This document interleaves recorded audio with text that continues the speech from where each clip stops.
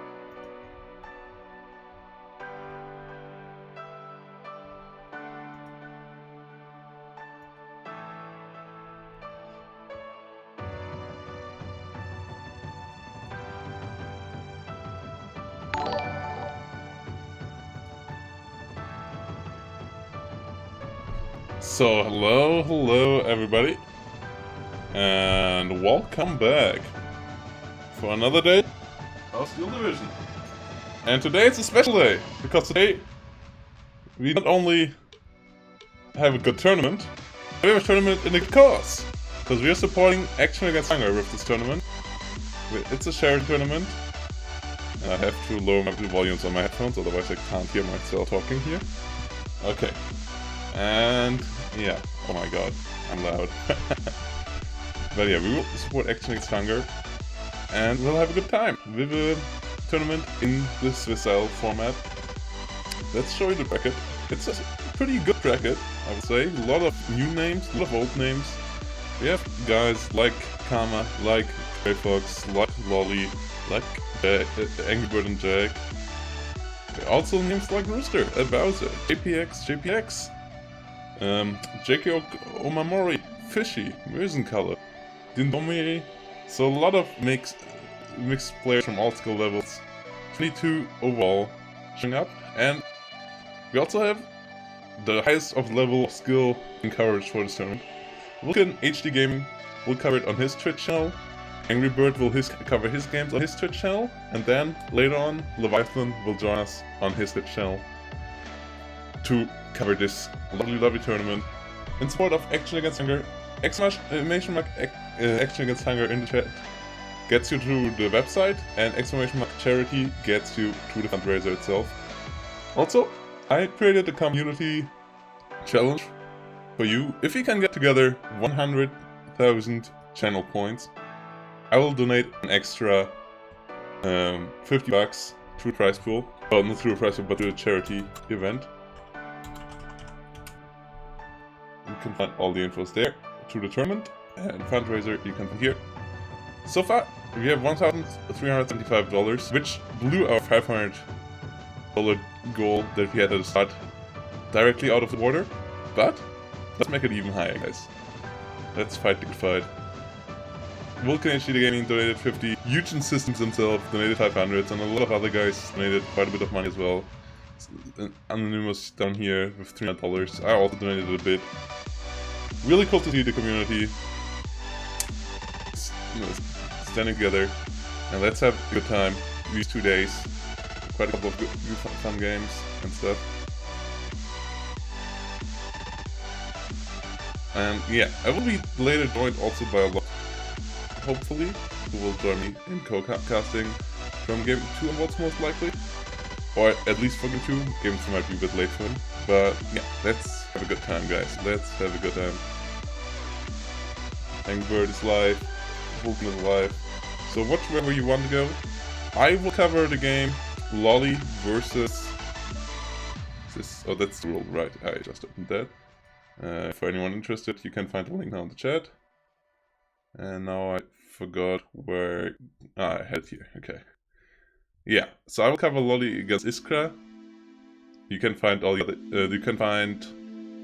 I think Iadris... Oh no, Gensei versus Snake, aka Emperor, over at Vulcan HD Gaming stream. I will cover a couple of other games as well. And yeah, let's have a good time, guys. Let's have a good time. And also, Heist Alloy 191. Thanks for the follow, man. Much appreciated. Let's jump over to some other music as well. A bit more chilled out. Let's load the volume on this. And let's see if any of the games are ongoing already.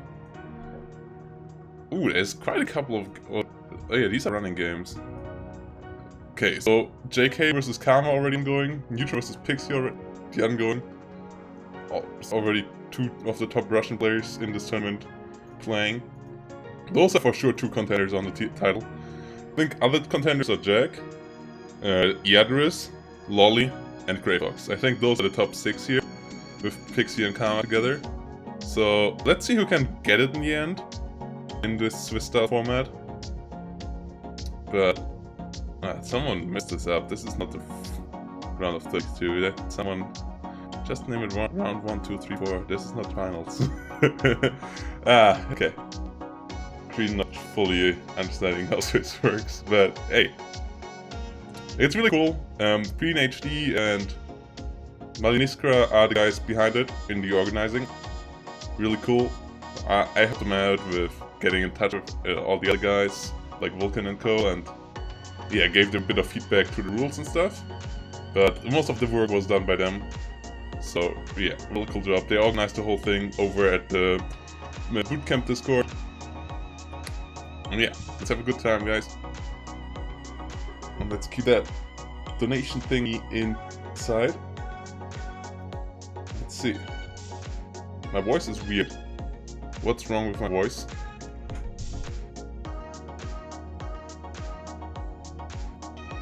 What's wrong with my voice? Is it like met up? It's lower pitched than usual, okay. Didn't really change anything. That's awkward. Anyone else having some sound issues? Or is it just my voice maybe talking difference because I have my headphones on, or because I have a bit of a frog in my throat or something?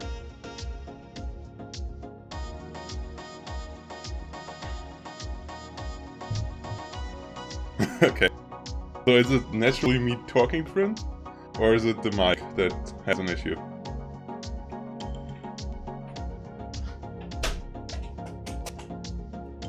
Also, let's get some light on me.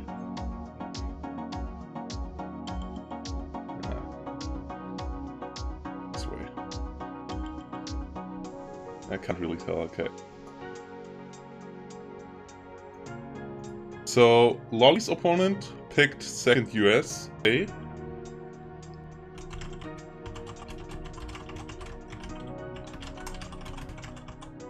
So Iskra will play the 2nd USA, 2nd US Indian hat.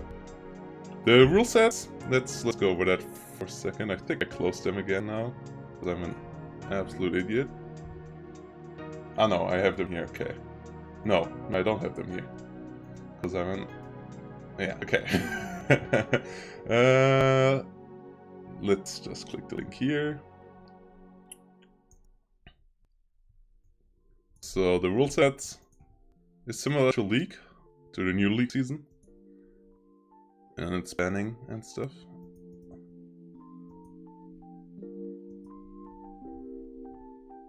So, yeah, player 1 bans 1 division, player 2 bans a division.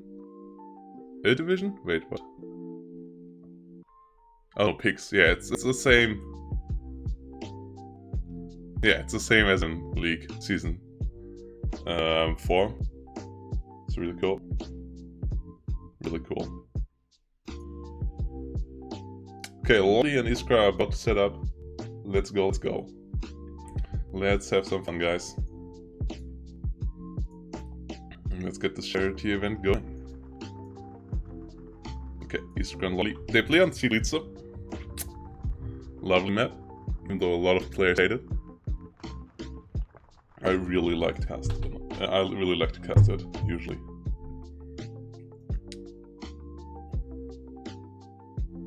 So, yeah, let's wait, let's see what comes up.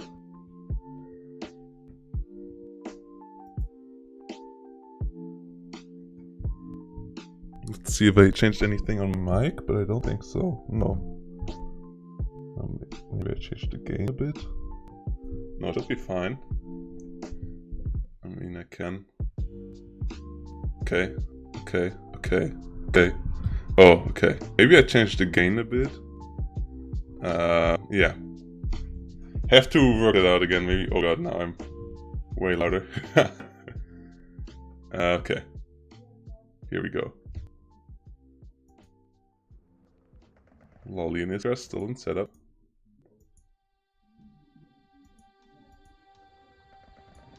They're rehosting, okay.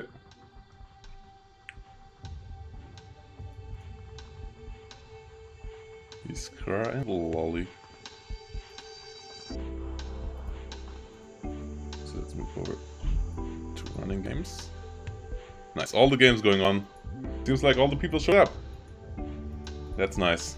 Makes it much easier to organize for the guys. And let's jump in. Okay, so we have Iskra as second infantry and Lolly as fifth as Viking. Okay, that's an interesting choice.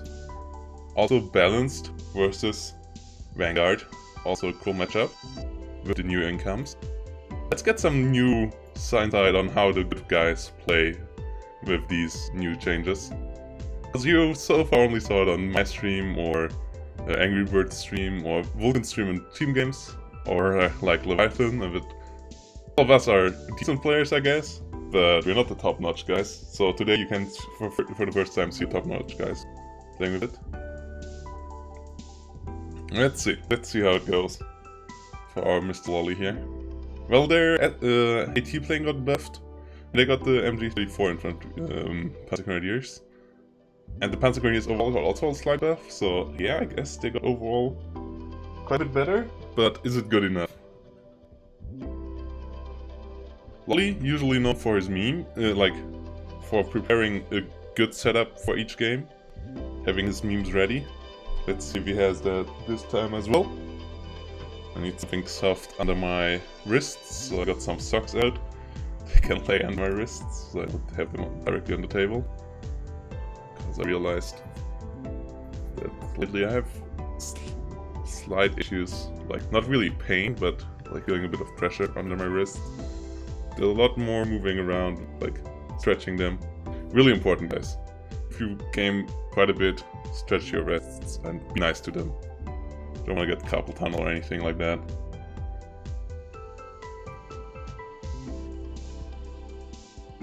It's 2 cards for them. For 5th, it's actually 2 cards. Also, normal Panzergrans got buffed.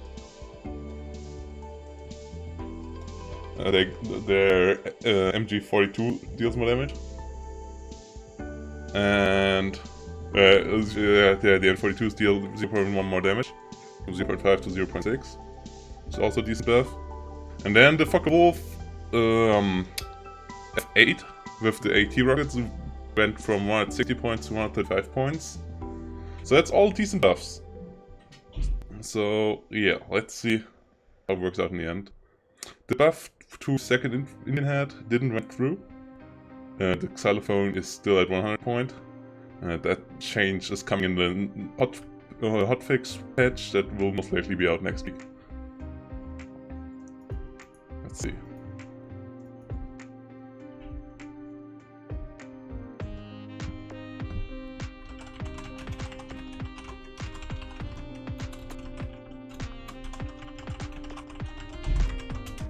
Okay.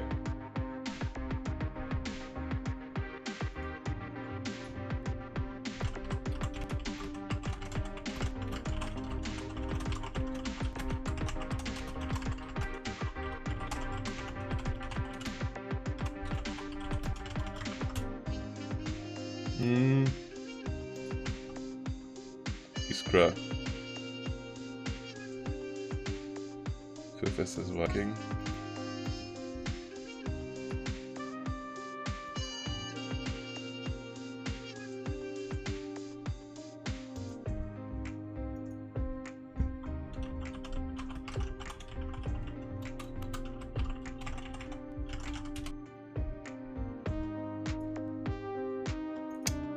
So let's see. Iskra, balance got buffed, basically, I would say. The 10 extra points in A really help. The C phase though, obviously a bit lower now, but it doesn't really matter. 55 points, being 55 points ahead still wins you the game in late game if you get there. So it is easier to get there, which is overall a buff. Especially with Vanguard taking all the 10 points lower in A now. Though Vanguard is now on par with Balance in B phase, but it's only 30 points ahead now in A phase instead of 50, which was massive. Like 500 points ahead should always win you the game, which made Balance a bit redundant in most games. Only the best of the best, like Sean, really were able to somewhat compete with it. Let's see. M5, A1. Engineers, Ranger Leader, Ranger Marauders, Flamethrower.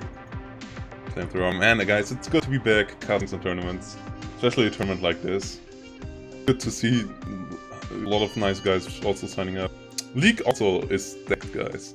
We have a lot of good names for League.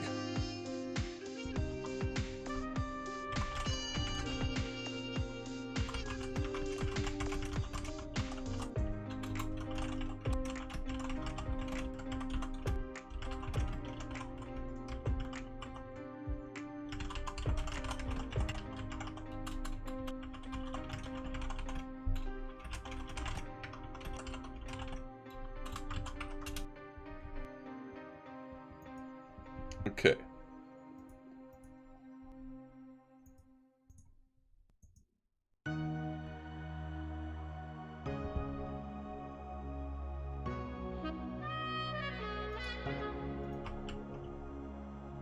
Let's see, they still need their time. How long did it take? Okay, 3 minutes. That's absolutely fine. That's absolutely fine. I'm always a bit impatient. Live tournaments always... it makes me remember why I usually cast from replays. But there's quite a bit more tension in live tournaments. MG42s, MG34. Okay, so we see the new Panzer Grenadiers here, the MG34. Let's see how well they do against stuff like the Rifle Earlies. Ooh, Ranger LMGs. No Rifle Earlies here whatsoever. No basics. Down south we have some basics for the forward and engineers. So that will be... yeah, the forward side will be rough for Lolly. Overall, I'm not sure if he has the right division for this map. T-3045 though should be pretty decent in dealing with Stuarts and Germans. And Panzer IV also should be decent in dealing with Stuarts. Those Stuarts can be dangerous to them, somewhat. Stuarts having 5 damage, so 2 penetrations kill the Panzer IV. But with 70mm of penetration they have the chance of getting the kill there. But let's see how it goes overall. Vanguard. Vanguard is balanced.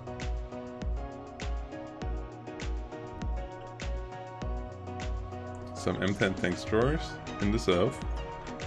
Though M10s are all not that great against Panzer IVs, I think. I mean, they have the high accuracy, they have good rate of fire, but I guess for the price, actually they should do pretty well. With AP, they still have 5% more accuracy.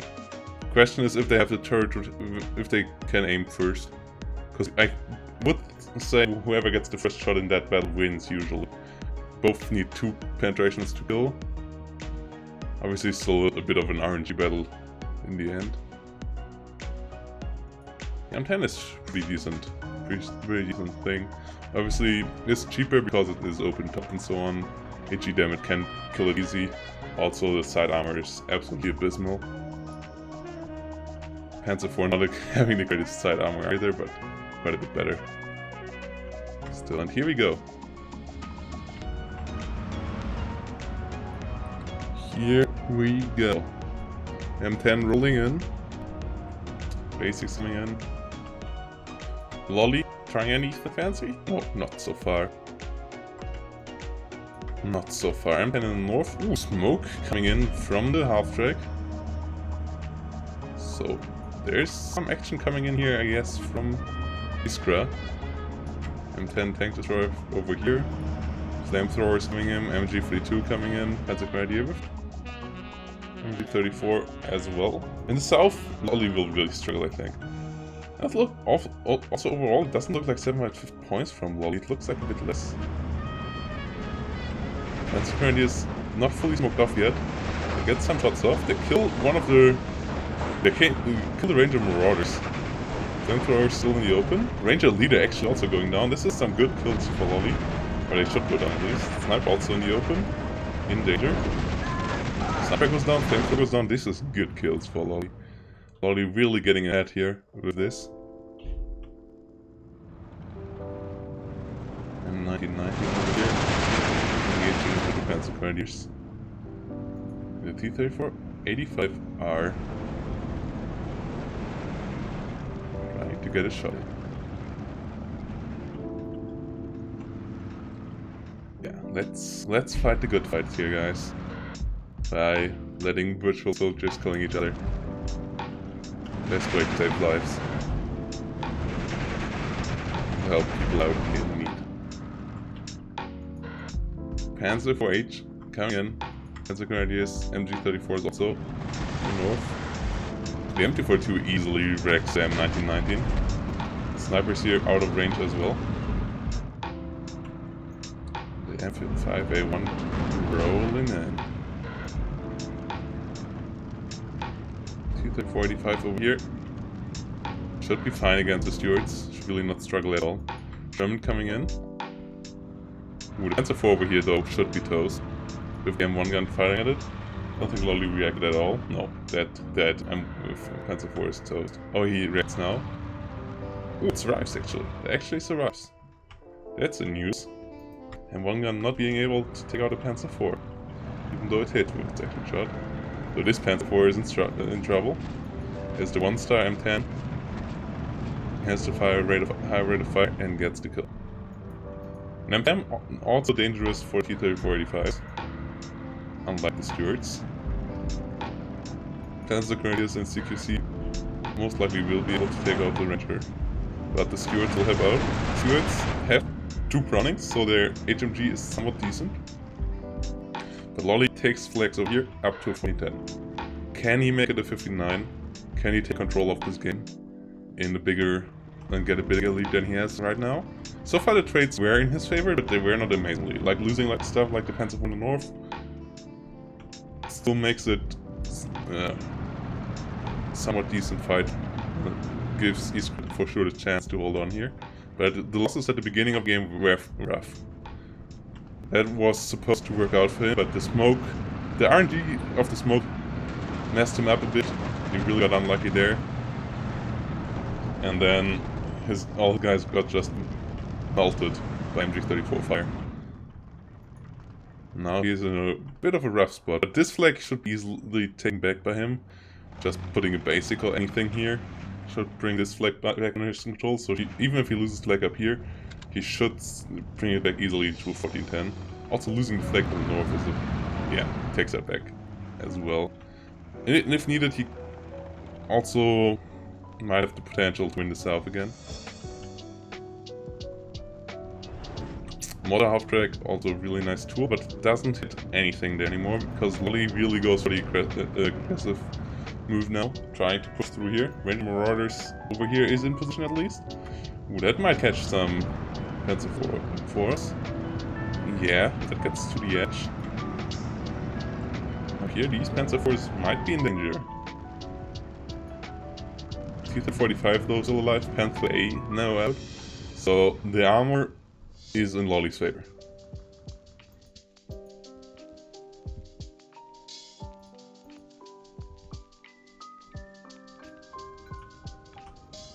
T-47, Gabby coming in. M3A1, strafing the Panther Grenadiers. And 1410 continues.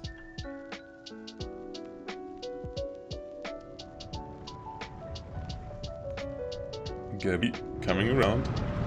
MG42 over here, also in danger of getting strafed to death by Gabby. Gabby, always a beast, but if you lose Gabby, you are supposed to lose.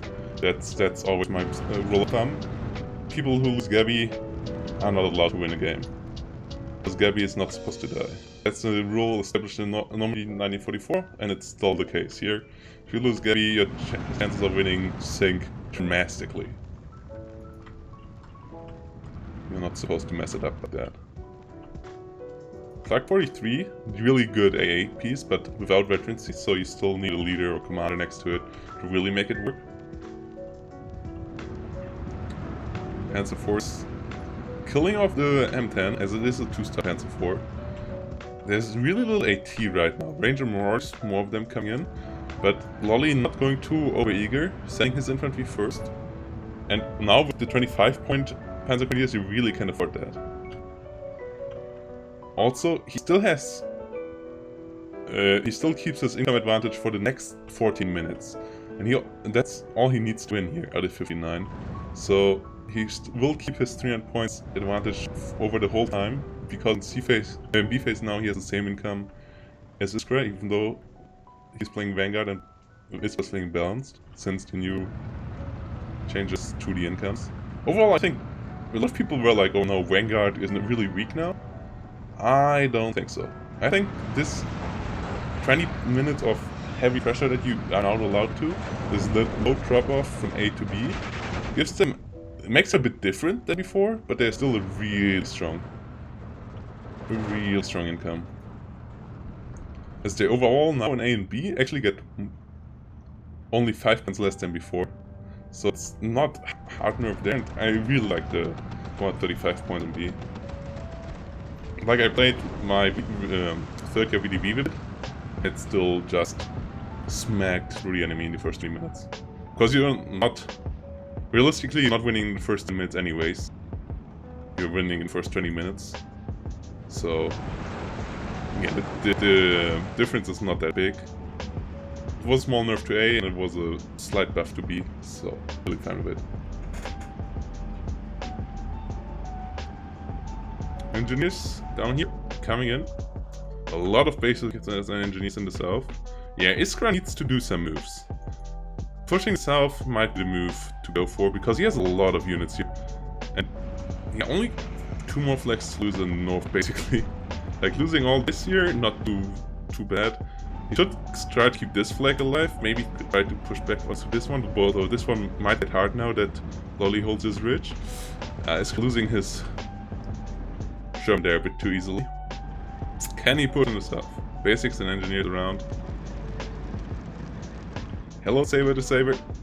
How are you doing? Also guys, the community challenge is still on, and nobody of you... Oh no, there's 1,000 points it. Goal is to get 100,000 channel points in these 2 days. If you get that, I will donate an extra 50 bucks to the prize pool. So you should find it under the normal channel point stuff. Get some channel points in there. Make me donate extra another 50 bucks. T-3485R pushing over here. 16-8. Basics reaching onto the strong pioneers. The Panda T-3485 over here. I will kill the stewards, I have the feeling. I don't think that will be good enough. Okay, yeah, first steward down. I think Lolly has this now. Iskra not using his heavy advantage in the south. He has so many points here, but he's not doing anything with it. And that's the issue. He doesn't put pressure onto Lolly. And that's what you gotta do with balance. You have to create one, like you will lose, out of the 3 lanes, you'll lose 2 most likely as balanced. But you gotta push win one spot on the map. And that one you gotta win hard. That one you gotta win hard. Range LMGs over here. Engaging. No, actually not. He's still not moving. He needs to move down here. And Lolly goes up to a 17-7. Oh my god, this looks really dangerous. Okay, brings out a lot of points in the north. D35 finally falls. But Storm Pioneer is now in the forest over here. He's now he moves, but now Lolly has the points to invest in the south because he's overwhelming Iskra in the north. Iskra coming in a bit too late now. Just that slight bit too late. 17-7 here for Lolly, and yeah, only 1 flag away from the 89, and even with a 17-7 or 68, he still only needs 9 minutes.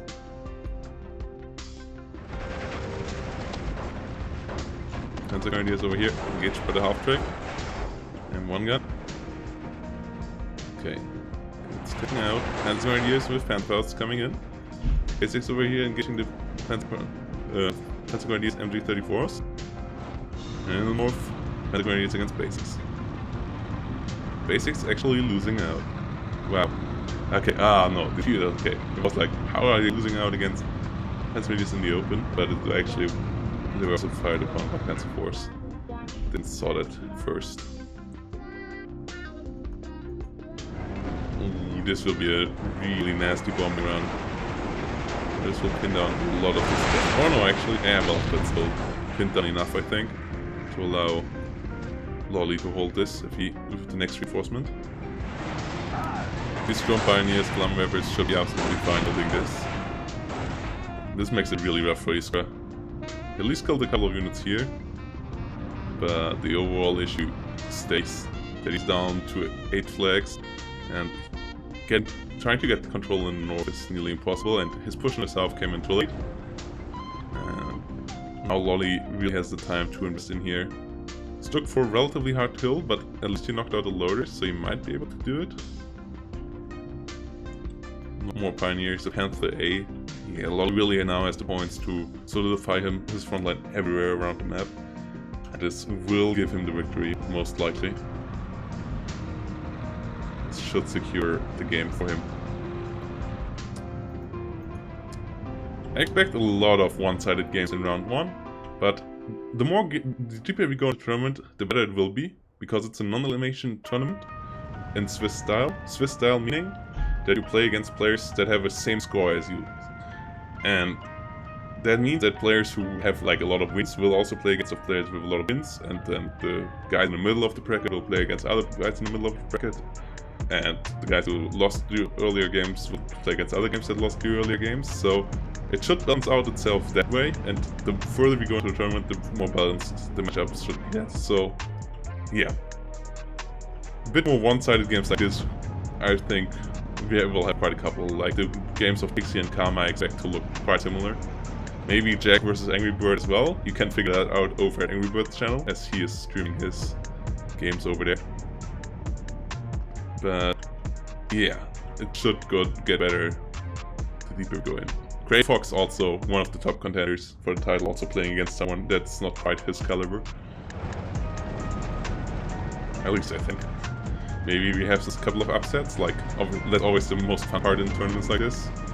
The random guys that come out of nowhere and beating guys like Pixie or Karma. Well, last time it was El Bowser taking down Wesley in round number 2 in this tournament. 17-7 for Lolly. 6 minutes to take down. Lolly puts pressure on everywhere. Should maybe even be able to take this flag over here.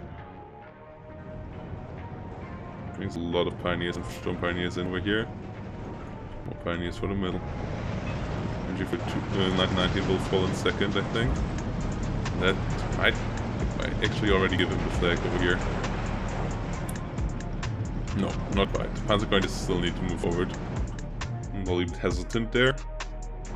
Well, he doesn't need to be because the M1 can't do fire on him there. He can just easily take this.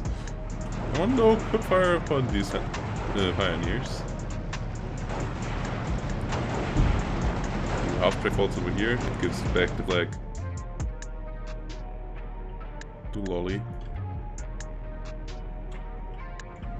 And only 5 minutes on the clock. So we will not see much of C phase if it stays at this, and if it goes to 18.6, we might not even see anything out of B phase. Out of C phase.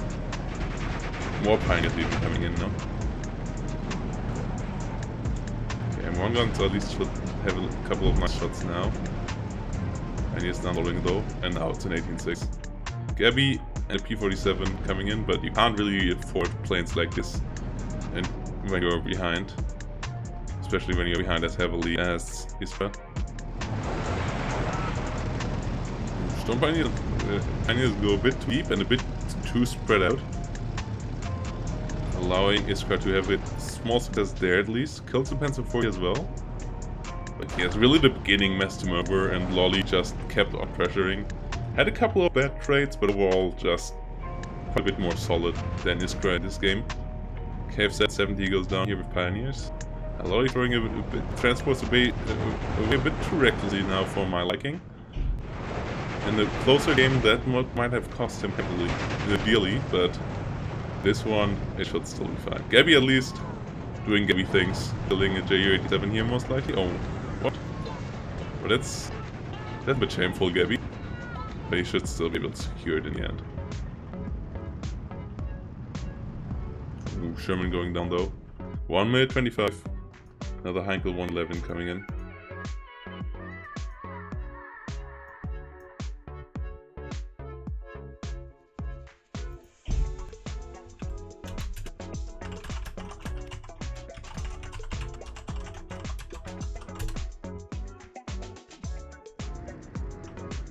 Okay, 19-5 now.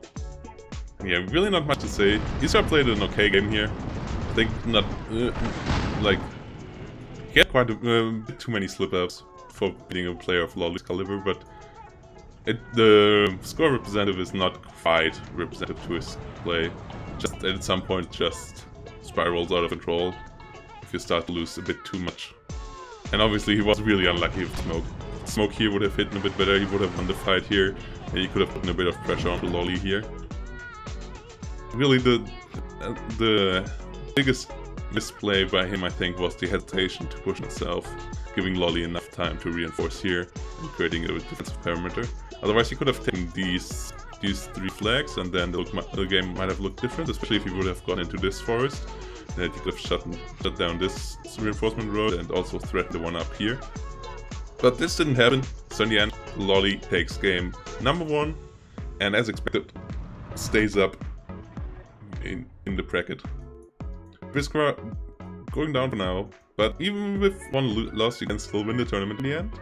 So he's not out of done for, and obviously it's a non-elimination tournament, so he still has 4 games ahead of himself. Lolly only having 150 more kills here, so really, Iskra didn't do too badly, but Lolly winning in the end. And yeah, okay, so we have a couple of guys already putting now a couple of points into the community challenge. Thanks there, Adler and NR07.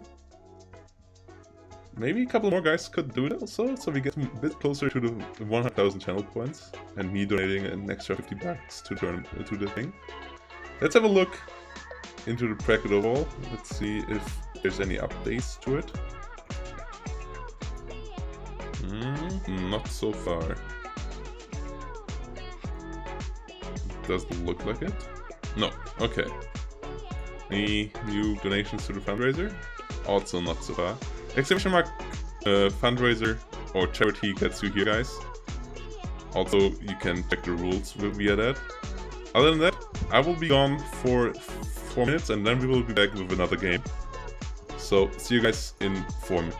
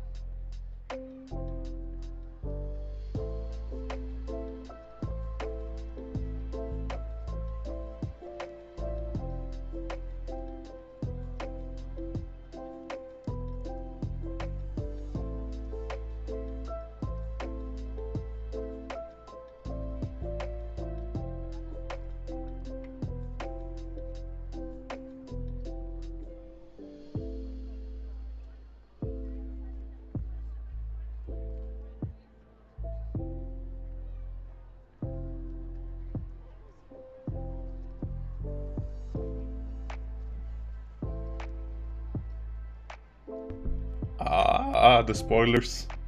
Umamori. Spoilers, but we are perfectly back for a Tallinn game between Little Tiger and Grey Fox. So that's good. That's good. Grey Fox playing 3rd FJ, one of his favorite divisions. And Tiger playing 3rd VDV. Oh, it's the Battle of the Fallschirms. It's a Battle of the Fallschirms.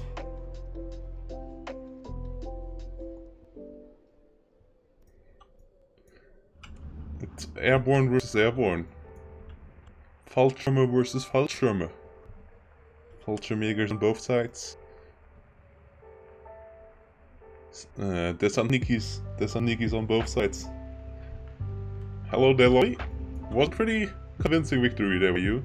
A bit too many casualties, I guess, for my liking. But other than that, you played well, mate. You played well. So you got a bit lucky on the start, not gonna lie. With him not smoking off his units there as intended. Fallschirmjäger, Sturmjäger, and Fallschirmjägers coming around here. Do we have the smoke off map anywhere? We don't have the smoke off map anywhere. This cannot work out. Sorry to say, guys, but the Tiger will not win this one. He doesn't have the smoke off map. How dare someone playing 3rd VDB and not using the smoke off map from the get-go? It has 6 barrages, guys. Yeah, Craftish and Nickies, yeah. What's the name actually for airborne guys, airborne units, Fallschirmjägers in Russian? Because they all call Deshanikis. Is Deshanikis? That's just special troops, right? Or is because this says Tanko Deshanikis? Or is Deshanikis the word for airborne guys? They have this lovely cool blue hats, the half of them. Really cool units. Really decent units. 15 points, 8 PPSHs. Do their job. Tango Staniki is now 20 points. Got nerfed a bit. But the other buff, the buff that 30 VV got is that there's no Wiki Rocks. They now actually are in the availability 4-8 instead of 3-6-9. So you get 1 more in A, 2 more in B, which is really nice. Really nice. Stormwiki Rocks, really good units obviously. So even though they're pretty limited in number, they can change a battle drastically. Ideas coming around, but this is not aggressive here. The Tiger not being aggressive at all here. And that's what you need to do when you play this division. Not getting into any good positions. Not pushing anywhere. Why using smoke mortars when you can use smoke off map? Big questions or questions. Also, he lost all his infantry over here, so the smoke doesn't help him out at all. Bit of a misplay. But as a 100% win rate player with 30 VDV in 1v1, I gotta say, this is not the way to play it. Basically, I'm the 30 VDV expert in Steel Division. Don't think anyone else has as many games and with 100% win rate with them as I have. So, yeah.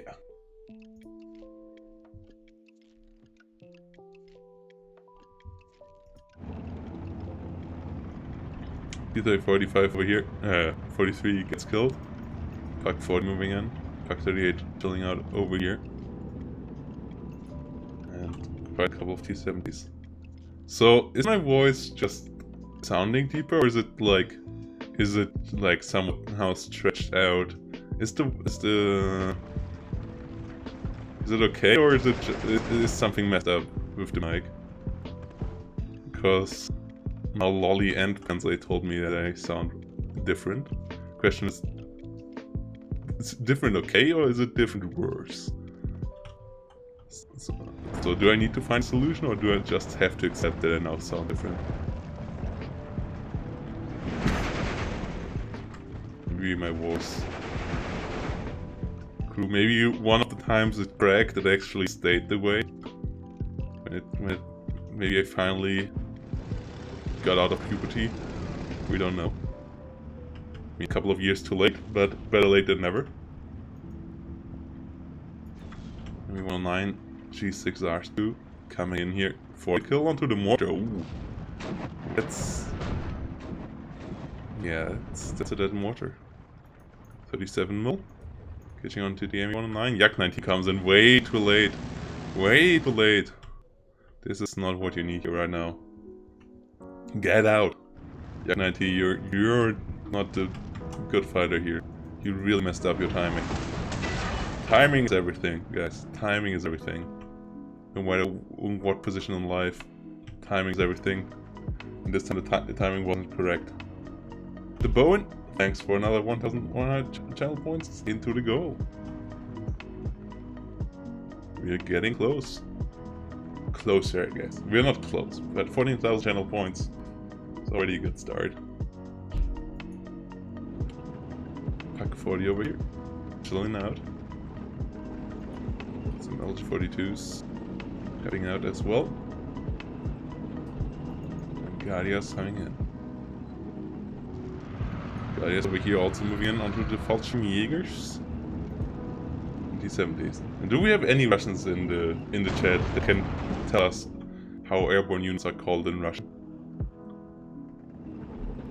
Because I really want to know. And butchered the pronunciation. I also really want to butcher some pronunciations. Not quite Angry Bird level. I'm not quite on his level in skills of butchering. He's really the perfect butcher of pronunciations. Like, even sometimes I feel like he is butchering the English ones. But I'm not a bad one either in the field of butchering pronunciations. And then there's Vulcan, who trains like 24 hours of pronunciation before he ever streams a game with new units. And has the biggest cheat code of all for the Romanians by having a Romanian girlfriend. Like, yeah. Always lets us look like absolute amateurs. I mean, he's the professional under us anyways, but he doesn't have to show it all the time, you know? Feels a bit rough. OB25 now engaging the Pack 40 here, I think, but the Pack 40 should be able to finish off the T-34. Also changed to these guys. Pack 40s now have one more man. OBs went up from 4 to 6 hit points, so A109 coming in for the OB kill. Pack 40 not going down before, but this time the Yak 9 is around. And it should be able to secure the kill. Oh no, turn around, no! No, the Tiger. Don't keep it on the tech order. Oh no, you messed this one up. The air micro not on point here. And the Tiger in a rough spot, I think. Tiger overall in a rough spot.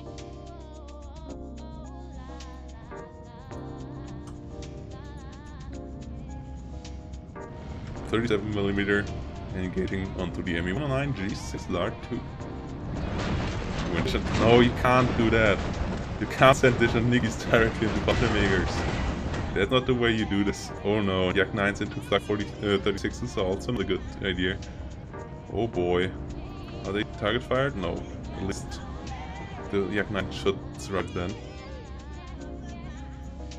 But still, that's not the way to go, little Tiger. That's not the way to go. 37mm coming around as well. They're gonna sneak us in the open, but you can't move with 100 mid-range units directly through the open into Fallschirmjägers that have FD42s and MG42s directly firing at you, especially on the MG34s, sorry. But still, the damage output of these these 4 weapons basically at you, and then also the G43s. All of this is high DPS. Firing onto a moving target. Never move while trying to kill something. Basically is the rule in Steel Division. Moving lets you take so much damage. Also in real life. Moving while getting shot at, instead of laying low or sitting behind cover, makes you an easy target. Don't do that.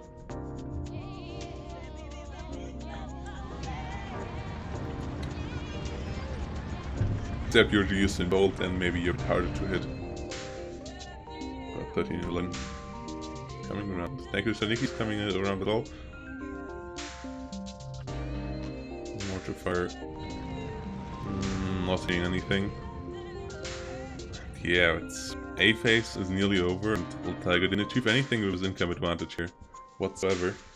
Now we are on the way into B phase, and in B phase I think it looks rather grim for him. Because he will be 45 points behind per minute. So really...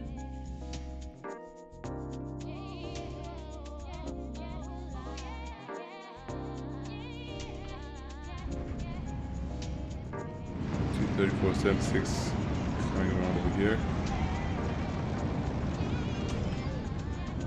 Not killing anything.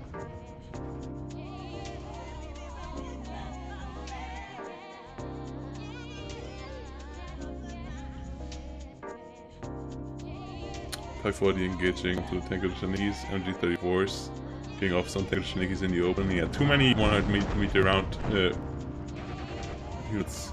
Quick kill.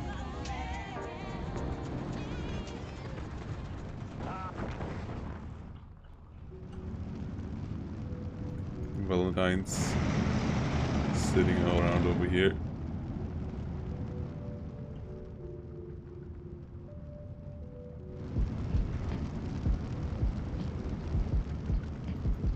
There's a Nikki getting killed by a Stuk. Therefore getting hit.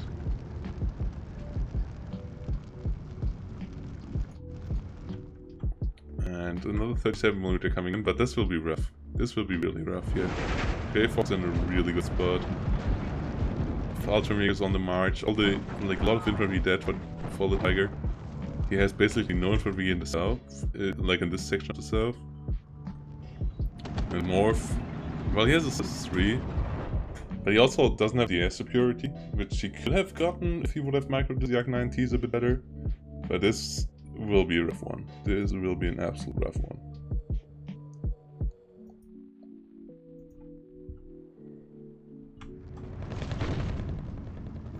No, they were still in light forest here. I think the FJs would have melted them before I would have got in there, because these are 2-star FJs. You can't compare them to 1-star or 0-star FJs. Like, these guys melt moving targets. Even if you're just popping up in 150 meter range, you don't get into 100 meter range. It's basically like a Normandy. 2-star FJs in Normandy and 2-star FJs in Steel Division 2 are just absolute mad lads when it comes to the leading units on the move.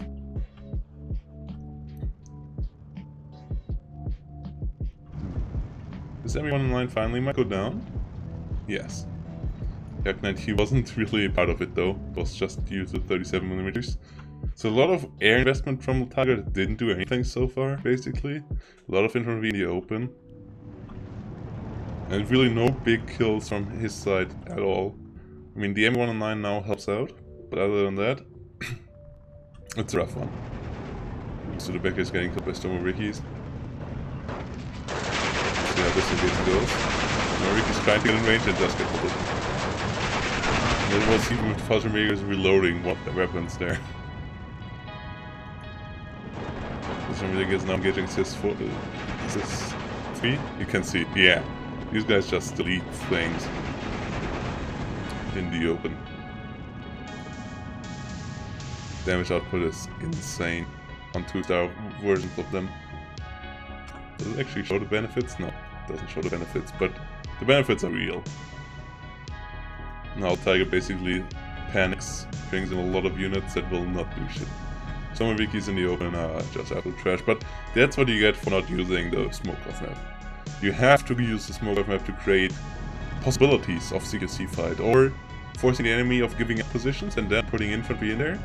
But if your infantry is really good in defensive mode, because your opponent can't spot them before he's not close enough to actually engage them.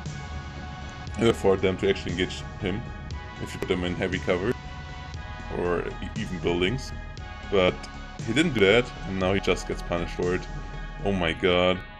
The Luftwaffe Jäger train is on the way, and this train will not stop, I think.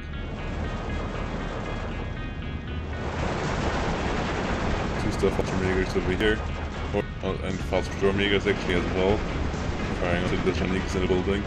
They actually might win. Especially with the MG34 so helping out. Yeah, they're absolutely winning.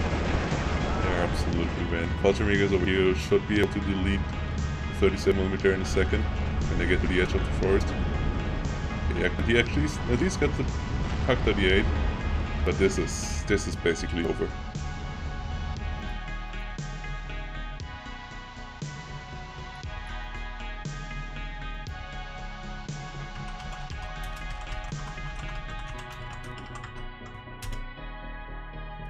This is basically over. Oh no, now even losing planes.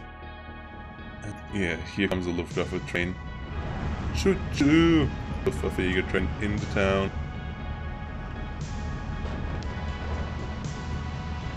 Mortars should go down in a second. And so should the flag then.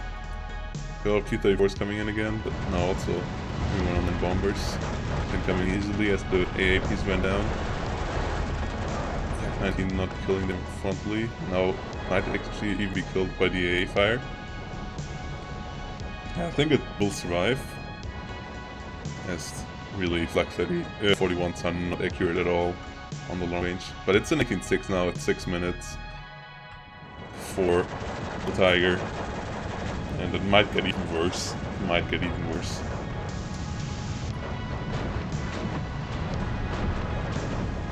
Really, not using smoke off map in A phase is a big mistake. He has it now, but it doesn't help him out at all in B phase because he doesn't have an income advantage whatsoever here. He's far behind in income.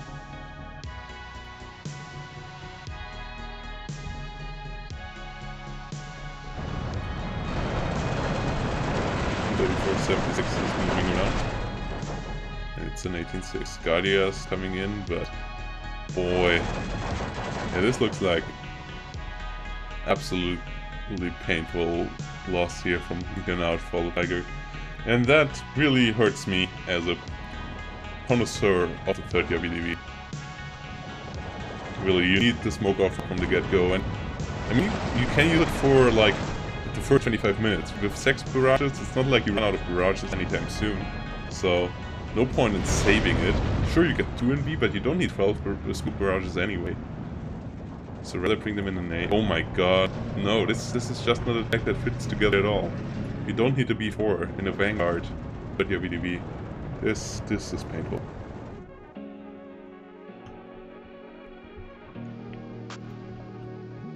Yeah, Greyfox plays an absolutely clean game here. Greyfox not giving anything that to chance. Just plays a clean game from start to finish. But still, I think Tiger could have done better just by building a better deck here. I think the deck is what is the issue, together with like obviously running stuff over the open ground. Like 30 VDV is a different deck than most other decks out there, so it's really hard to play. It's obviously also not the best deck out there. Would never suggest the training one in competitive play, especially if you're the guy who gets counterpicked. If you take it as a counterpick on a map like Cell or so, sure, maybe go for it, but it's only BT division, nothing higher. 17-7 here.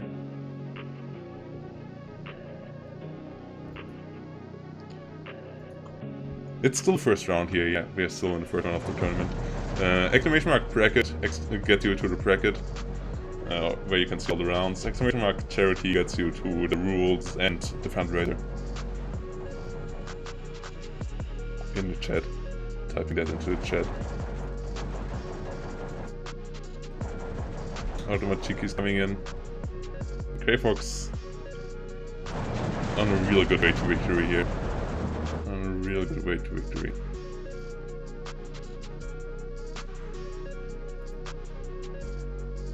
Kids song is really annoying. This song is much better. Valentine engaging. Oh my god, this is so much firepower. Greyfox is so far ahead.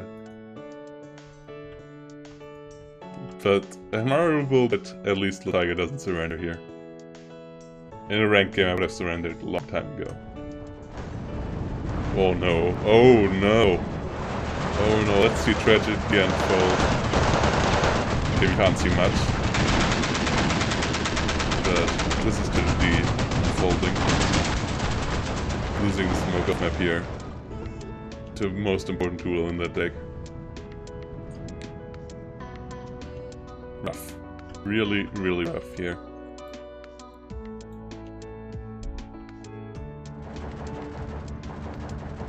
34, 76 chilling out in the open, and it's an 86. 77, okay. 86, yeah.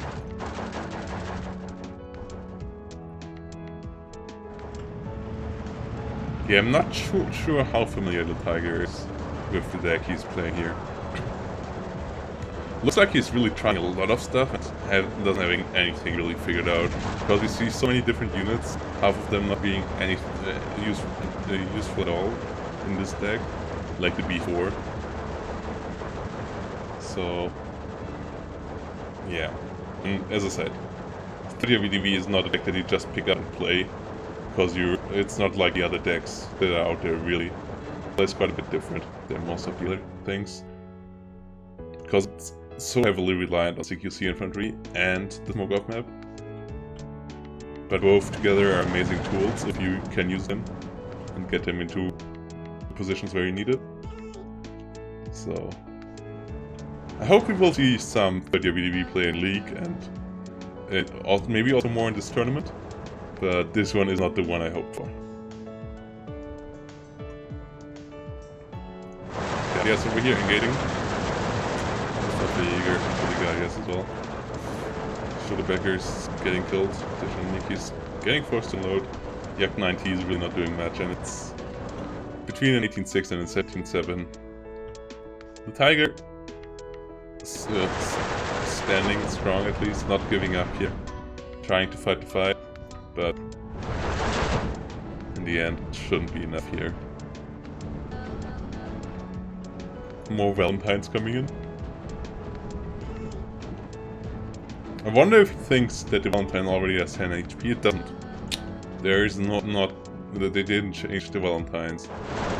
I don't, and yeah, I don't know if they will actually change it. There's talk about it, but for now, Valentine's still 8 hit points, so don't get it, guys. It's a shitty tank. Especially in a deck that needs speed.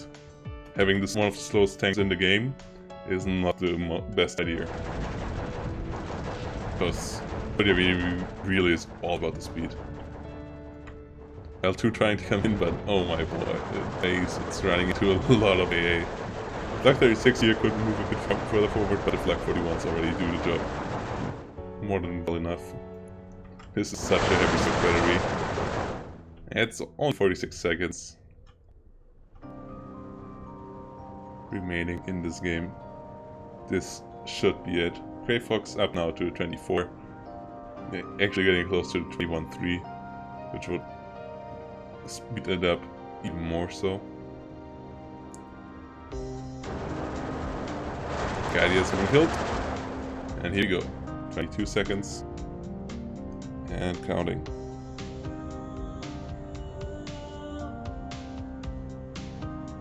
Ten seconds. Yeah. And here we go. Grey Fox showing that why he's one of the favorites for this tournament. Why he's one of the top dogs for maybe winning this whole thing. Winning round number 1 in a really clean fashion. Nearly 3-1 KD in the end. And finishing it off in 23 minutes. GTVP to him. Let's see who he will play in round number 2. If it will already be a good match, like a challenging match for him. Maybe someone like Pixie, maybe someone like Lolly. Let's see what the matchups will be. For now, let's see if there's anything in the bracket yet. No. Okay, I guess then there's still... The issue still is there, because... yeah. Green said that he somehow cannot put in results. I don't know why. He should absolutely be able to, because he's the organizer of the whole thing. Maybe he signed up wrong. Maybe he did he do anything? No. I don't know why he cannot put in results. He should absolutely be able to do so. Maybe he tried to do it in standings? No. Don't know. We will figure it out though. As of now, I will go into a short break. And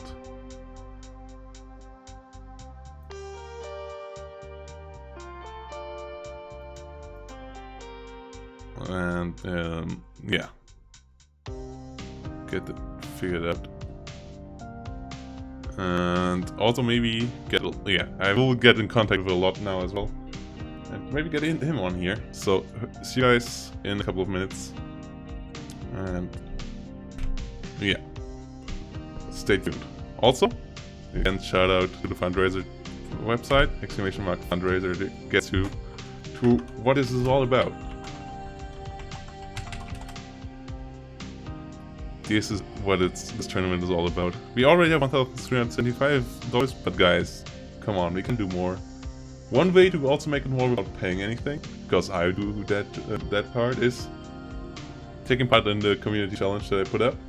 We're at 14,000 points so far. Let's get to 100,000, and then I will spend an extra $50 into it. So come on, let's get going, guys. Use your channel points to do so. You can find it when you click on the channel point thing down below. So far, 14% reached. Let's go further.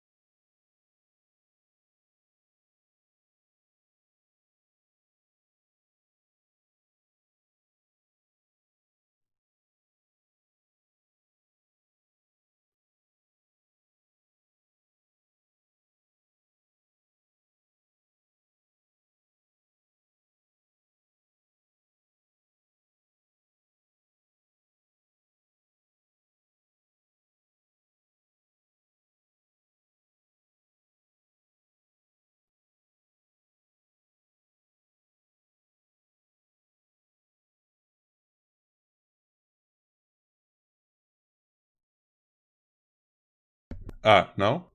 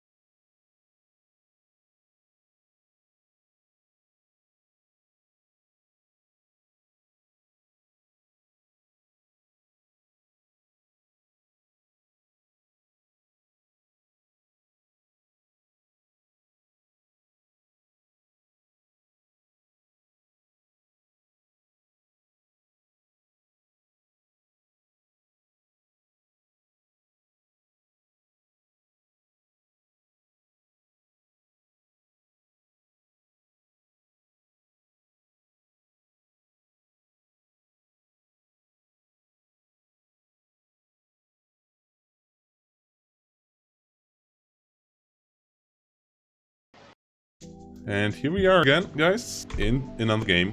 Green HD versus Van Paulus. Axis versus Allies, we see that much more now. And I'm joined by no other than Elad. Hello everyone. You back at having to deal with me again.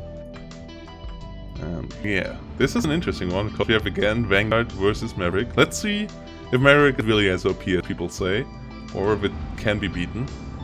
Van Paulus, also one of the divisions we see him quite often with, 21st Panther. And on the other side, 3rd Mechanized, also common to show up in League and other tournaments. Yeah, I think it's two strong divisions, doing quite different, and also with 3rd Mechanized have slowly but surely been rising, even though the Sherman nerfs in the ranking.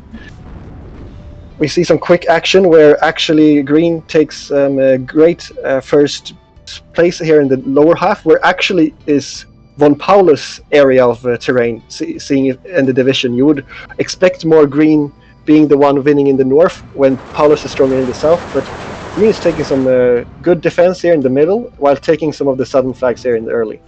Yeah, even taking out the Pack 38 here, so his 3 Shermans really can rush through. Good idea, though the question is, can he hold on to the hill then? Because there's a lot of units for Van Paulus here. 2 Shermans showing up in a second. Thank goodness Niki's getting engaged. Yeah, everything's double star, but you have the SPW support, which as soon as if they get division, then the fight is certainly not going to go in your favor. Yeah, I think Green needs some Shermans there as well in the next couple of minutes to try to hold on, and yeah, that's what he's bringing in. 2 more Shermans hitting the field. Yeah, Von Paulus needs to defend the south now before these Sherman can really push too much. But at the same time, his MG in the middle is quite fragile now, seeing how there's one of the Shermans actually heading there. And if that MG falls, you lose 2 more flags, which is very much what you don't want to do this quickly. Good air micro there from Green, not going head-to-head again against the Focke-Wulf G1, because he would have absolutely lost that one, getting his luck 3 out here before Focke-Wulf can turn around. But that means that Focke-Wulf at least can stay around and continue strafing. And the hill is really not going well for Green here. He's getting pushed relatively hard, so he needs to reinforce there ASAP. Yeah, I'm a bit surprised that we didn't see any Shermans early in the north. He really went all in the south here, I think. Yeah. And we'll see now, because we really need to establish a hold of this forest in the very edge south for it to be worth it. Because if Von Paulus still has access to supply into the forest, I don't think that Green is gonna last in the long run in the south. Yeah, also Von Paulus' MG42 took out the Guardians in the middle, so he actually got the flag there because the PTRS doesn't affect the front line at all. And his Ersatztruppen also might take another flag back there, so bringing it back to a 12-12. But losing the Sherman in the south to the Amchar in the forest. And there's CIS-3s on the way now for Green in the south.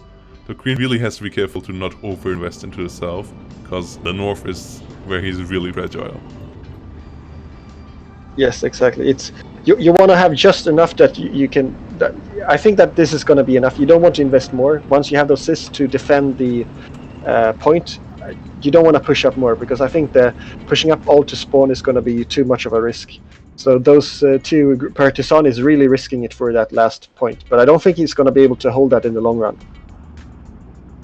It will be for sure tough being that close to the spawn against a division that has fighter bombers that can come in real fast and just bomb your infantry to death. Even if you cannot react there with the fighters that 3rd Guard Mechanized gets.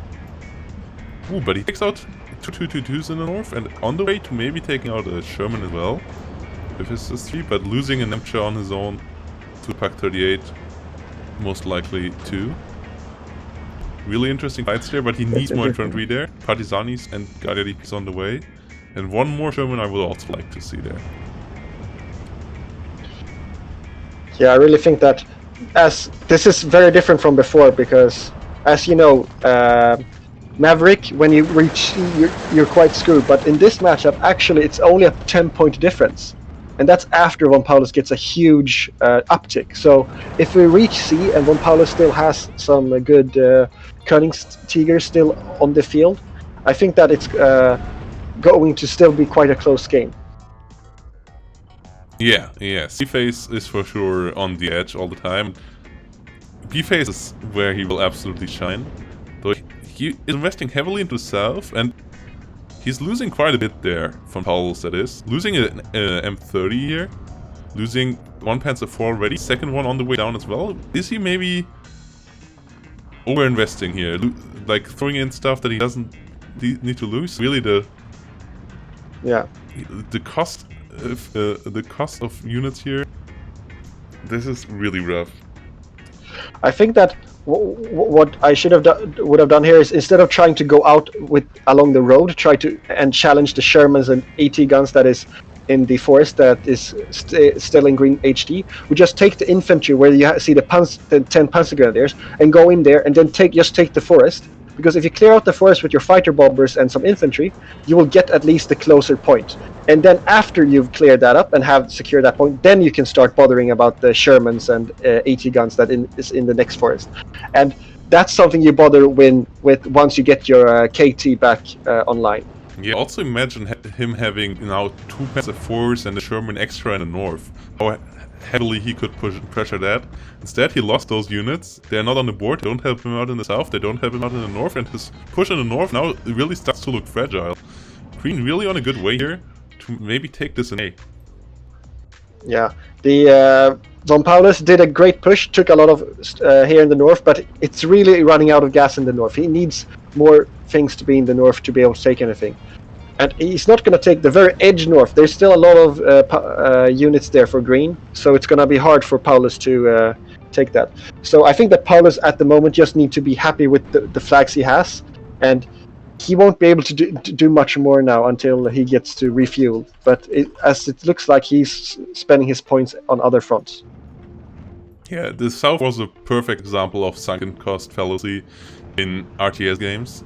Like, you lose a point, and then you're like, oh my god, I lose this point, I need to invest it there. But you invest bit by bit, and then you start to lose more, and then you think, okay, I have to invest even more. And that's not the way to go. You have to invest somewhere else where actually you get profit.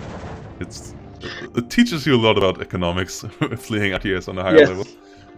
It's a very good point there about the sunk cost, because even if you would invest there, you need to not just go with send it each tick, because usually your opponent has a lot of stuff there then that you're only going to send in like 100 points of infantry, or 100 points of stuff, while your opponent's going to have much more already there. So you're going to lose each tick you send in. So instead you usually send it elsewhere, or at least build up enough force to actually do a forced push. But these Panzer Grenadiers is going into the forest, and that's not where they want to be, seeing how there's Ogtos around. But the Ogtos are quite mispositioned at the moment. Lek 3 really don't do much damage. No, they actually don't hit the target there. Pak 38 surviving in the forest. That would have been a really good kill there for green, if you could have taken out the MG42 and the Pak 38, or at least one of those on the hill. In the end, he both survive, as he doesn't hit the mark. But now he has quite a couple of units coming in the north, and that maybe should be enough to hold in the long run, even allow him to pressure Von Paulus in the north. As Von Paulus hasn't invested in the north since the beginning. All his reinforcements come in the south, and they die bit by bit. It's really looking kind of rough for him. Even though it's still only a 13-11 for green, I think green has the much bigger potential right now. Yes, I agree that green is now sending some force there, but I must say that Von Paulus has played his Sherman and SPW very good here. There was a lot of units up in the top for green, but Von Paulus, with the very few force he had, managed to take them out with minimal losses. But it's not going to be enough now with the reinforcements incoming, I think. But now, actually, Von Paulus is sending some northern reinforcements back again. Yeah, I think also green should now start to invest heavily into the north. I think he has himself under lockdown now with the ZSUs, the Sherman, the SD2s. And really, if he can pressure Von Paulus in the north and maybe break him while Von Paulus thinks he can still move forward, like catching the enemy on the move, always the best position where you can kill a lot of units. If he's already starting to be in, it's much rougher to dislodge him there. So green in the next couple of minutes, I would love to see his ticks to go into the north, his income. Like the next 280, maybe even 420 points going in there. Yeah, we see here there's the north is very thin for both sides, so it's now there's see some units coming in here, but I think whoever gets a sizable amount of reinforcements in there is going to be able to push a few flags. But we will see then if Green really, because Green is going to lose the flag that is in the far south that is close to Paulus' reinforcement. But as you see, Paulus is going to put off a lot of infantry on the ground in that. So it's a lot of investment just to take back the first flag, while he still then needs to take the next flag, which is going to be even harder. But I think that's something that's going to be possible once you get your KT ready. Also, something from Paulus really starts to get is air superiority. He now killed one of the Luck 3s of Green HD, and he has a couple of fighter bombers. And fighter bombers are especially Wolf ones, are a really good way to try to get to a winning position as the German tank divisions. Those Wolf bombers can be quite nasty. I'm surprised that Green HD, when he sends reinforcements north, he doesn't push them into the town. He takes some Cis guns to hold his forest, which makes him like, if Paulus gets his forces, he can take those next two flags. And if you take those, you have a third flag up on the hill that's almost for free. Ooh. So it's risky. Ooh, that's a tough side shot. Yeah, that was a rough one. But yes, the Cis-2s don't make much sense. This spot there is not where you want to defend. You want to go into town. I think Green overestimates the forces that Van Paulus actually has there. If he would have invested those 110 points into infantry, he could have easily beaten Van Paulus' infantry in the town. I think so, agree. Like, he would have needed something on the hill to take the Sherman, which he has his own Shermans to do now. But, like you say, like, on this map, it's very rare to see the side Pauluses to push all the way where those Cis are defending right now. So, it's not that good there. You would want them instead of maybe the hill. Because once you... it's going to be very hard to take the very north edge if you don't have the hill. If Paulus still has this hill with this Sherman. But once you take the hill back, at least pushing back one flag, then you can help the northern edge town much more. Yeah, Guardia is now coming in, trying to help on the hill. But yeah, it's still a really close game. Now the first King Tiger comes out as we are hitting P-Face, and this one will be hard to kill. Flak 41 already out to help him out with AA. And there's not really any good airplanes to kill off King Tigers anyway in this deck. Cis-2 got a side shot in, I think. Now gets the transmission damage, that's at least good, because King Tiger is already slow as is. If you kill off their transmission, they're crawling about the battlefield, so that gives you much more time to set up a defensive line against them. But it's back to 12-12, and that's not really where Green HD wants to be at the beginning of B-Phase. Yeah. But exactly, I think that, well, Paulus is going to now maybe take one flag in the middle back, where only a Guardia is defending, and like in the south, if he doesn't get if it goes right, he should be able to push the next flag here. There's only the Panzerschreck he needs to be careful about, which shouldn't be a problem because he shouldn't be in a position where that takes out. While in the north here, Paulus managed to creep up a bit with those very few forces. We now see a big push from Green HD, and the flank is coming up here, and it's going to be interesting to see here because I think there's not enough here for Paulus to take the initial blunt. I think he's going to be able to still hold on to the hill, but he might lose a flag here, I think. Green HD is doing something that you never should do, moving on with tanks in front of you, or like not never, but most of the time shouldn't do. Moving in front with your tanks before you're in front of your infantry. These Shermans could have easily died against the Pak-38 there. Pak-38 just got a bit unlucky there with its penetrations. And it actually works out for Green HD in the end, but it really should have. Yeah, exactly, because he was lucky with the timing of that Sherman, because if that Sherman would have been quicker... But he got the crew killed onto the King Tiger. This is massive. This is absolutely massive. This helps him out so much. I don't know how Van Paulus actually messed that up. How can you show side armor that easily? That was a big mistake there. Yeah, it was some fast mover, I think, because he's trying to move against with the along the road here. Ooh, and it kills even before his Opel Blitz guts there. This is getting real rough. Panzer IV is dying. Ooh, this is a lot of heavy losses for Von Paulus. In the phase where he actually wants to get the map back. Yeah, the question then is, like, when that happens, just rush out the munitions truck, or do you try to do something else, like first try to send like a mortar so you can smoke off to at least stop the gun from keep on hitting it? Yeah, I would smoke it off and then try to fire on the gun. Because you see the gun flash, I don't think he saw the gun at first, but at least you know where it's at. So you smoke it off and then you fire it where the gun was, and then you get in your Opel Blitz ammunition. Yeah, exactly. I think that a mortar there would have been a good play, but it's, you know, heat of the moment, and there's almost no infantry here in the south. So while there's not much infantry on Paulus side either, as long as they don't try to challenge the ZSUs, they can kind of push up here. Two more Shermans coming in here for Green in the south. Shermans everywhere basically for Green. One in the north, one in the center, two in the south. Flak 41s will be a bit nasty for you to deal with in the open. Oh, losing ZS2 there is really bad.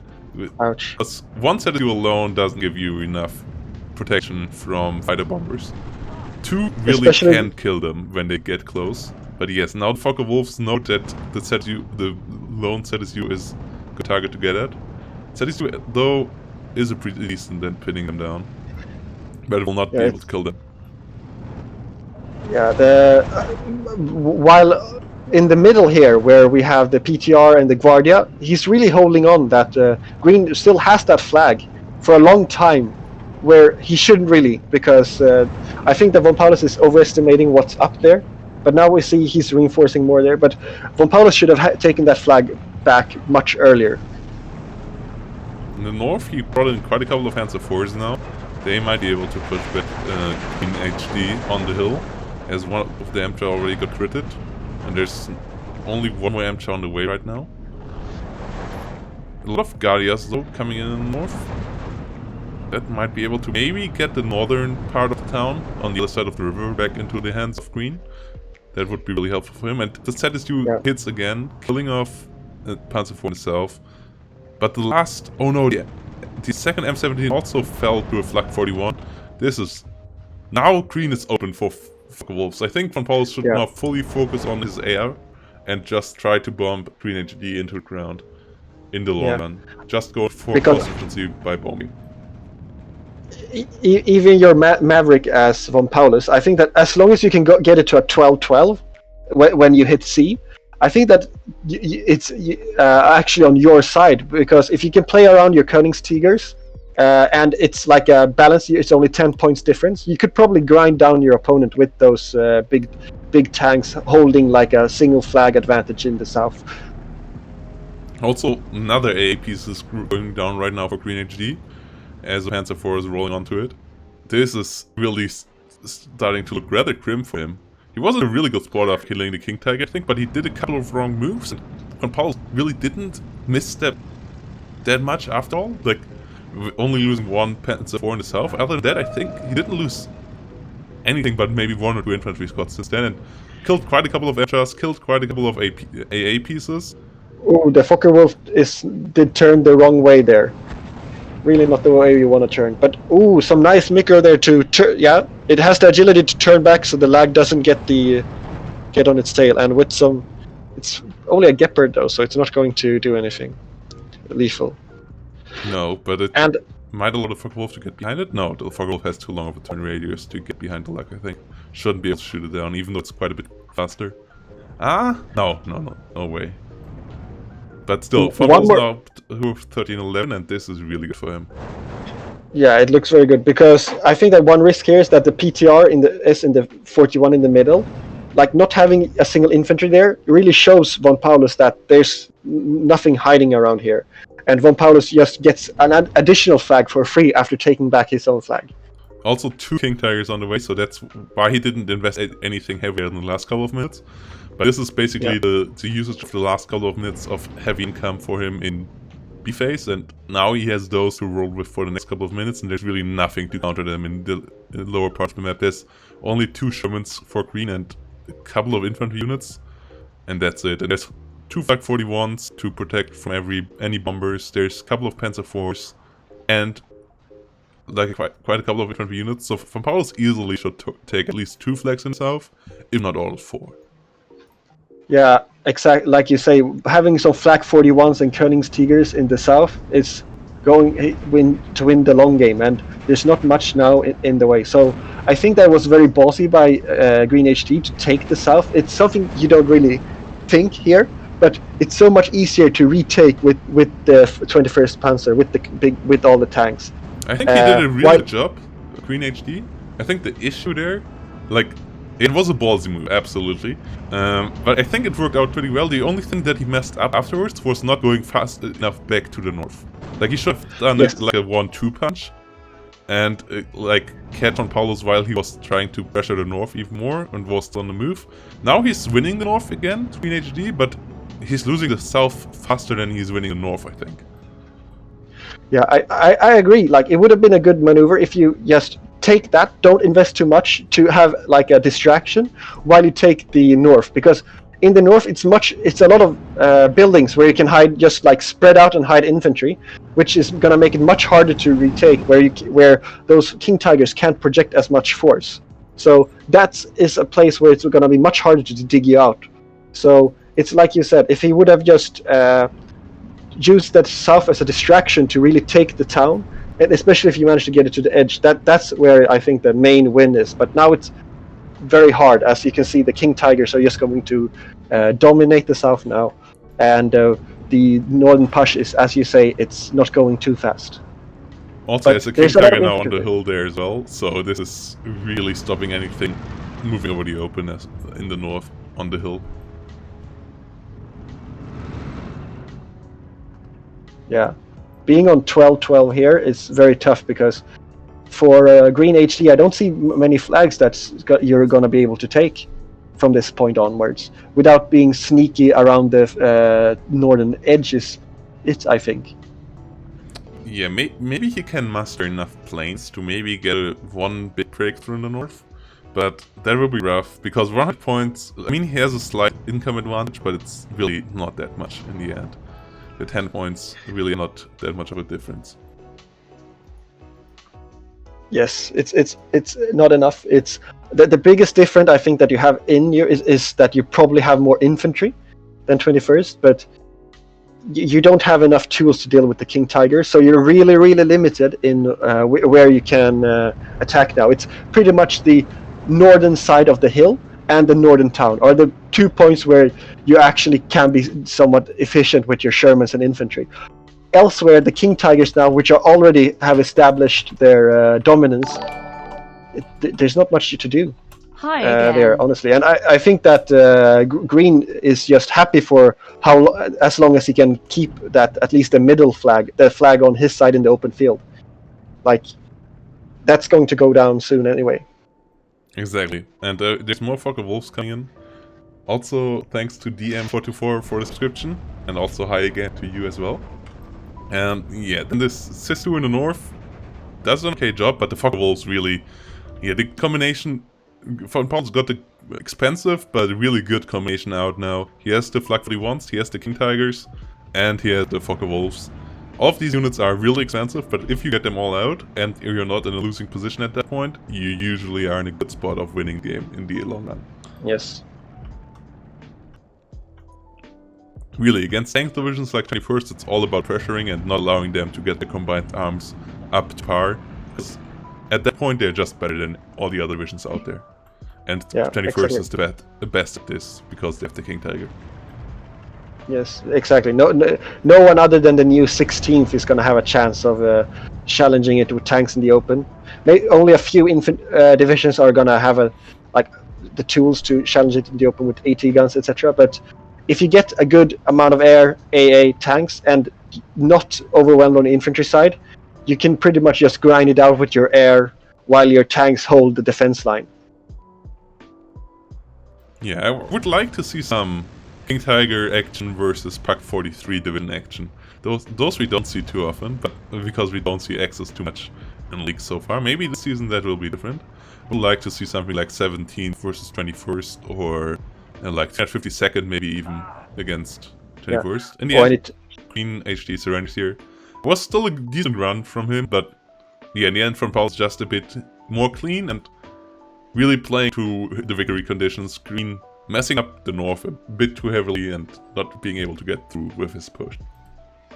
yes. Exactly. I think that was he wasn't able to take the North, like we said, and once you the 21st is able to stabilize, it's you're pretty screwed there. Even though you have the small point advantage, which is barely anything. Okay, so we have now quite a couple of scores set up. Wait, why is Green... Oh, JPX is Von Paulus? Or no, or is Von Paulus replacing JPX? I'm not 100% sure about that, but okay. Green HD losing first round, Lolly winning, Kama winning, Pixie winning, Yadus winning, Grey Fox winning, so all the classic guys winning. I don't know about Angry Bird versus Jack, that's still going on it seems. Let's look over to Angry Bird's Twitch channel. Wait, he's hosting Vulcan? He's not, I guess he's not live then? He's waiting for the next game, I guess, then. Okay, then his game might be over. I don't have the results of that yet. Does anyone in chat know? Anyone over from Mr. Angry Bird who saw what the results were?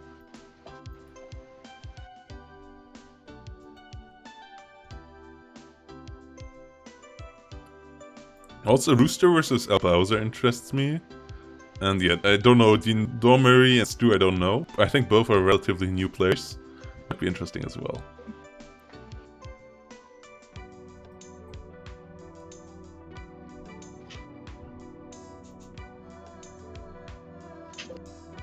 Wait, Angry Bird won against Jack? That's impressive. That's nice. Really surprising. If that's true. Woo. Like looking at Angry Bird's games in the when he's been streaming, I think that he has some very big highs and lows when I've seen him. Like when he gets to play, for example, Panzer divisions, I think he's done a very good job in playing not the infantry meta and using Panzer divisions in like how they maybe more historically should be, where he's really using the support weapons, tanks, and air. To really do the jog, where he only sends in infantry when absolutely necessary. And he played a lot of games where he really played that game very well and wins in that, where even the Panzer divisions usually are not favored.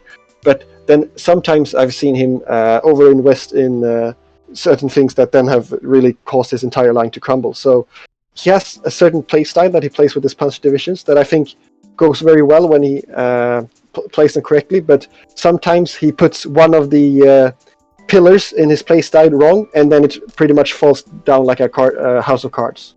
Yeah, true that. But okay, this is really surprising and really cool. So we have Angry Bird versus Nate, aka Emperor, in round number 2. Kama versus Pixie. So that might be a early finals, basically. Like, these two are, I think, the big favorites to win this whole thing. So whoever wins there has big chances of winning the whole thing. Then Grey Fox versus a Bowser, which should also be pretty good. Kama versus Mösenkalle, no clue who that is. Sounds like a German guy though. And then Iadus versus Paulus, I guess, not JPX. I think Green shouldn't change that name if Von Paulus is the guy who replaced JPX there. Yeah, I'm sad I didn't get the chance to play myself, but yeah, as you know, I had other plans, but the Typhoon came and crashed those, so now I'm here casting instead. But it's gonna be interesting to see these games. Yeah. Let me add you into our Discord, the Discord group that I have with the other casters, so we maybe can set up a voice call with all of them and ask Angry Bird himself how the hell he managed to actually win that game. First, I have to add you as a friend. Well, I never added you as a friend, it looks like.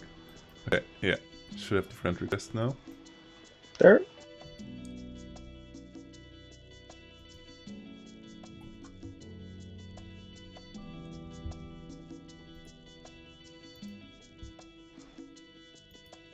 the other dude commentating is a lot. Yeah, I'm casting with a lot.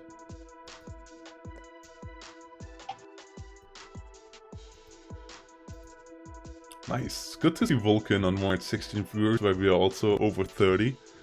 Nice. That might be one of the highest viewerships that we have together on Twitch. One thing I also like though is that Vulcan generally streams his own team games. Maybe he casts sometimes for YouTube, like 1v1s. But I think it's nice to have him to now casting some 1v1s for this tournament to show his community as well a bit more out of the 1v1 game, and how it is quite different from the larger fights where it's like 4v4 or 10v10. And hopefully then maybe we get some new recruits from there as well before league starts. Yeah, if we're lucky. Would be really cool. And yeah, his YouTube, like, he's a really good caster. Him and Angry Bird really do a good job. Like, all three of us, I think, have quite a bit of a different style, so it's really cool to have him for sure casting in here. It was a really nice job. Also looking forward to Rangroos and Khan casting of the tournament, because they will cast it over the next week. A couple of games. They sadly can't be here live because they have real life in their way, and they're also living in America, so it's quite early for them in the morning. But they will get their part of the content out there as well, which is really cool to see this as a community effort already being up at how many did we got more dollars? We are up to 1,400 bucks now. Really cool. 2 more donations coming in here. This is really, really nice. Up to 1,400 bucks overall.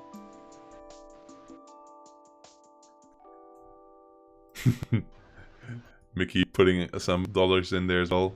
Nice. We hit another 100. Let's get it to 2,000, guys. Also, community challenge is still going on, guys.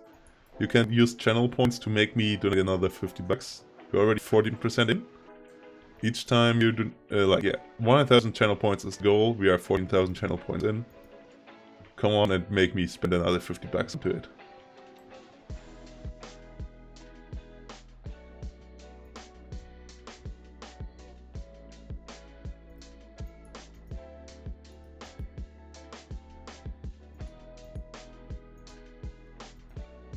Okay, I will go to a short pause, and then we might be back with a voice call with Vulcan and Angry Bird, depending on what their feedback is. Yeah. See you guys in 5 minutes. I'm also looking forward. See you guys. You looking forward to what? I was gonna say I was looking forward to Leviathan's casting as well, because I've seen him, play the game, but I haven't seen him actually cast. And I think he has also a very unique way when he plays his own game, and I think it's a great streamer because of his energy, and also how he really vocalizes his thinking pattern when he plays, which I think makes him a very good streamer overall. Yeah, that should absolutely be lovely. But he's only joining in for round number 3 today, I think, because he's living at the West Coast, so it's really early in the morning for him. Yeah. But yeah, I'm really looking forward to look at that in the VOD of his Twitch as well. He's such an energetic guy, so I think he will bring a lot of energy into his casts as well. Yes. And maybe a bit more structured thoughts than it sometimes is. But it's impressive how well he can cast his own games while playing. But I'm always like, oh my god, my brain is already glowing red hot while it's playing. How am I supposed to also talk about it half the time? Yeah, it's gonna be certainly interesting to see that.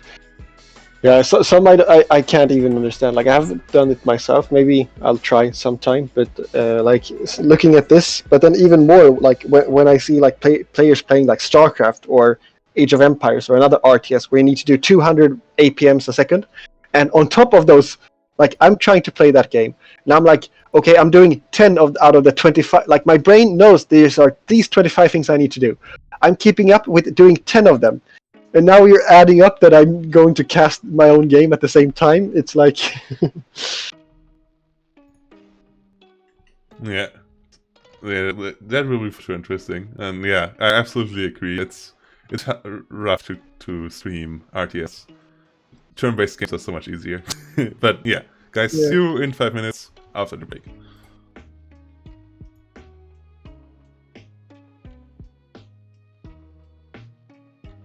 Right, I guess I'll take a 5-minute break as well then. Do you gonna run a new call then, or this one?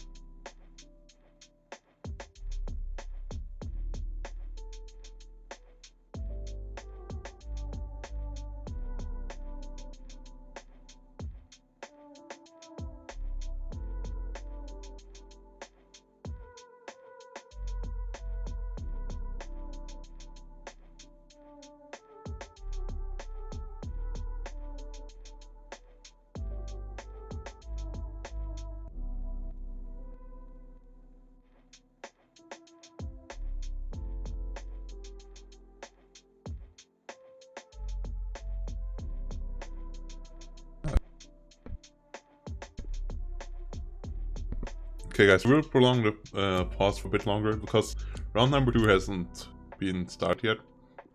And there's still some casting going on for Vulcan, so we can't go into a conference just yet.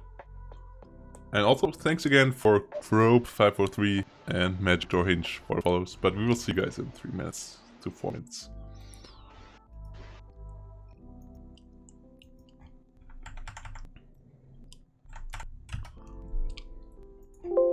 Alright, alright. Do you want to keep it in this call, or do you want to start a new call then?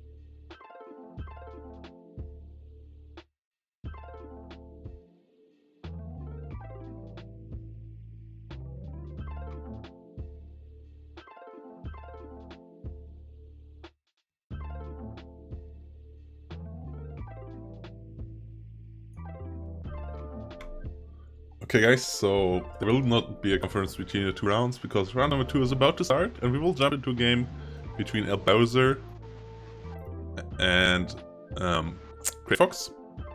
But while we're at that, let's talk about something. We're waiting for them to ban, they are starting that now.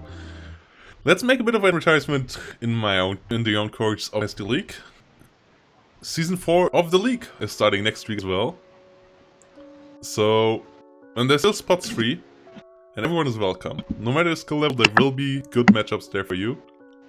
So, hopefully you guys will be up for joining Season 4, because it will be a fun event for you no matter your skill level in 1v1. Because if you're low skill level, then you play against other low skill level players. If you're high skill level, then you will play against other high level skill player. Obviously, with the top dogs also able to earn some money on it, but most of it is for the fun. The format in picking and banning is the same as in the tournament today, as that they basically copied and pasted from us. And yeah, it's a weekly format. We'll go with a group phase first, with groups of 6, so 5 weeks of group phase, because everyone plays 5 games against each opponent in their group. And then top players of each division go into the playoffs in there, and the best players in the lower divisions rise up to the next high division for the next season, and the winner of Division 1 obviously wins the whole damn thing. So it would be cool if a couple of you guys would be up to joining this, as there's still a couple of spaces free. Link is in the chat now. Other than that, let's return to the Fundraiser tournament. And let's see if the game's up.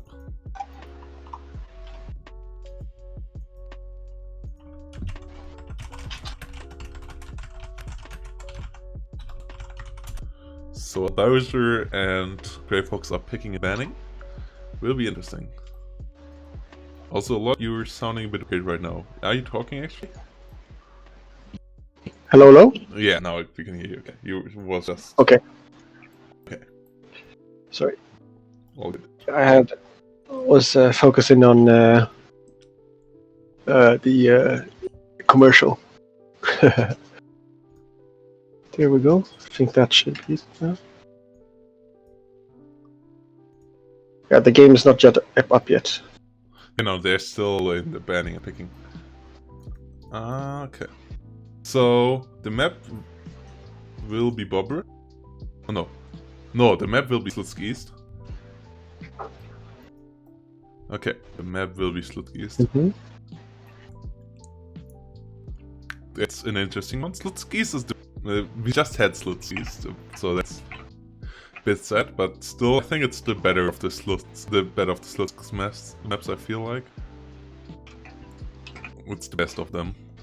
Even though one side is a bit favored, but we just saw the other side win in the last game. It's not that impossible, I think. Yeah, it's going to be interesting to see this game. I think it's a very good player matchup we have for this game now. Yeah. Yeah, Bowser versus Grey Fox should be somewhat equal. Well, Bowser really up and coming, and Grey Fox obviously winning Division 2, now Division 1 player for the next season. So that should be a really interesting matchup on quite a high skill level. And whoever wins this has still okay chances for sure of winning, or like pretty good chances of winning the whole damn thing. So. And whoever loses runs into risk of running into the loser of Karma versus Pixie, which will be a rough one for them as well. So they really want to rather go to that 2-0. Karma versus Pixie really the top match of this round. Yes, I would say so. Practice this year. But yeah, it would be the top match, but I would still think, like, if I choose, I think actually we got the most interesting game, because it's two, as you say, like Grey Fox, he's been here a bit longer, but he's showed his skill to now moving up to first, while Bowser really has been the new, one of the biggest new rising stars we've seen.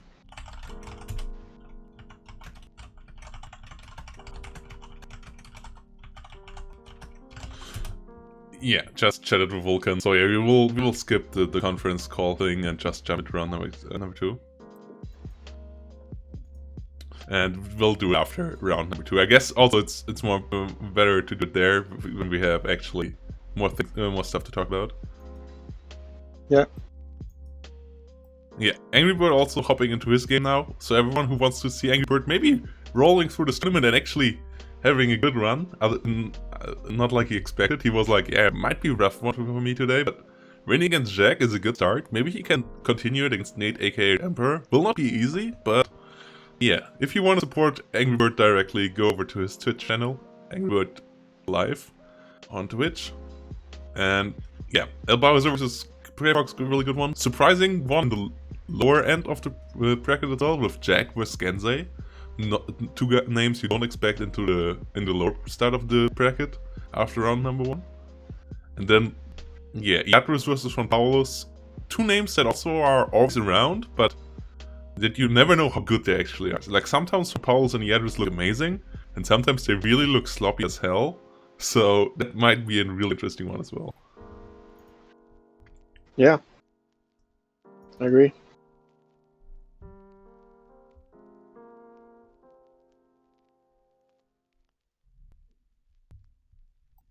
This will be a really interesting one.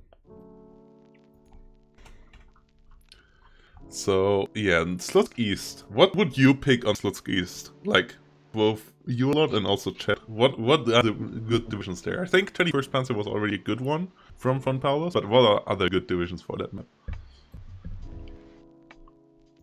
Slutsk East, right? That's a good question. Well, we have a lot of new divisions up and about to challenge, but I kind of like the Panzer divisions more than before. But still, you have very much the tier list that is as ever present. So I think that like 7th.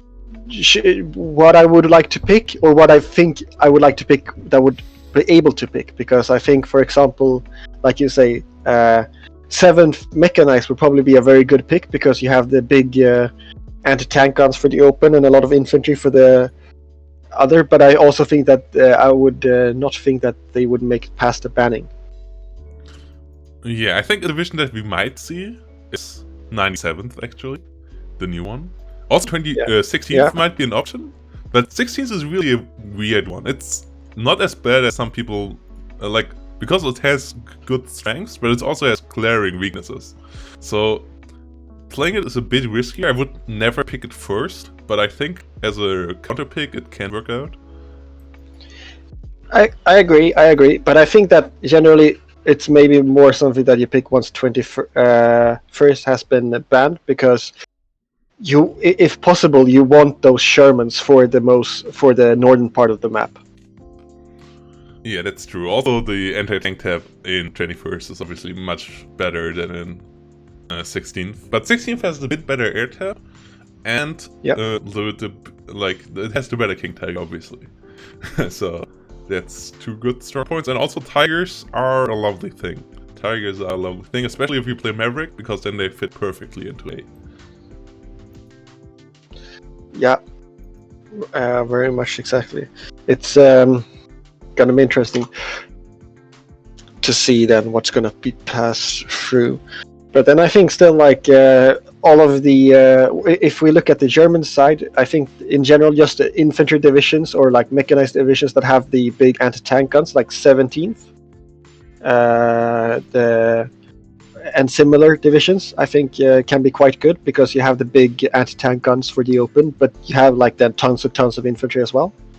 Yeah.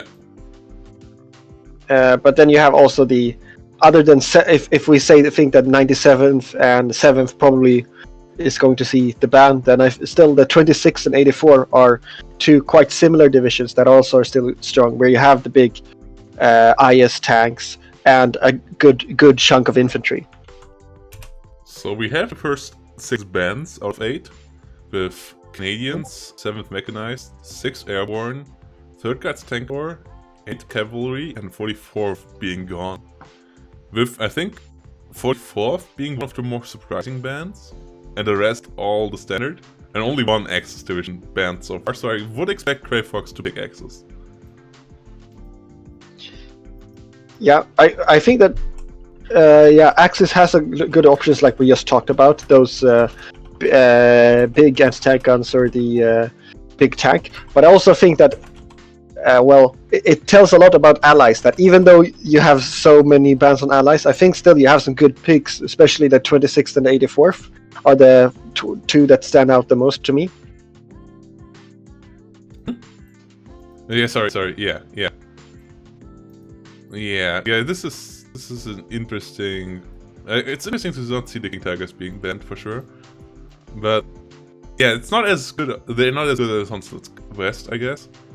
6 Airborne is a standard one, and it's Canadian as well. But yeah, 5th Cavalry is still as strong. 97th didn't get banned, right? No, 97th didn't get banned. I think it's a good pick. I think 97, 84, 26. You have 3 allied picks that are very strong. That I think are very strong. I would go personally, I think, for the 97th, but 84 and 26 are also not bad picks at all. I think very strong. Yeah, I think it's a tough call between 84th and 97th. I think they are pretty similar. 94th maybe, 97th maybe a tick better, but it's a tough one. Yeah, I would agree. I think that like 97th is 84th with more tanks. So I think that the upside of 97th are quite a bit bigger, as you have like twice the amount of tank slots, while the downside aren't really as prominent. Well, yeah, but I think the infantry tab is a bit better in 84th, because you have Gorners and channels, I mean, and the anti-tank tab is not as good, but it's okay. Then you got a bit better AT, and the artillery tab I guess is similar, but I like the IL-237s. That's a really good thing here. The IL-237s, especially the ones with bombs, really good ones. Yeah, I think it's very similar. I think I think you have only this slightly better, like more infantry, I would just say, but not better per se in 84th, while you have a lot more tanks in 97th. But when it comes to air, you have slightly more in 84th, but then you have so much off maps in 97th, if that's what you want to do. Like if you hold the big cats, or not the big cats, sorry, the big IS holding the open, and then you can just off-map galore the northern part of the city map before you push in. But so I think that's the reason. But I don't like the off-maps that they get. Like the 300mm comes in an off-map plane. Off-map planes are really vulnerable to fighters and everything. Like even a single AP shoots them down most of the time. So they are really vulnerable. And the 300mm rockets are not as strong as they look like. I think they're pretty decent, but it's not that amazing. And the 132mm rocket off-map only has one shot, one opportunity. And yeah, the 152 is okay, but that's the one that you also have in 84th. So it's a tough one. Yeah. Chat, what do you say? Any options in chat between 84th opinions between 84th and 97th? What would you pick? I guess one of the strong points of 97th is that it has a lot of Sys-2s and Sys-3s, but do you really need them in a deck that already has IS-1s, T-3485s, and IS-2s? Like, I guess the Sys-3s are always nice, but the Sys-2s you actually don't need for destroying tanks. Yeah, one thing I do think though is that one of the big things, even if they're very close, if you have experience, the players usually likely have had more experience with playing 84th than 97, seeing how it's just got released. So it could be like a comfort pick as well, and I wouldn't, even if we would come to the conclusion that 94th would probably be better, I still then, like, even if there's a better division, but you know that you're better at playing another division that isn't seen as strong, I still think that that is much important. To give an example, I really don't like playing rifle divisions, and I feel like I'm so bad at them, but rifle divisions is what you see very often at performing very well, but I don't try to pick them because I know that even if the division is good, if I don't play it well, it's just gonna be more embarrassing when you lose instead. Yeah. Yeah, I think the normal rifle divisions are actually I'm pretty okay with, but I still struggle heavily now with after the nerfs with second infantry. It's such a cool deck, but it's also really now with the nerfs. It's not that good anymore. Like it's not that easy to play. It's still good, but not that easy to play anymore. Oh, but we got the last couple of bands in, and the last bands are 97th and Hungering. So our whole discussion about 84 versus 97 is off the table because 97 is out anyways. So yeah, 84th or nothing. Let's see what Elbowser picks here. I wouldn't leave 26 out of this discussion though. We were comparing those two, but 26 on the side there is still a strong contender, I think, for if you pick ally. Yeah. Other than that, what could be else on the ally side? Viborg is a rough one, but with Maverick being as strong as it is, it might be viable. 9th Cavalry got buffed, but I don't think it's the division for the map. With its LA, its Luck 3s getting quite a bit more cheaper. The Luck 3 rocket planes actually being viable now. Yeah, it's going to be interesting. I would certainly like to peek to see what the first pick is and then the counter pick, because I always think it's interesting. Instead of just knowing, the two divisions playing each other, it's always interesting to know who was the first pick and the counter pick, because I think that often plays a lot into the counter pick your will choice. be Crayfox. Crayfox will have the counter pick here, I think. Yeah, it's with the order of picking. Let me make this. Check this again. Then no, I personally would think. Actually, it's Elbalder who has the counter pick. I see. I think that if it would be me, I generally personally play Axe a lot more. But if I would move away from my personal preferences, I think that picking allies into 84th is a really good first pick, because 26 you have the weak AA, 84th you have the slow amount of tanks, but still I think it's a good division, good division to first pick, because the thing is though they have to pick the factions before divisions, and they picked both Axes, so we actually have an Axes mirror match, something we haven't had in a while. This will be interesting. Certainly. This is the rules already show why they're better than the rules we had in League C3. Also, I guess patch also helped out quite a bit with Axes getting stronger, but we actually get an Axes mirror match. Because 6 out of 8 bands were allies, so yeah, both I guess realized, allies might not be as open. I wouldn't be surprised if we actually see Crayfox again on 3rd Fallschirmjäger, even though it's not the best map for them, but he's just so good with them. Ooh, it's Plindata versus 21st. 21st and Maverick. What will Crayfox play? Will he also play Maverick? Plindata is a perfect Maverick deck. Yeah, Maverick versus Maverick, Plindata versus 21st. Oh, this will be an interesting one. Like, I like Plindata, but... And it's, against Shermans it doesn't struggle. Question is, can you kill the King Tigers on the open? And how easily can you kill off his infantry? Because you have the 20-point infantry, you have the double flamers, so infantry-wise you should be superior to 21st. And then there's a lot of T4s against T4s and a lot of Seewagons against B-Wagons, so this will be a really cool one. Yes, I very much. It's going to be a very interesting game. I think that, like you say, you don't have many options. Which one was the first pick? I guess that the Blindata was the first pick and the 21st was the counter pick. Exactly. Yeah.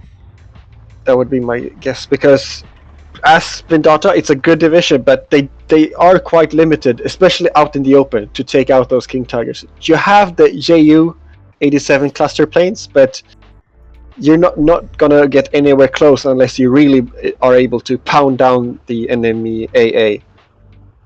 So, but yeah, it's pretty much the JU cluster planes or the Panzer Shreks that you have that are the great. But like you say, on the infantry department, you're so much better with your 20-point infantries, and then also some good pioneers and double flamers. Though if the enemy ever shows side armor, Vegeta gets 2 shots into that because it has such a high rate of fire. because it shoots all 4 Yes. seconds. So if it ever gets side shots on the King Tiger is just gone. So that's another good thing. And also the Vegeta will help out against everything as that is not King Tiger. Yeah. Like You have some decent. Sorry, go ahead. everything that's not King Tiger like easily gets penetrated, and with the rate of fire also easily gets 2 penetrations in, and then it's just gone. Like Sherman's, T-Force, all will have a really rough time against this. Yeah, I think it's going to be interesting then to see how he's going to try to deal with the King Tigers, if he's going to try to go around them, or if he's really going to push it for. I guess then you need some artillery to pound that. You do have some decent artillery options in Bindata to pound AA pieces, both in the heavier and the medium side of when it comes to howitzers. Yeah. But I think that you want to push the north then. Yeah, I think one of the issues that you have though is that you can't take 60mm mortars though. I love the 60mm mortars. I think maybe you just win in the north with them, because 60mm mortars really help you out so heavily in infantry versus infantry fights. Especially if you just put them on fire at will, they just do such a good job without you even having to micro them. They have enough ammunition to hold out for quite a while, and with their lower range, it's actually helpful because, like, if you put something on fire at will that has long range, it just starts to target stuff all around the map. If it has a low range as the 60mm mortar, it's just really target stuff that is actually near it, and that's where you actually want it to shoot. So 60mm mortar really at fire at will are really good usage of your artillery type. Yeah, it's gonna be tough though, because the Bindata, they certainly struggle when it comes to the winning the air. While they have good AA pieces, their fighters are certainly inferior to the Fokker Wolves. Okay, game is set up. They're about to start. Yeah, the Fokker Wolves will be an issue, but you have good AA options as well with the Frenchies, with the Hotchkiss. Both the double 30mm and the 25mm Hotchkisses can do a lot of damage to air targets, and are relatively cheap in doing so. And if you get a fighter out as well, you can actually keep those wolves at bay. Yes, exactly. So it's gonna be you have to be defensive there, because you're like you say, your air is not gonna win the air fight. You really need to rely on your A pieces, because you have some great A pieces for that division. Okay, game is up. Yeah, let's see who's on which side also. A lot of people say like the left side is heavily favored. I don't think so, because I have casted so many games on this map by now, and yeah, I would love to see stats, but it actually seems to be a rather balanced map, even though it doesn't look like it on the first look.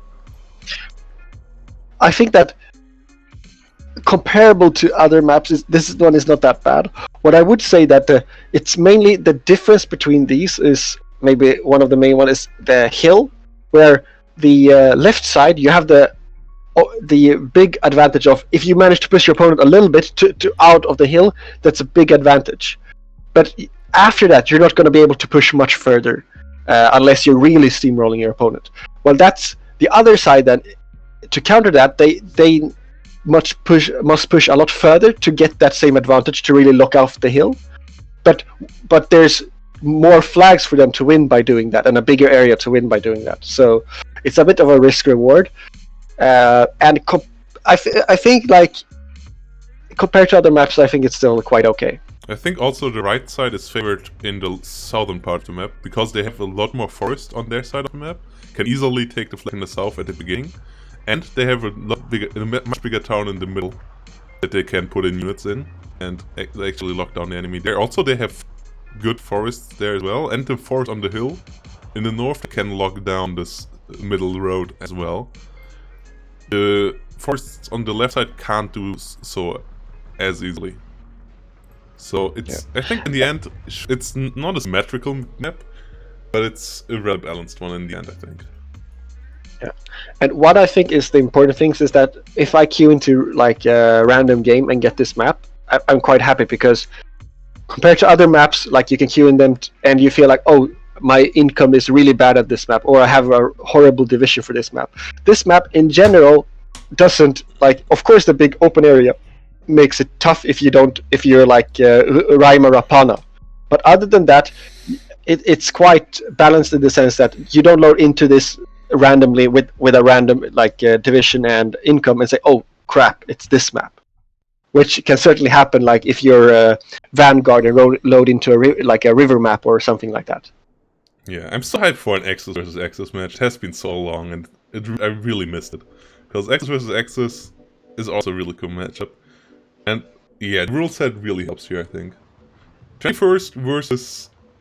yeah, Plindata will be interesting. Also, this one we might be seeing how good the buff for the MG42 actually is. If they might be able to stand a chance against the 20-point infantry that Plindata gets. Though in CSC, Plindata also got buffed, because the Romanian SMG got 10% more accuracy, so both sides having a couple of their small arms buffed. But obviously the MG42 one I think is a more important one. Yes.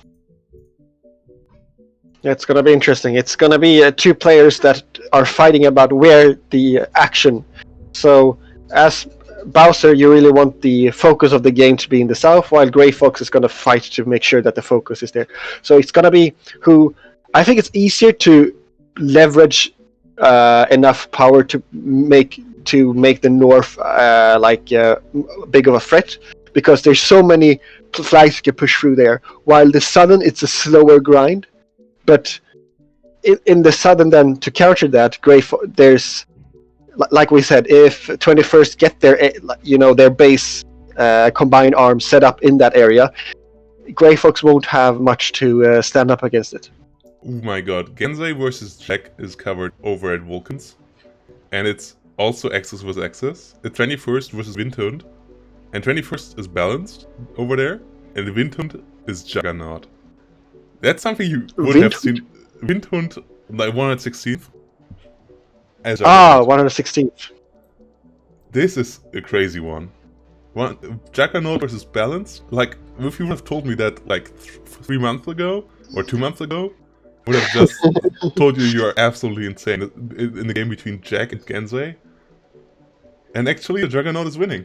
And it's also an Axis versus Axis. So, really, the meta got changed heavily, I think, with the patch and the rule changes.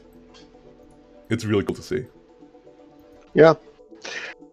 I really like actually these changes with the division. It's just like we see here. Here we see two of the players that really believe, like a lot of the people in the community is that the Maverick is a bit too much with them not seeing the nerf compared to others. But I think it's a bit early to tell. It's certainly strong, and here we're just gonna see two equal one where it's gonna be a lot of pressure. I think in the B phase. Actually, in the matchups I have seen so far, Maverick has lost more often than not against other incomes. Good, it was also often that the player who didn't play Maverick was the better player, but we really have to see it in the long run. I think it still might need, I agree that it might need a nerf, but it doesn't need a big nerf. Like 10 points taking away in C phase again, something like that should be enough. Yeah, I agree very much with that, because it's like we saw last game with Vanguard. You only have the 10 points difference there. So I think we'll have to wait and see, but it's certainly interesting. And one of the biggest things I like with the new ones, it's not like you said, it's like less spam because it's less points. It's actually more, what I like more is that having smaller differences makes it for more room for skill. So it's not like you play two, like flatline versus balance. Okay, we hit C phase. Unless you are extremely much more skillful than your opponent, you're going to lose because he's going to put so many points. Like there's less KD advantage that you need to win to be able to actually pull the match in your favor. And that's what I like a lot. First of all that, and second of all, with this, sure, it lowered the difference between the incomes a bit, but it allowed for so many more incomes to be played. So, sure, it was maybe costing a bit more uniqueness, but it gave us so much more variety overall. Because before it was flatline, and maybe a bit of Vanguard, but that's it. Now we have all, like sure, it's beginning of a new meta, so a lot of people are still trying around, but even after that settles, I think we will still see much more variety in the incomes. We might even see some V4 Victory getting played against something like Balanced. or even against something like Vanguard. That, like, there's a lot of options. I myself very much like the Victor from the start, but of course knew that that's not going to be very viable before this changes. But now, looking at it, I'm actually very interested in playing that. But the only reason I don't go straight for it is because of the, like we see here, 2 players picking Maverick. Unless I get a counter pick, or wait a bit for just the normal like ranked game queue, I'm going to hold off a little bit because I think Maverick, even if it is too strong or not, people think it's so strong, so it's picked so much, and hence you don't want to pick V for Victory against that. Yeah, V for Victory will always be hard countered by Maverick, so as long as Maverick is in the meta, you shouldn't play V for Victory as your standard income. But in a league where you can actually counter pick, it might be a good counter pick option. Like, I think V for Victory never will be a good income to pick first, but it will always be a solid counter pick option against specific stuff from now on out, which is really, really cool. Yep. We have a couple of Panzer IVs getting messed up for Bowser himself, but can he survive in the north? Because there's a lot of tanks coming. There's the Mortar Half-Track directly on the edge. Pioneer coming in. Interesting, I don't play with Pioneer and Panzer Grenadier at all in my deck, and Grey Fox has both of them in his deck instead of the normal units I use, which are the 20-point Romanian infantry and then the double flamers. He really plays with all the units I don't use in my Panzer out there. I agree. Like, Panzer Grenadiers, maybe, but usually, especially in the early game, when I play them, it's like you say, you want those cheap Vanatori Moto because they're so good. Like 2 machine guns for 20 points. That's such a nice thing to have. And then also for 3 points, you get a 10-man double flamer squad, which is insane in any forest fight. Like, it's basically Stormwiki Rocks on steroids. Because they have 2 more hit points than the normal Stormwiki Rocks, and you get them better availability because you can pick them without veterancy. So, yeah, it's interesting to not see those. I think it's still working out so far though for the Grey Fox. Question is, will he get pushed to the south? And what does he do as soon as heavier stuff maybe hits the field? The 105mm off-map hits for Bowser, but off-map got nerfed quite a bit for 21st. It's not as insane anymore as before. So I'm surprised to see them coming into meta now. I expected them to be heavily in the meta before, but I guess it's just Panzer Grenadiers being way too weak before skipping them, because everything else was amazing. The off-map is amazing, the tanks is amazing, the air is really great. Yeah. Now they lost the off-map, but at least they got a bit better in infantry. We see 2 very quite passive starts here from both players, both building up quite defensively. And I actually think that that's gonna favor El Bowser in the long run. And that's why I think he goes with the off-map. He wants to buy time in the infantry-centric areas for him to be able to build up, you know, the critical mass that he needs. Yeah. He already get the Gepards and so forth. He really wants to get a wrecking ball in there and just roll over the Grey Fox in the south. Question is, with him investing so much there, does the Grey Fox have enough time to just kill him up in the north and make the push in the south unimportant? I'm surprised that he's going for 4 Panzer IVs just in the open. It feels like it's quite easily countered. Like, you can either send in... so Grey Fox has available Stugs, which is just quite a good Panzer IV counter in the middle. And also, you're not going to be able to push them, because once you push them past the half-line point, you're going to be so susceptible to fire from multiple directions. So I'm surprised that he's... Like, 4 Panzers, that's like enough points to buy a King Tiger. I'm surprised that he's really being so ballsy with being offensive. But he's still on the other side quite lucky, because there's nothing there to hold him off. But as we talked about earlier, that Resista guns can really kill Panzer IVs off with ease. Ooh, he also gets lucky in the north. Bailout one-shots the Panzer IV. Crit kill there, so the Sherman winning out there easily. And the off-map coming in once more. The 105mm off-map doesn't do much damage, but it stops Grey Fox from pushing there. And that's just all that El Bowser needs. Buying some time, so you can get his half-tracks in, he can get a bit more infantry in, maybe a couple of Shermans more, and now it's really hard to dislodge there. Yeah, as you say, it's really, it's 60 infantry versus 9, so it's really all about, you see here, there's only ersatz up and coming up, so what his infantry is there just to hold the line while the Sherman and is doing all the work. It's the same in the very north. You have almost no damage dealers from Bowser's side. He's just trying to bog down and help that the Sherman deals enough damage. Yeah. Yeah, but, oh, another off-map. Okay, I thought he had already used all of them, but okay, the last one's coming in. Does the one at 5-1 has 4 calls? Or did I just mess that up? Maybe he cancelled one. I think it's... Yeah, I think it's the third one. I guess he cancelled one. I think he had a ring up 3 times, so I think he cancelled one of them, so... Yeah, that makes sense. Because you can cancel them till the last second. That's something people also should use more. Like, just make it so that you, like, okay, maybe I need it there, let's call it in there. And if you don't need it, cancel it in the last 5 seconds. And just use it later. Like, really can play around a lot with that. Just get your guys to the radio and say, like, no, don't hold, stop the off-map, on the radio and get cancelled. But this time it's a really good one. Yeah. No need to cancel this one. Hitting a lot of pioneers, hitting a lot of fancy grenadiers. Yeah, dealing some decent damage as well. I think the first off-map quite failed. One thing I'm quite surprised to see from Grey Fox is that he's using the Stugs in the north and not south, because those Stugs want to be in the south there against those Panzer IVs, while Stugs in a city versus Sherman is not what you want to do, because it's only now he actually get the kind of fight he wants, which quite some distance, which kills the Panzer IV. It was actually really good, but I think it was because the Panzer IV was a bit of out position there, because generally Panzer IVs, Shermans in the city in the north against Stugs, the Stugs really suffer because of that lack of turrets. But Grey Fox has 2 Sniders ready in the forest, waiting for the Panzer IVs maybe to get a bit closer, maybe show a bit more side armor. And then the Sniders should also be easily taking care of the Panzer IVs, because they actually have the penetration to deal with Panzer IVs. Because Panzer IVs are so lightly armored. So he doesn't really need the Stugs there.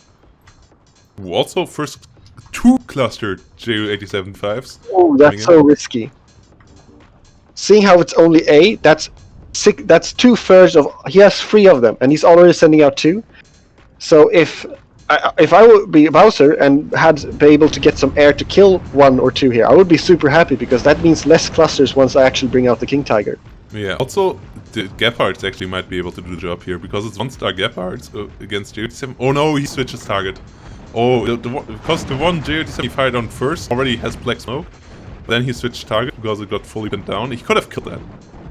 It was on black smoke before it even turned, so the Gepards easily could have taken it out, but now the Panzer IVs are dead, the Sniders pop out and kill the Gepards, and this is really rough for Bowser, because now he lost the AA that he set up to maybe later protect his King Tiger. Now he has to get both the King Tiger and the AA back in. Yeah, exactly. It's gonna take quite a while, but he's pushed so far in for so free, like that, especially that ersatz stripping holding the next flag. He shouldn't be holding that one by now. Yeah, but ersatz really easily are pushed out of this position. Yes. Because they don't have anti-tank, so you can just drive next to it with a 222, or even like later with Panzer IVs and just kill it. So I don't think it should matter too much for Grey Fox. Sure, it sucks to be down to 59, but I think this game is more won by killing stuff than by taking flags. Yes. Exactly. I don't think, like you say, it's not going to come to a point where one person is winning and then the other person is taking over and a rush against the clock. It's just going to be like straight up who is winning is going to keep on winning up until the end, I think. Yeah. Now Stug's coming in the south, and there's only 1 Panzer IV, so that battle should be easily won by the Stug. But the Panzer IV, what is this firing upon actually? Oh, it's firing onto the Flamers? Oh, that's... Yes. Those Flamers are pretty much dead there. The downside is that now you don't need to be careful with your Panzer Grenadiers you send in the south, so you don't lose yet another flag down south. Yeah, another Ju-87 D5 coming in on run off for Shermans in the north now. There's only one Gepard, so one Gepard should really not be enough to stop it. Two Gepards really can be dangerous with J87 because they're so fragile and relatively slow. But gets the Sherman, gets out, good kill there. Yeah, I think that really Grey Fox needs to push here. He has so much more infantry, but that's the dangerous thing, is that while there's only a few Ersatztruppen on Bowser's side, he's really got that support from those half-tracks and a tank there. But if he can get like the Panzer IV killed, he has his own like Stug and Panzer IV, which really should wipe out this entire hill if he decides to push there. Panzer IV in the north, full kill off the Panzer IV. Yeah, Panzer IV for Grey Fox is winning, so he has the armor advantage, but there is a Pak 38 aiming onto his Stug and Panzer IV that might be able to clean it out again. I'm surprised that we don't see any fighters for Bowser, because that's really what you want against this JO in the north. Like, send out a fighter, kill that. Even if you lose your fighter, which isn't certain at all, you still kill one of the three actual usable tools against your King Tiger. Yeah, if you have a bit of AA and you're microing your Focke-Wulf at all, your Focke-Wulf should die in this matchup. Exactly. Especially against the E versions of the BF-109. There's one of the better versions as well, the G2 I would say, but I'm not 100% certain which one it is. That is a bit quicker, that can get you in curves, but other than that, there's really not that many tools that can put your Focke-Wulfs in danger. The IAR 81s for sure shouldn't be able to do so. Yeah. In the meantime, Bowser has really established like a lot of infantry now in the northern part of the field here. So I think one of the flags is going to be quite an easy dislodge with just the Ersatztruppen, but the other one is going to need some more. Even if it's just Ersatztruppen, it's just going to take time to cleanse all that. Grey Fox keeps on pushing in the north. Ooh, the Focke-Wulf flies a bit too deep there. Gets forced back. IAR actually might survive this. Yeah, gets out. Focke-Wulf was not used correctly there. Doesn't even drop its bombs. What? Oh, wow, that was a lucky crit there for Grey Fox. Killing off the Focke-Wulf bomber. That's a really important kill there. That's a lot of points that Bowser has to reinvest. He can't really afford right now. Yeah, and now we see the two 88s coming up. So we might see King Tiger soon to help support the field push infantry to make sure that he doesn't lose that. But in the same time, yeah, as I just talked about earlier, really the hill was held by a thread, and it was just that Sherman that really was holding together that entire defense. And once it was gone, now his entire line is falling apart when the push comes. Yeah. Stug also engaging the Panzer IV now of Bowser in the north. That's an interesting matchup always. Panzer IV can get the kill, but most of the time it goes for the Stug, because it has the better penetration. Flak 41 coming up. Okay. Yeah, this is a really interesting game. I absolutely love this, because this is a game we usually don't see. Panzer IV goes down for Bowser, so Stug keeps on pushing. But there's a lot of anti-tank guns, like there's another Pak 38 there for Bowser. Bowser having those in really good positions. Really, his anti-tank guns doing better work than his tanks so far. Another J87 D5 coming on for Grey Fox, but that shouldn't reach the front line. If it would get there, it would get into a really juicy position, but with the Flak 41s around, she really shouldn't be able to get there. So does the Flak 41 actually have the right line of sight? Oh no, it doesn't have the right line of sight. Might not get the second shot off. Okay, just gets off in time. One thing here, though, yeah. One thing here, though, is that now you see where that Flak 41 is, and it's in radio range, I think, which makes it so that the half-track mortar can start bombing that 41 if he marked that. Yeah. Yeah, absolutely. Could do the job. That would be helpful, but he doesn't have anything to follow it up with. Like, Flak 41 doesn't get killed by a mortar alone. You only can pin it down. Then you maybe need bombers, but bombers might get pinned down by the other Flak 41, so what you really need is tanks or like 20mm autocannons to kill that off. And I think 20mm autocannons, like a lot of them, would be a good option maybe for Grey Fox right now to win the North instead of only more medium tanks.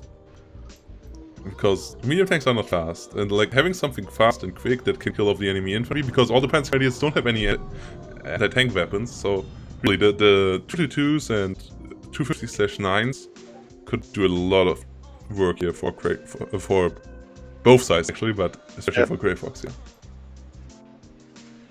I'm surprised, Bowser's lucky that Grey Fox isn't pushing this last flag here up on the hill. And that Gepard has survived for a long time with that P4 just a few hundred something meters away. Okay, Flag 41 gets hit here. Flag 41 actually gets killed off by a Panzer 4 maybe. So that would be really good for Grey Fox. Oh my god, so many medium tanks from Grey Fox. More Panzer 4Gs, 3Gs. Yeah, 4Gs on the side of El Bowser as well. So really both sides mostly spamming medium tanks. But there's also a couple of 250/9s now for El Bowser, who are as effective as they would be for Grey Fox, because there's also no infantry AT on Grey Fox units. So they can absolutely shred through those. Yeah. And now we see the King Tiger hitting the open field, trying to defend his hold on the Grey Fox side of the field. And there is a Gepard and Flak 8A there to defend it. But the Flak 41 up in north went down, so Grey Fox maybe can come in from the northern part. Ah, no, not King Tiger is going to the south. But if it would have followed the road in the middle, maybe with coming in from the northern angle, Grey Fox might have been able to get the bombs off before the Flak 41 pins it down. Yes. Also, next offense coming in here for El Bowser, trying to, I guess, to get the hill back under his control. Two of his 250/9s flying to a Panzer 4. Next one maybe able to kill it, as it is on the hunt. No, point blank. One thing I think that Bowser's done very well is take back the northern city and also really holding the.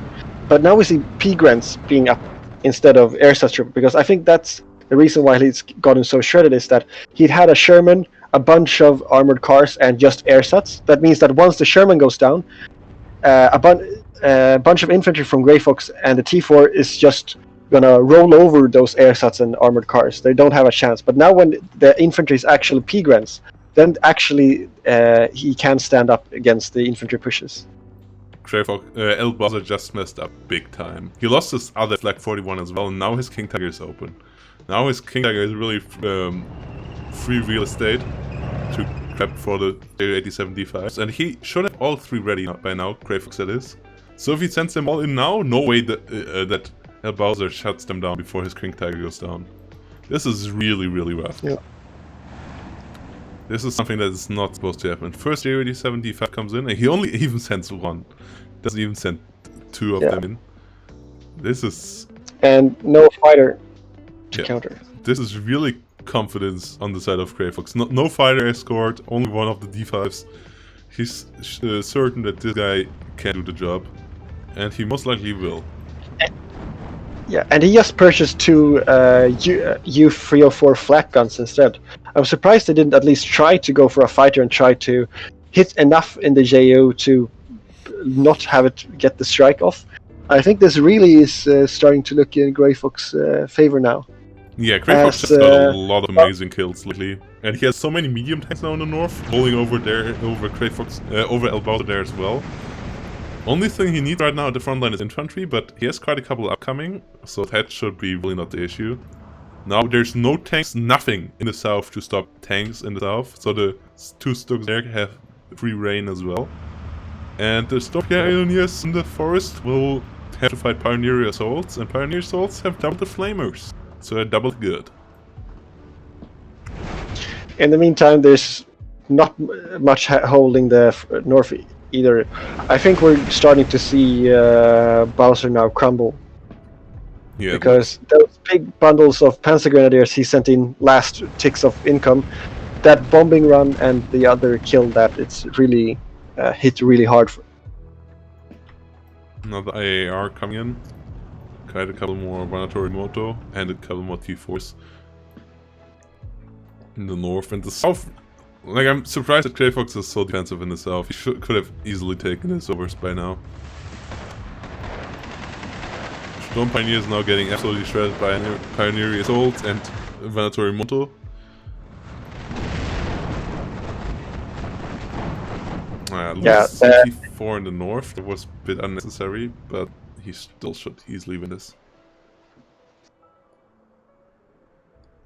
Yeah, we actually see here that the very northern town, it's free for Grey Fox to take over if he just commits to it, while on the actual hill, Bowser should be able to push at least a little bit, seeing there's not much here now. And those two T4 pushing is really ballsy now. Let's see if they can catch some AA off guard. Yeah, or maybe the other T4. He also got another Flak 41 in, but the issue is we are now in C phase. So he can't afford to invest into another King Tiger really without... Like, it's more than 2 minutes of waiting without buying anything else just to get the King Tiger in. Yeah. That is something he can't afford at this point. Exactly. You need like a stalemate to be able to do that. But right now it's very much not a stalemate. We see the south here switching over, and yeah, you're not have much to take that back. While in the north, it really is a push. So you can't afford to do that. So, and I don't see any stalemate happening anytime soon. Yeah. Also, Regida coming up. One of the Panzer 4Gs on the hill went down already, as there's 2 more T4s coming in for Grey Fox as well. They took care of it. And this is really... I think this is over. Not really much else Bowser can do from here on out, I think. That could change the state of the game. Yeah.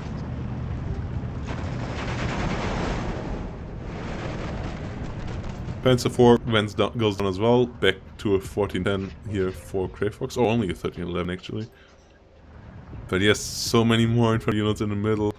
He has much more tanks in the north than Bowser. It's just superiority everywhere right now for Grey Fox. You don't have to talk about the south. There's really absolutely nothing for Bowser in the south. He can be lucky that he didn't lose it completely by now. Yes. And I think that one of the reasons Bowser lost a lot in the north was... In the north, he had his entire defense relied on like a single Sherman, both in the northern town and the hill town, and everything else was just there to hold off the enemy enough for the Sherman to do its job.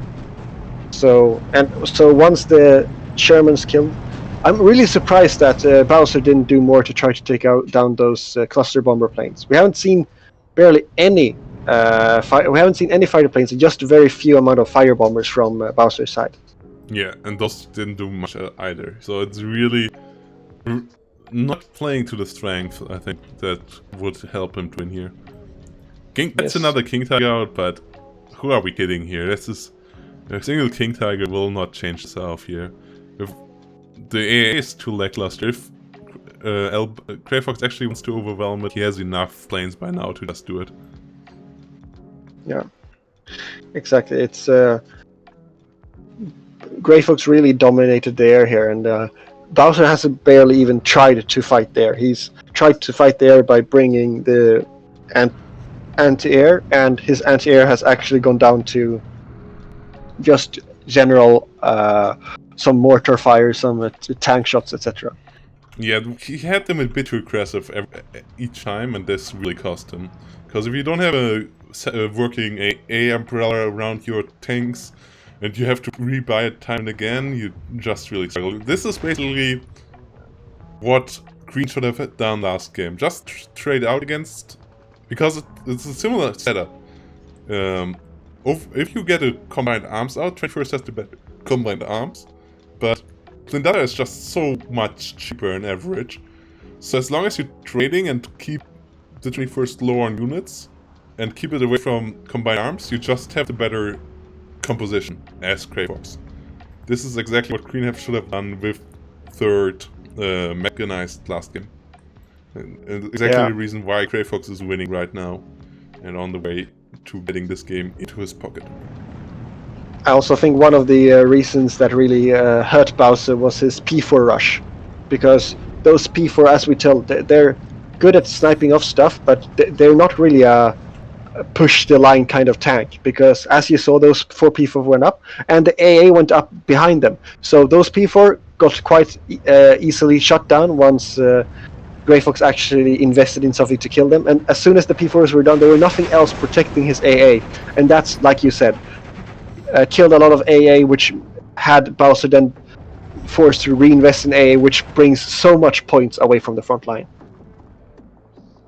Yes, King Tiger in the south for now doing an okay job. You have to be really careful you really have to stick super close to your Flak 41 to have at least having a chance to survive aggression from the enemy. Yeah, we still have all 3 Ju-87 cluster planes alive. I'm surprised that not a single one has died yet. Yes, and okay, so it was bringing up a bit of stuff in the south, but really Grey Fox up to 13-11 and pushing everywhere, it seems like. Ooh, a lucky crew kill for Bowser on the hill. Yeah, just saw that as well. That was super lucky there. These 250/10s are really interesting weapons. I'm not the biggest fan of them, but I absolutely get why you play with them. Like, they have a lot of shells, and the penetration does 5 damage, so 2 penetrations kill. And it's okay enough penetration values. A really good fire rate. Especially in the mirror match. I think against Axis, allies it's not as strong, but in the mirror match it's really good unit. Yeah, and as we told, the hill is now really hanging on by a thread, because there's nothing here on the hill to even counter the T-Force or the Stug. There's Grenadiers, but none of them have Fausts, so it's just a question of time if Grey Fox decides to push in and notice there's not going to be much resistance. Because the Panzer Force that are coming up, they're not going to be able to help the hill, because they will be busy fighting the northern town.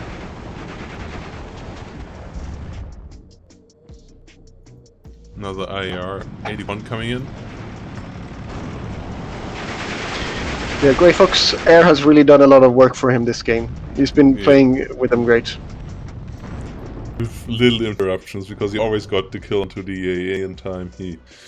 And yes, Bowser playing too little fighters, too many AA pieces, and yeah, losing especially too many AA pieces. Otherwise, you would have had a super good umbrella by now if you would have kept his Flak 41s and his Gepards alive, but. And like you said, the King Tiger is crouching a bit too far forward compared to the Flak with 88, which is getting bombed by Mortar, and the AA is standing behind. So now the King Tiger is moving towards a very dangerous position where, like we said, the Stukas can come and kill it. One is in the north. I think the other 2 should be ready, and if just Grey Fox get an artillery piece to suppress that 88 a little bit, there's nothing preventing that King Tiger to also fall. Yeah, even making the Flak 41 more inaccurate would be good enough to, I think, allow the kill. Ooh, Yeah. Look at the very north here. Okay, only 1 tank kill, but a lot of pin. Yeah, Ju-85 now also coming in onto the King Tiger, and it should easily get it. Or does it actually? Well, Flak 41 actually fires, but only gets 2 rounds off, I think. So maybe it's not a kill though, because it's too spread out. Yeah, yeah, it's actually not a kill. It's not a kill, and it doesn't even look that damaged. I'm surprised that the 304 Flaks are staying so far behind, because as you can see, they didn't start firing until like almost after the payload was dropped, which is much too late. It actually looks... The King Tiger still looks like it's in pristine shape. But Grey Fox up to 59 now, and this looks really hot for him right now. Then there comes the second Stuka.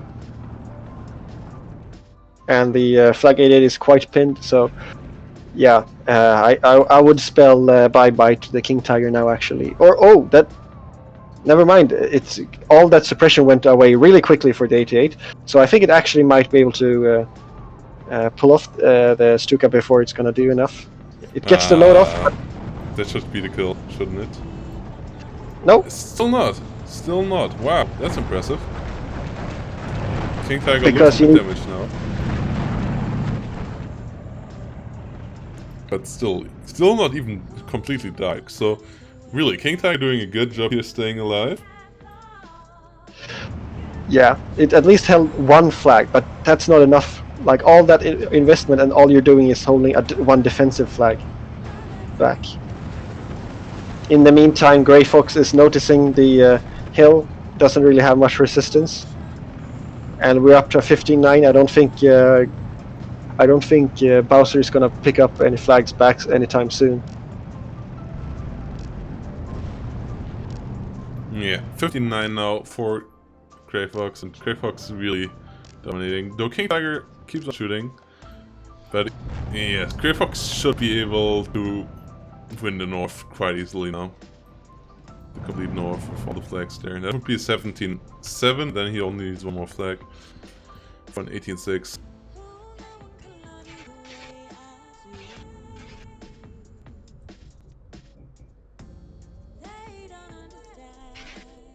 The MG42s now keep on firing into the Pentagradiers. I think the MG42s, the heavy MGs, should win against the Pentagradiers.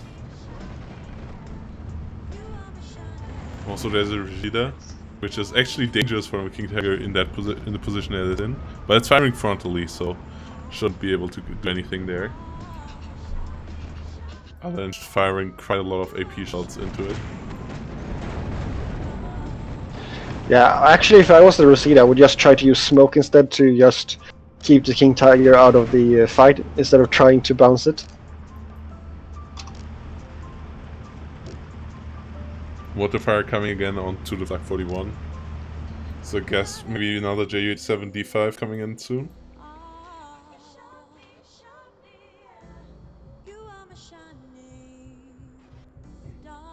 Because yeah, 16-8 now for Grey Fox. This looks rather rough here. Yep. I'm surprised that, well, I don't think it's gonna make much difference, but like, oh, next Stuka run incoming. The Flag 88 is quite pinned. I'm surprised that, well, now actually Grey Fox is taking all the way down south, he's capturing quite far. And I'm surprised we don't see any artillery, like any howitzers on Grey Fox side to just do that last pummeling for the Flag 41. Because this time you didn't even get the load off. It's that few 200 meters further back that the King Tiger makes the King Tiger currently invulnerable from single. And we see our first Stuka dead. Ooh, yeah, that's a good one. That's a really good one. Also, a lot of 2-3-1s coming in the south. But yes, it's on the way to 17-7 as the whole north collapses. And 18-6 on the way, maybe even. That would be only 3 minutes something for El Bowser to try to turn the game around. As Morto is closing onto the bridge, to the flag in the north. It really looks like the Bowser is fully all-inning now in the south. But even if you win everything there, I think you only will get to the 12-12 as well. Because basically Grey Fox is capturing everything in the north. Yeah, it's just the Panzer IV holding like 1 to 2 more flags there. It's pretty much a good game, I would call it this time. Yeah, by now it looks like Grey Fox for sure has the win here. Yeah.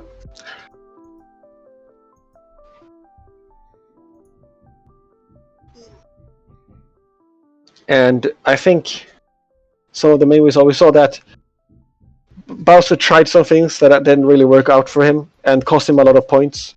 So in the end, being that but much behind, he didn't get a chance to pull back after that P4 rush in the open field, and also that on the hill, that just airshuts a few armored cars and a Sherman, and then just trying to delay with the off map, not actually trying to push with it or anything, or surrender, and that in the end, those two, I think, paths really didn't work out in the long run.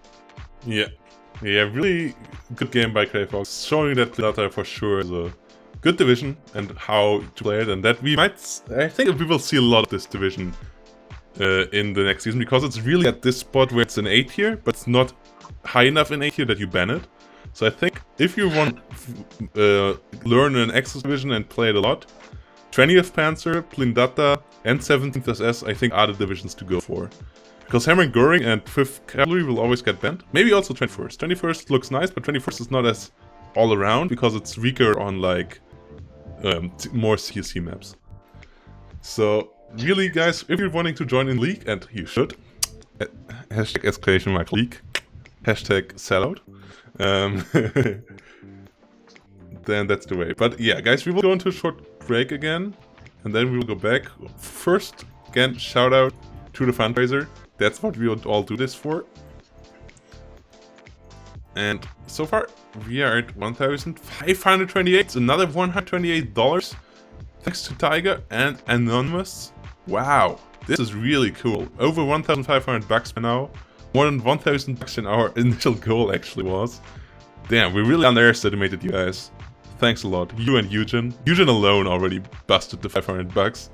That was really cool to see that they actually also helping out. And yeah, GG Bowser, more luck next time.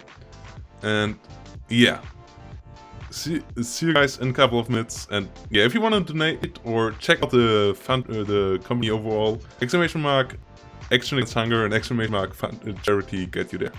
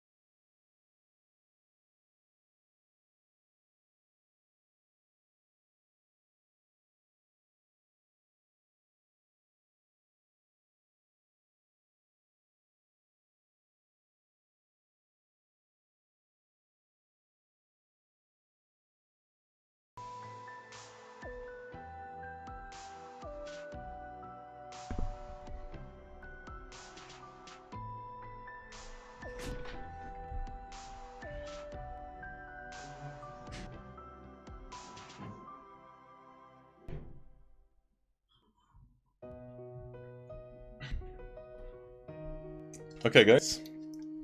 So, I have a really good game for us. But it might be a really long one. Because Juggernaut is on the field. Juggernaut versus Balanced. Pixie versus Karma.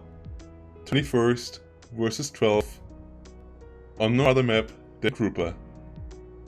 So, yeah, it's a Krupa match, guys. It's a Krupa match.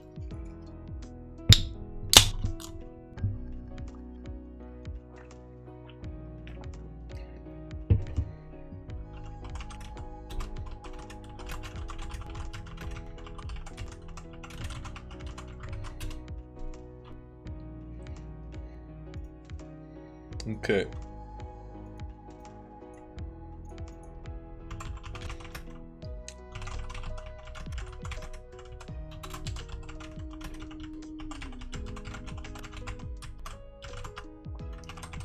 Ooh, boys. Okay, I went way too fast.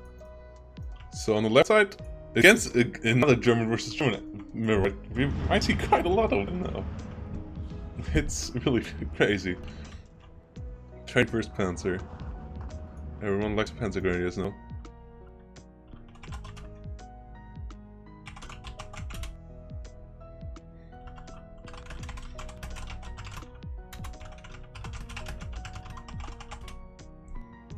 Okay. Panzer Grenadiers.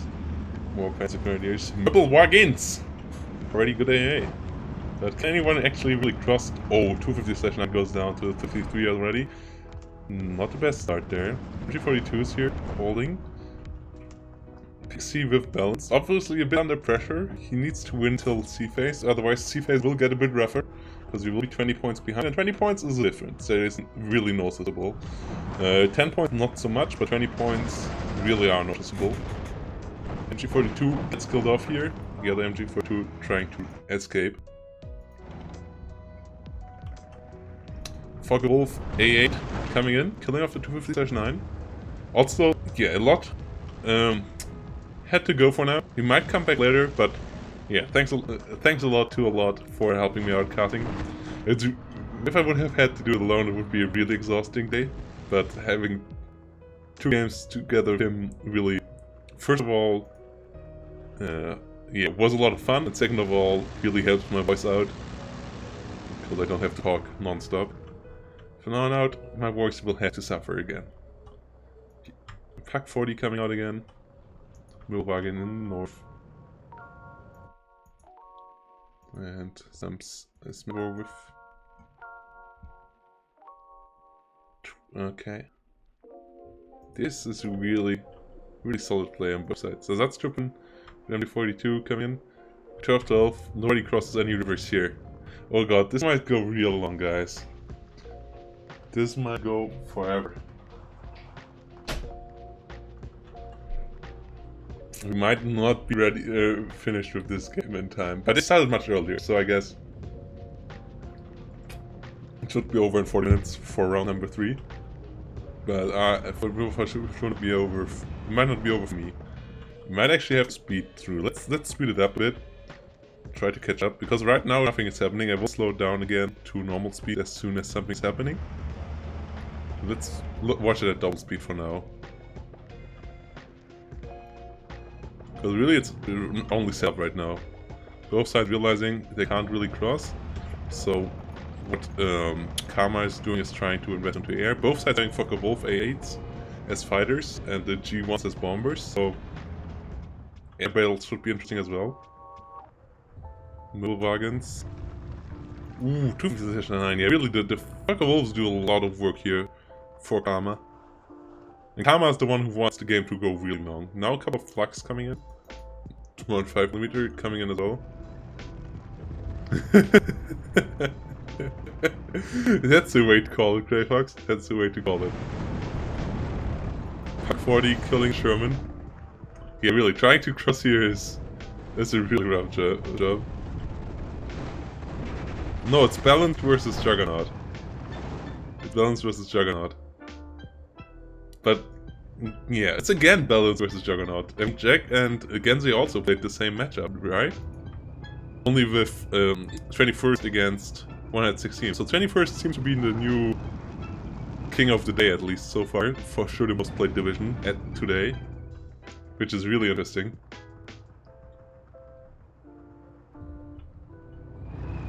But yeah, it's Krupa. Oh my god. So yes, Pixie will be under pressure at some point. But not till minute 40 to really have to push. Because then he will really fall far behind. Yeah, I think Pixie also needs to invest into fighters. And then maybe use flags together with those. Or get veterancy on his flag. Oh my god, he might lose it here actually, yes. A8 getting the kill.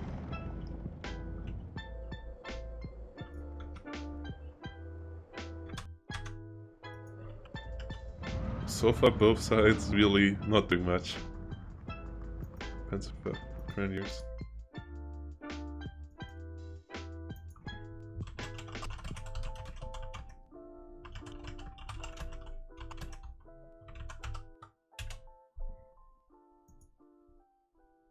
Okay, what is Vulcan casting right now actually, guys? Oh, he casted Emperor vs Angry Bird. And Angry Bird wins again, guys. Angry Bird keeps on winning. He's holding the flag up for us casters. Really, good job there for Mr. Angry Bird.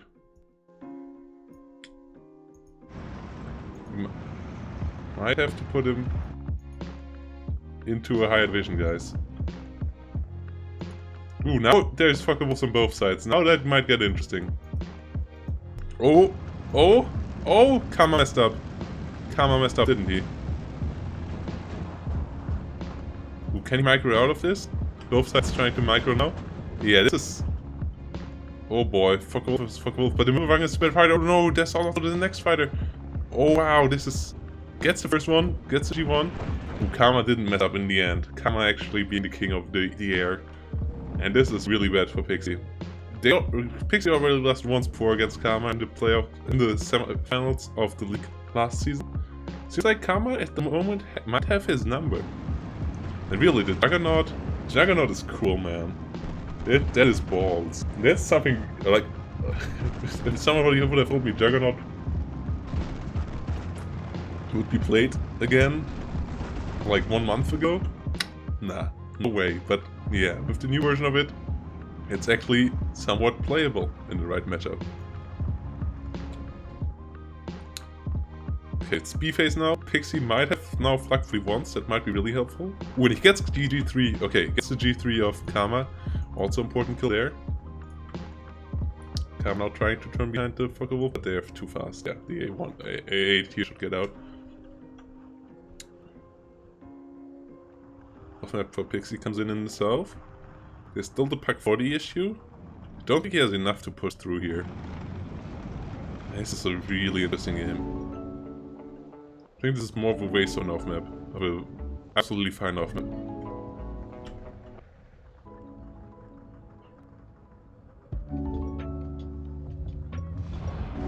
Panzer Grenadiers over here engaging the other stubborn. Not much happening so far.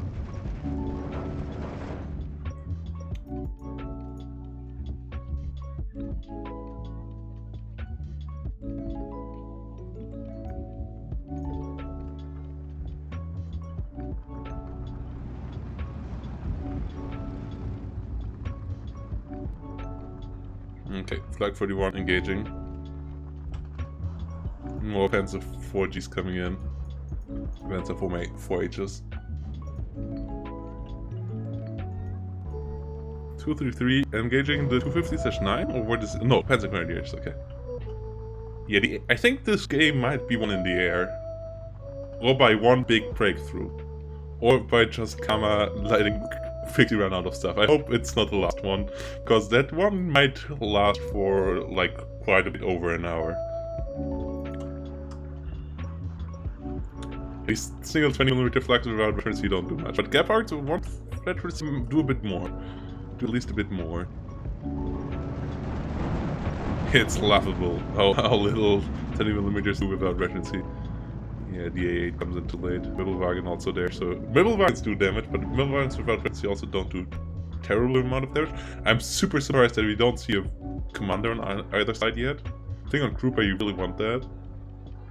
Especially if you have AA. Like a commander next to this Mittelwagen, or next to this one would be really helpful, I think. Thanks, KillyJoy66. Thanks for the follow. Much appreciated. Welcome on board. Also, guys, yeah, we still haven't gotten too many points into the community challenge. Guys, get the community challenge going on this channel. Use your channel points to make me donate extra 50 bucks for the good fight. If you get 100,000 points, I donate an extra 50 bucks to the 30 bucks I already donated. Panzer 4H go down.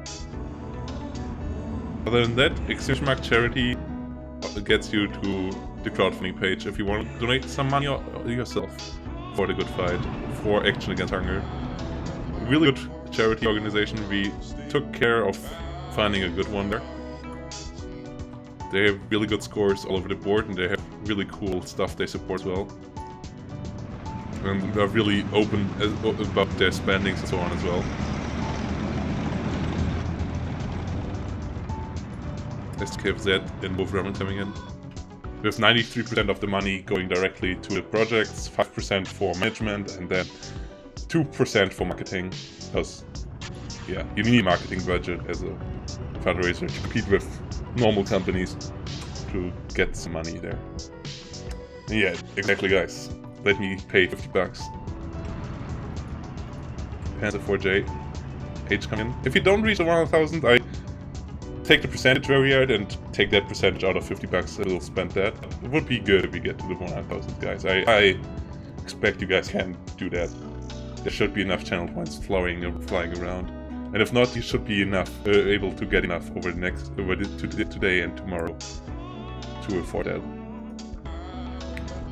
Wolf Ramen over here. Pack 38 coming in. Another one in the north.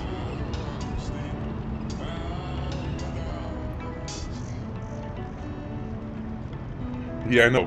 I don't know. It might be the mic, but it might just be my voice. Because I had a light call. Is it? Does it sound like the mic is a bit different, or does it really just sound like my voice is different?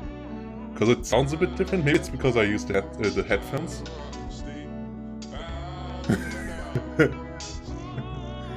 But is it the mic or is it my voice, guys? What do you think? It's still 12, guys. We had 2 times speed. We had maybe 19. You think it's the mic? Okay. Yeah, that would not be good. That would not be good.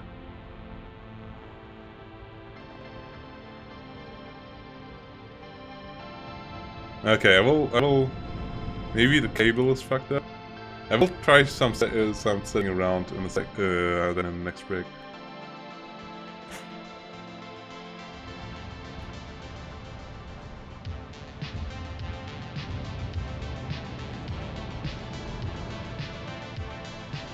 Okay. Yeah, I don't have a voice changer on though. So then the mic might just be... I changed some settings into... Did I change some mic settings earlier maybe by accident? No, I don't think so. Didn't change any of the filters or anything. Shouldn't be that.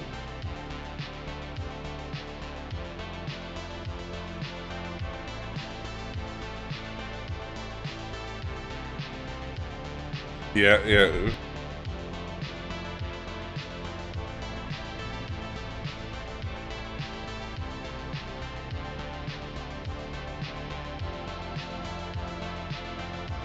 Why?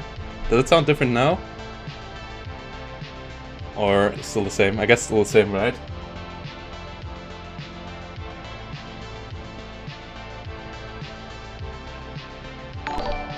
Now? Okay, it's a 12-12. Now it's a lot better? Wow, okay. Also, why is it much louder now? That I don't get. Young Brothers is big. I just used a different USB plug than usual. I just used a different USB plug. What the hell? I guess the one might be USB 3. Like, yeah, but I don't know why.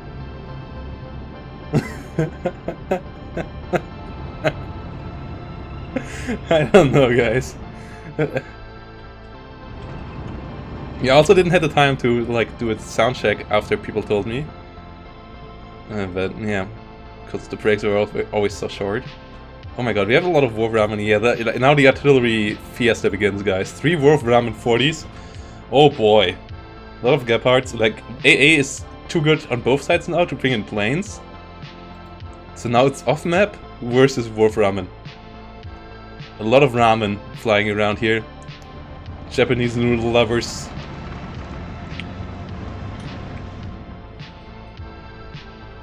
Will love this.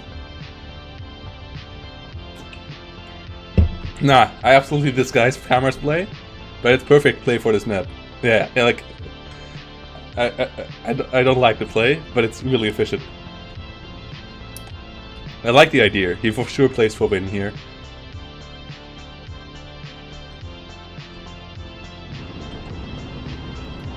But the question is, does Karma have more than one C-phase card of infantry?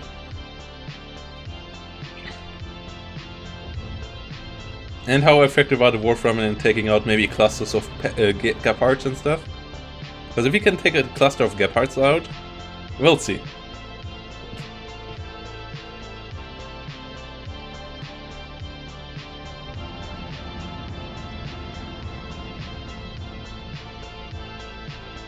Yeah.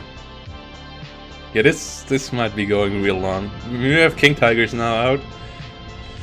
The question is how many... Also, does he have a C-phase card? If you have Wolf Ramen, you need a C-phase card of supply, right? Like, you at least need 8, maybe even 12, like 1 B and 1 C-phase card of supplies. First supply comes in. So, if he has 8 of those, he can Wolf Ramen for quite a long time here.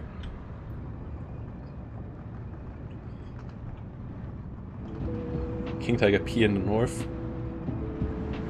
Every minute that ticks by now gets Karma ahead in income. Or like getting closer to even for now, but then ahead from then out. So after minute 30 he is even with Pixie, and then from there on out he goes ahead. And I think I liked his airplay quite a bit better than Pixie. If he can eliminate the Gepards, I think he's on a good way. We don't see any Flak 41s so far from Pixie.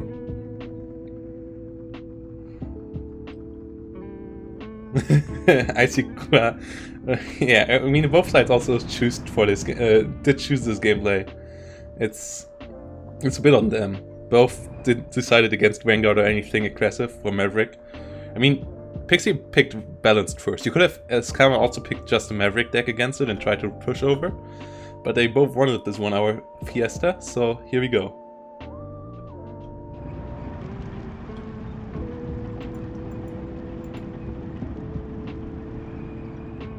Out of what kind of strike? You mean off-map or Wolf Ramen? Oh, yeah, but yeah, you have to first... The thing is, they also fly in a way where you cannot fully predict where they land sometimes. They have some really interesting ballistics. But yeah, you can... At some point you can move them, that's true. I guess they're better against... Maybe against Flak 41s and stuff that are not able to move out of in time. Also, Tozdi, thanks for the follow. Yeah. Yeah, this is just like US Prester John or Gonzo, right? In aggressiveness. This is peak aggression play here. Gives me Nilla vibes, basically. In aggression from both players here.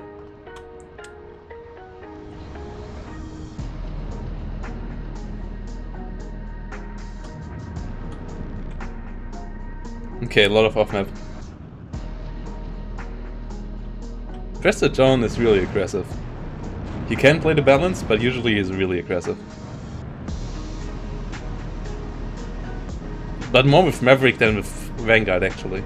His games are mostly over in the first 10 minutes. And either him messing up big time or either him winning big time. When you saw his games against MRT, for example, and then his games against Gonzo in the league last season. Yeah, I will have to watch my VOD later to see how messed up my voice was. But it's weird. Just plugging it into a different USB plug messed my... Okay, this is really interesting.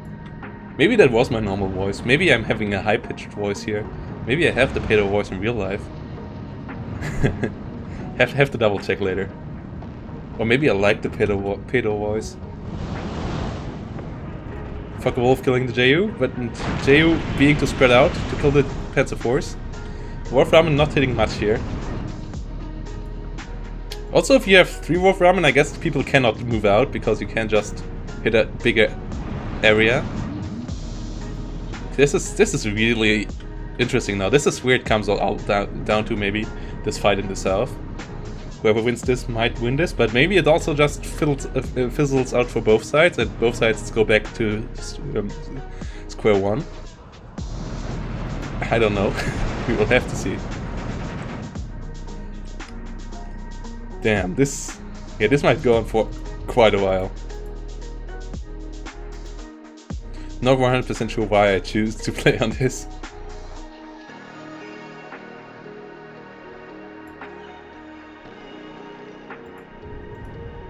Ooh, fuck, wolf get pushed back. Panzer Sherman goes down as well. Ooh, Panther engaging on what? Ooh, on the off-map. Okay, that off-map I think already out of off-map, so it doesn't really matter. These off-maps though matter quite a bit. But so do the Wolframen. They actually might be able to kill the King Tiger. No, King Tiger is moving.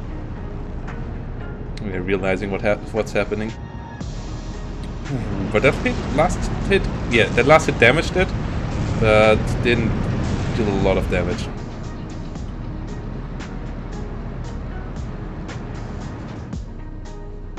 Oh wow. Yeah, nothing happening in the north. Oh boy, guys, we might be in for a real long one here. Let's put it on 2x speed again. Mortar fire coming in again.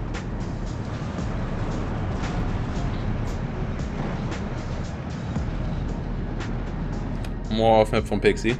But Pixie doesn't use this off-map really, like after investing into it. So this one might kill quite a bit of infantry in the Flak 41 as well, so that one might be effective. Ooh, the fleet of Fucker Wolves coming out.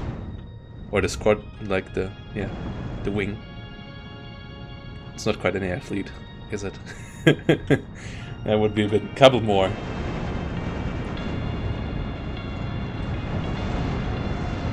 Squadron. Panzer 4H. Engaging onto Panzer 4Hs. But there's a King Tiger. There's an imposter! Not quite a bit bigger than the normal guys. Oh boy, watching these fights in double speed really looks like it feels like you're on steroids. Amazing King Tiger turning a turret like it's playing in first-person shooter and has the mouse on like double the sensitivity than usual. Panther D trying to get the kill. Panther down here went down though. Ooh. They get the bombs out, they get the King Tiger. Is Kama winning this? He's winning the air fight. He killed quite a bit of AA in the south, but there's another King Tiger. Oh boy. Next off-map coming in as well. We might be in for a really long one.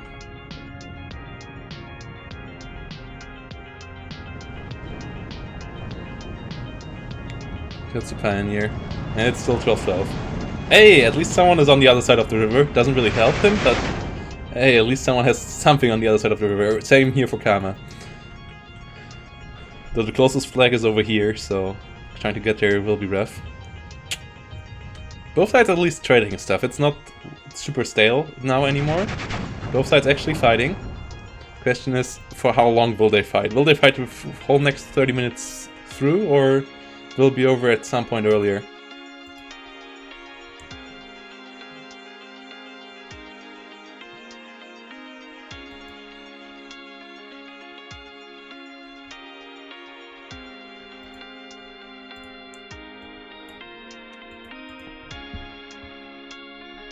Okay.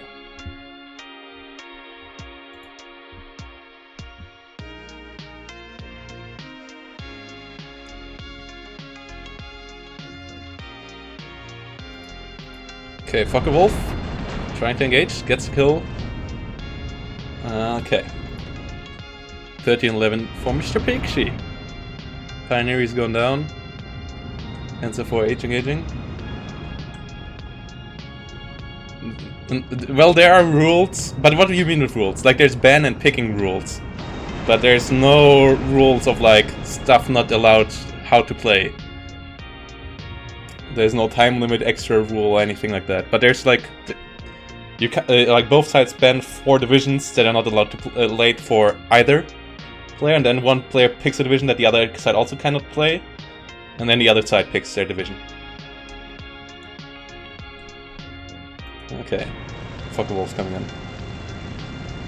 Yeah, there's one side gets the counter pick, but the other side can pick division first, and it also gets the last bans, so it can leave the division open it wants to play, and then pick it away, and then maybe leave, like, yeah. And then the other side can't pick the same divisions. So direct mirror matches are not allowed, but faction mirror matches are allowed. You can pick the same faction, as you can see here in the last couple of games. And bans are open, like you can ban either Axis or Allied divisions freely, and each side has 4 bans. So it's player 1 picks bans 2 divisions, player 2 bans 4 divisions, player 1 bans 2 divisions, player 1 picks a division, player 2 picks a division as a counter pick.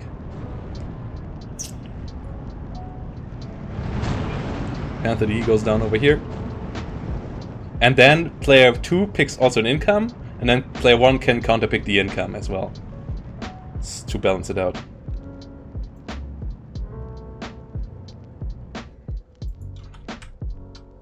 $14-10. Why though? So far the divisions are really quite a bit of variety in the divisions. Grey Fox.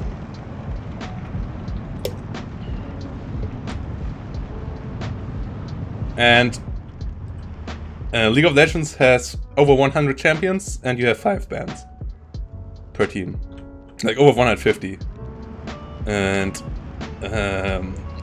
Rainbow Six Siege has over 50 operators by now, like over 60 operators by now, and also has only 2 bans, 4 bans. Sure, those are team games, but I think overall, I think the bans are fine.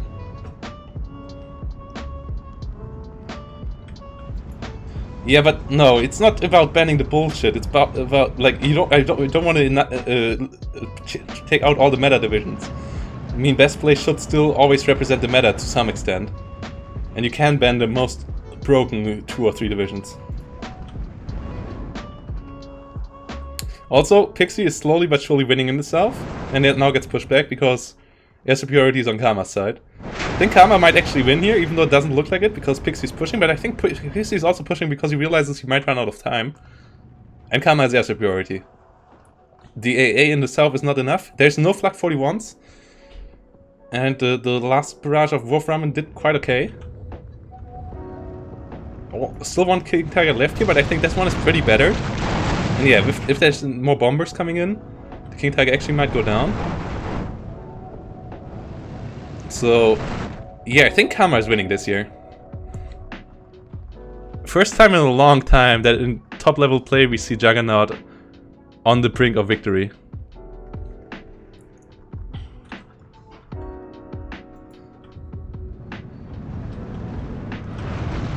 Wolf Ramen coming around. Yeah, but he can't make League not being met. Like, the top level play should still be meta. Taking meta out of the equation completely is not what you should do in competitive play. We should just ban the really heavy outliers.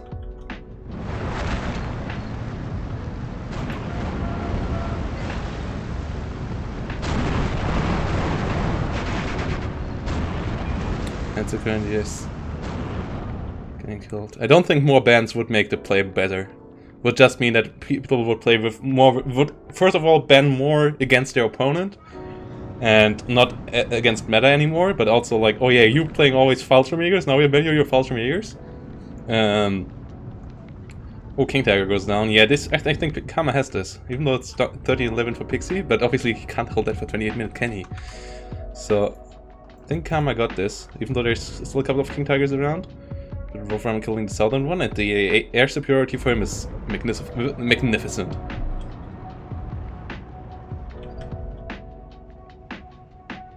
No, I think it's just the map Anon. I think new balance is fine. It's just the map that really fucks it.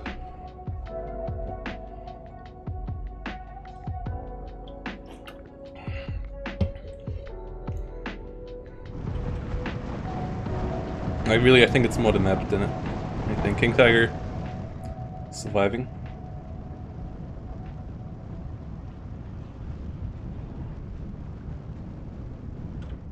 But there's not 8 straight up broken divisions. That's bullshit. Wolfram hitting the King Tiger.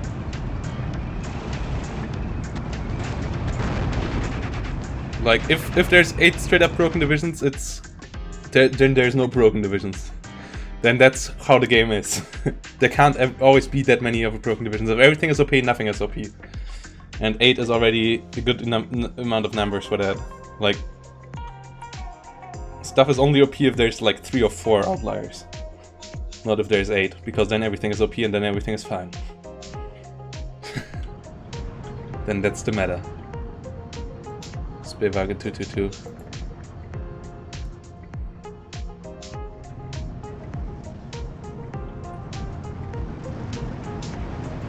Defensive ideas and get you the defensive ideas over here.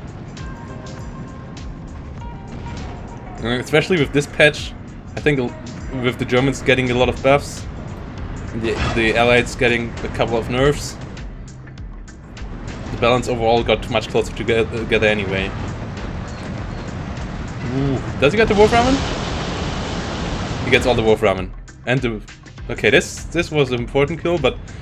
Is it enough? Flak 41 Flak dies over here.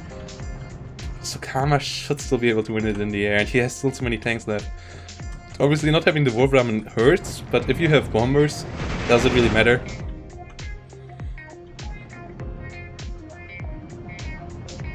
Pixie hitting here with you off map. Yeah, it was a good move by Pixie. Like, both sides showed a lot of good play here. Even though it was a slow game, and it's a bit of a meme game on Kropa, but it was still a really good one. And guys, we're getting really close to see to the 1 hour. Like, this might really go over 1 hour.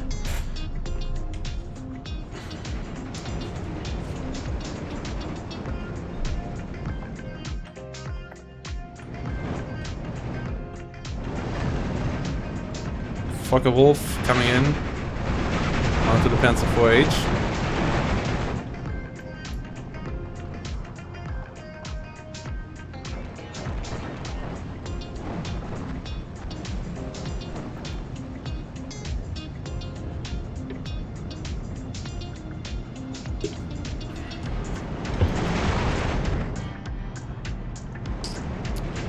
Flak 41.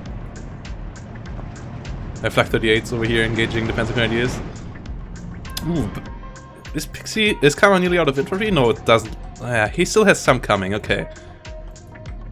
Because he looks rather short on infantry, but so does Pixie actually, so... Yeah. Damn. 48 minutes now. Also, off-map obviously are not as much as a long-time investment as Wolf Ramen. And Wolf Ramen are shooting again onto the KT. And this time Pixie doesn't look like he's watching. Yeah, this KT is... Okay, he's reacting now, but King Tiger obviously not the fastest guy out there. I'll get lucky though with the hits. Oh, but this one gets to him nearly directly. But it doesn't kill him. It doesn't kill him. It allows the Panther D at least to push. Damn. What a game. What a game. We're nearly caught up with their life game. It looks like. Where sometimes someone surrenders relatively soon. Panzer IV dies to Panther D. Well, Panzer Grenadiers and the Panzer IV H is coming in. Where it might actually look like Kama is on the way of breaking Pixie here. After playing the defensive game for nearly an hour. This is a really interesting one. Also, Vulcan over there casting J.K. Mori versus Dark, if you want to see Orshanov game. With, oh my god, V for Victory versus Maverick. J.K. Okamori is an absolutely mad lad. Playing V for Victory against Maverick. This is madness. But they're in C phase. And it's only a 13-11. J.K. Okamori is winning this. He has 70 more income in C phase. They're already there, and he still has a lot of points left. Only 13-11 for Dark. Okay, interesting. Winning with V for Victory versus Maverick. Like a champ. Damn.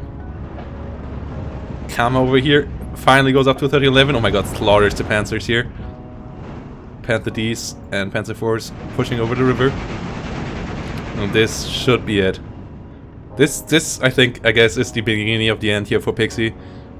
Now trying to drive in more Panzer IVs, but Panther Ds and Panzer IV, yeah, getting the gun jammed. The next Panzer IV coming from around the corner, getting a Panther D. I really like the skin on the Panther 4Hs. Okay, Panther D over here also under fire, but now the fucking wolves. They're coming one by one though. This is not good. But yeah, both sides never bringing out a commander, by the way. This is also really surprising me. A commander in this game would have helped both sides a lot. Especially with the AA. Not having a commander, I think, is a big mistake on both sides. In a long game like this.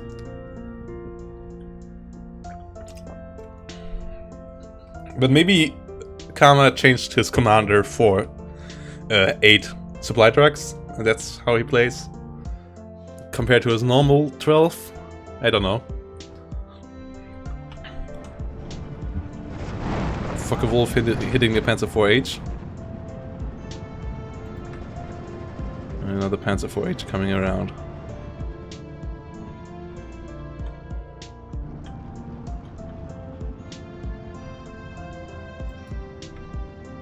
Splitwagen 222 hitting the Panzer 4 over here. Getting the transmission damaged.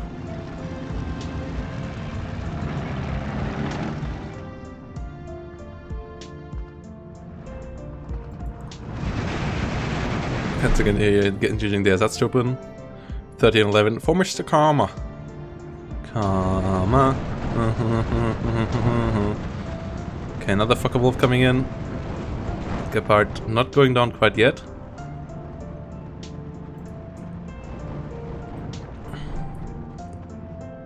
Another off-map coming in, but Kama really got this now. Yeah, against V for Victory, it's against Maverick, you really shouldn't play it.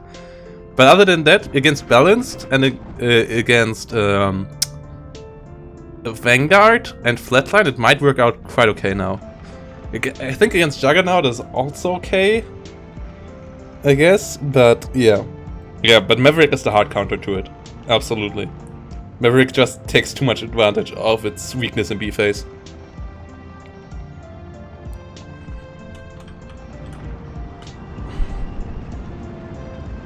Oh boy. Flak truck gets killed. Off map comes in. One Panther D left.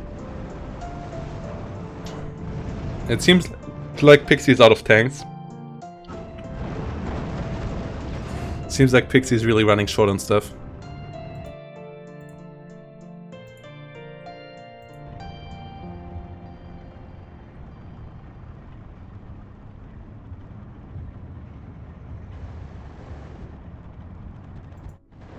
Looks like Karma is starting to take it. 14-10 here for Karma. And looks like he's just taking it just in time. Okay, there's Panzer 4Cs left, but... yeah, everything he gets... okay, the off-map is actually really good. But it's not good enough because he doesn't have anything to follow it up with. This is GG. He actually had Panzerschrecks, he just got them in too late. He had Panzerschrecks in the end. He just used them way too late. Pixie that is. He didn't use them at all, Gensei. So yeah. He had them. Panzer 4H going down over here. Don't know if he had this late card or if he only used the early ones just now, but yeah, he could have used more, I think. Hopefully there's a lot of 222s trying to solve the issue, but I don't think there's a solving to this issue, especially with all the fucker wolves. Yeah, this is just full-on collapsing time here for Pixie.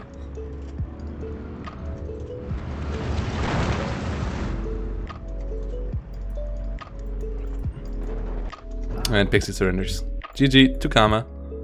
Yeah, also having quite a bit more kills here in the end. Winning the air fight, and that really won him the game. And just Pixie not being able to push through with his off-maps and King Tigers. Because of partially the air fight.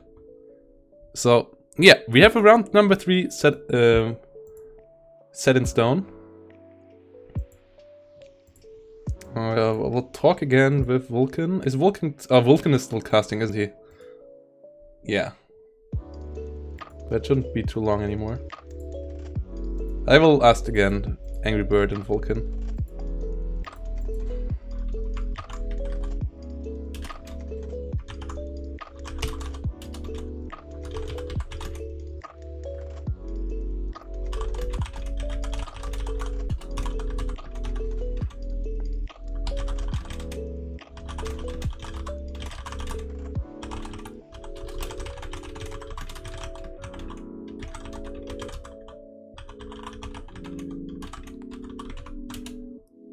Okay, so this is round number 2. Greyhound winning. Von Pauls beating Yadris. Angry Bird beating Nate. Oh my god, I want to... oh my god. Lolly versus Angry Bird. This actually gives another chance for a victory to Angry Bird. Because Lolly is sloppy just as as Angry Bird. He's sloppier on a higher level. Like, he plays... his highest highs are higher than Angry Bird. But if he messes up, he might just as well fall below him. Yeah, really cool.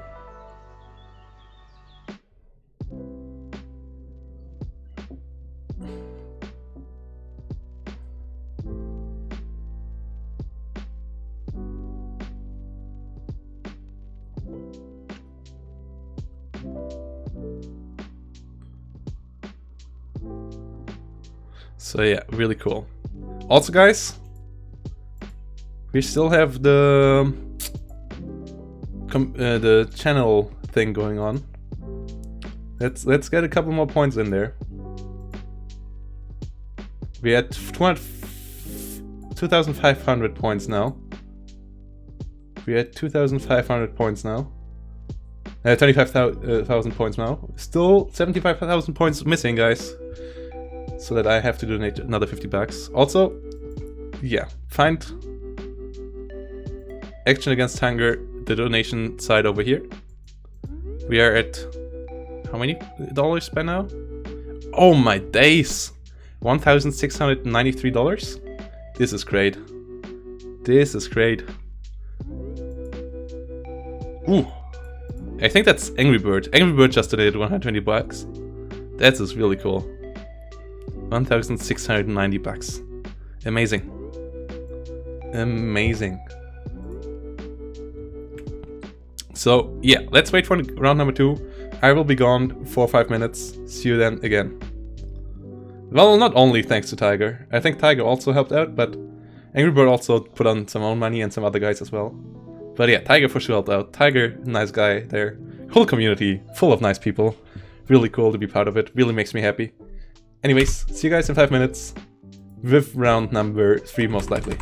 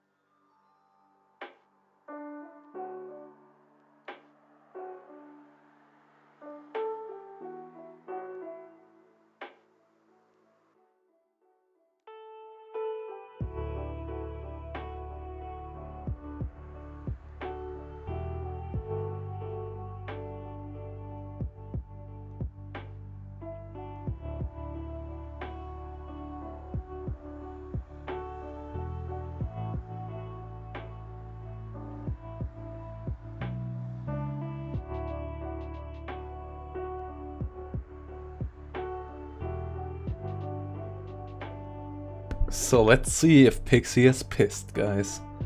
Cause, yeah, we will jump into another game with Soloing Pixie against Nate aka Emperor with Balanced versus Flatline. So a lot of new stuff. This is really cool. Seeing the experimental phase on a new patch Damn, it feels so long since we had this.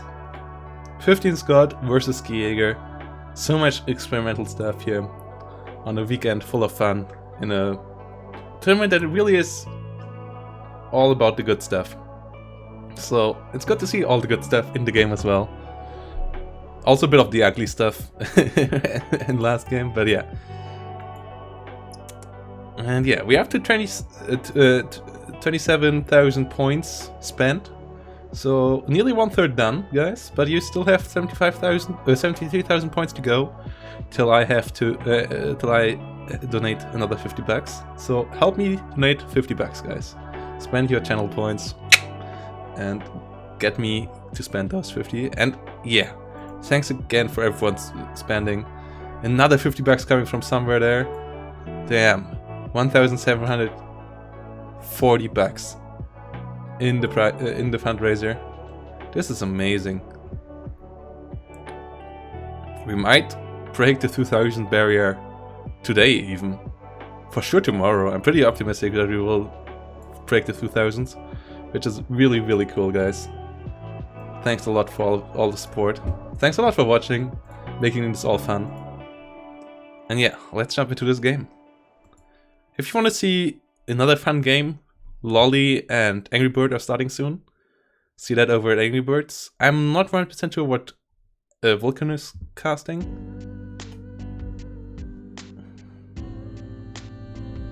Yeah, but we will see that soon, most likely as well.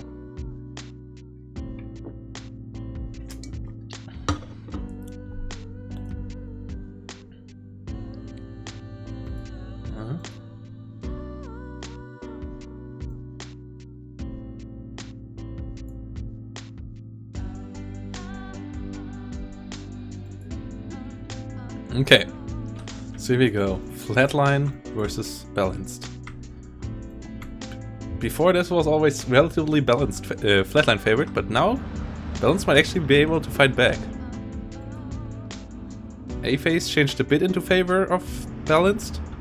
5 points. Actually, not too much change there, but yeah, it changed a bit. It changed a bit. Also, we are up at double speed, so no need for that anymore. Let's actually slow it down.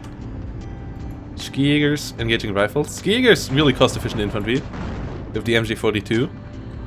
Especially now after the buff of the MG42. Really, really good unit. But obviously the rest of Ski Jaeger is only decent. It's a good division, but it's not amazing. That's why we see it here and not being banned or anything. It's actually free to be played. It's a 12-12. Jaegers coming around, rifles unloading.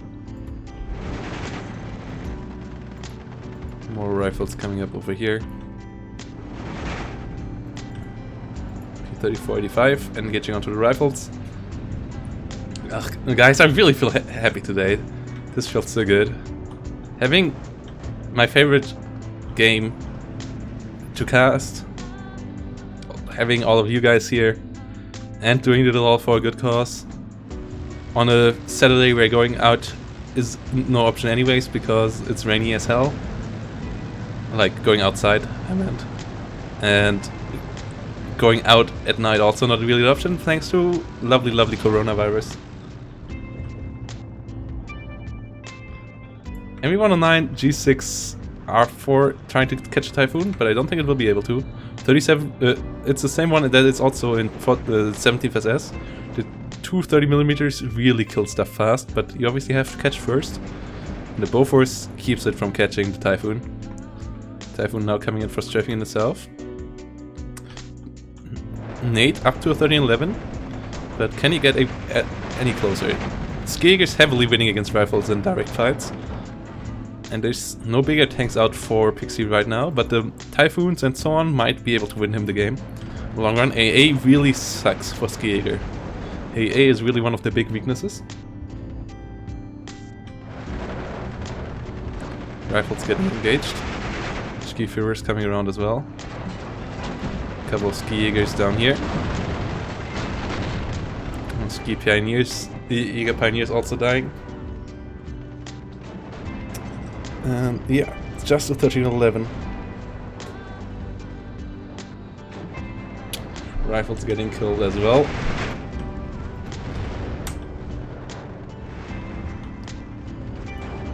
Fuck 40 engaging onto the rifles. Jägers, snipers all engaging. ME109, G6, R4 hitting here as well.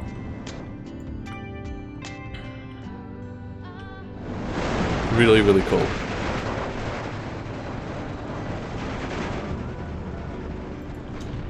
T-34 hitting the rifle.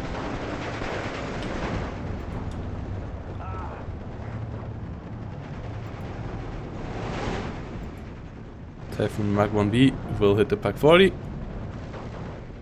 in a second. Doesn't get the kill though.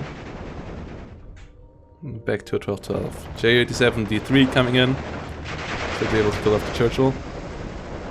But might get killed off by the Typhoon, and then it's not worth it. Yeah, gets killed off by Typhoon. Except he can maybe make a breakthrough out of it, but I don't think he can.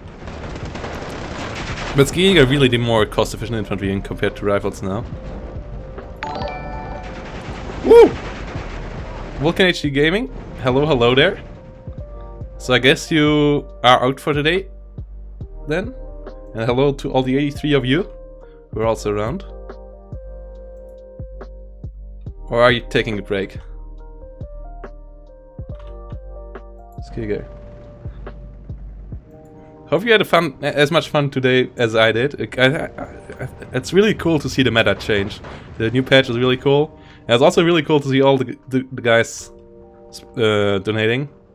Donation goal really going through the roof. ME109 G6R4 also coming around. Hope all of you guys had a fun day so far as well. We will try to continue this on over here. With Nate, aka the Emperor versus Pixie.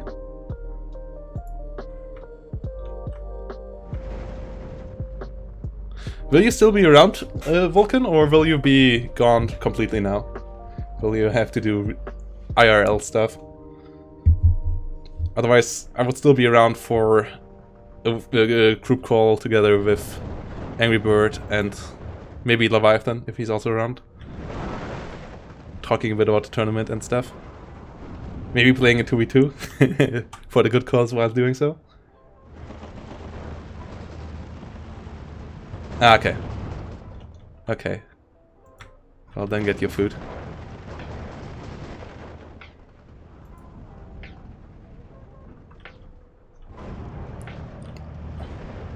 Get your food, mate.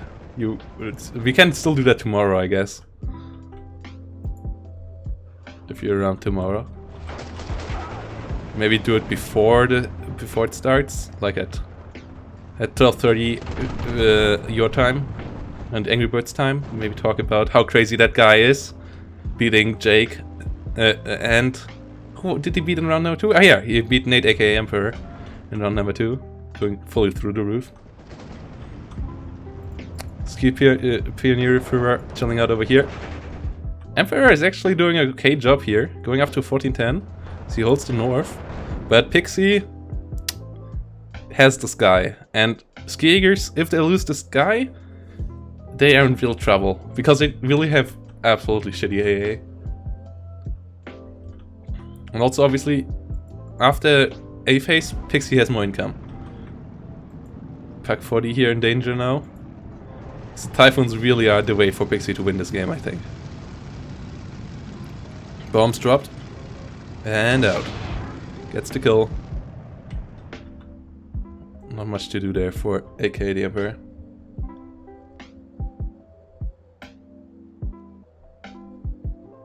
Yeah, sounds good. Sounds good. 6-pounder hanging around here. Jägers engaging. Sturmjäger coming out in as well. And then some rifles sitting around here.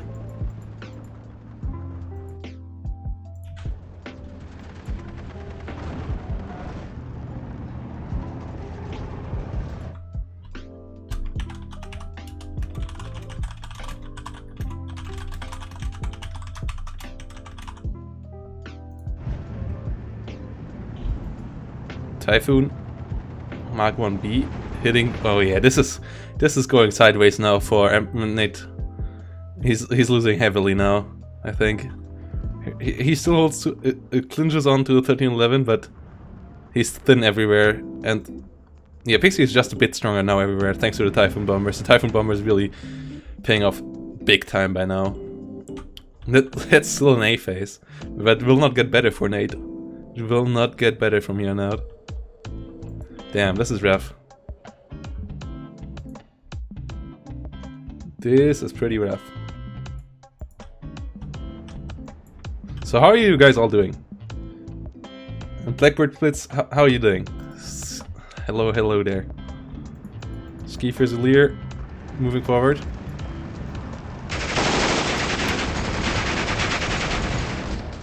$12-12.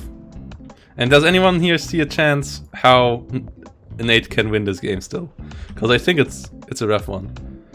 But Skieger just gets some luck 36s on trucks, right? And then some 20 molds? I think that's it in AA. And like for only 2 slots as well, so it's really rough. And the ME109 G6 R4s are decent, but Bofors plus Typhoons on the other side are just too good. And yeah, losing even the D3 down here without killing the Churchill. Oof. Big oof. Also, did cluster bombers got nerfed a bit? They seem to be a bit less deadly. This Churchill didn't even die even though it got hit. Sure, it was widely spread out. But it feels like cluster damage got reduced a bit. Doesn't it? Didn't it? Or is it just me? But it was not in the patch notes, that's for sure. Looks like one of the sneaky huge changes again. Or maybe it's just me and me, like, yeah. Because I think the Jada boy pointed it out, and now I'm always looking into every cluster plane, but maybe it's just me.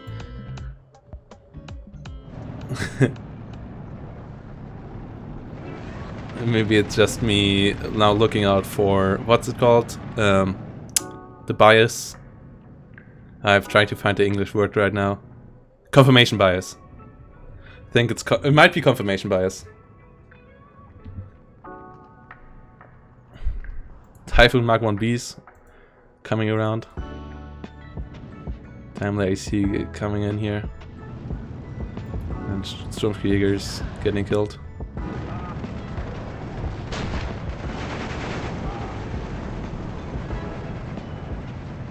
Jägers getting pinned everywhere. Yeah, this is Pixie going down here, guys. No, Nate, aka the Emperor, going down. Pixie, after the slumber he had against Kama on an insane Krupa game.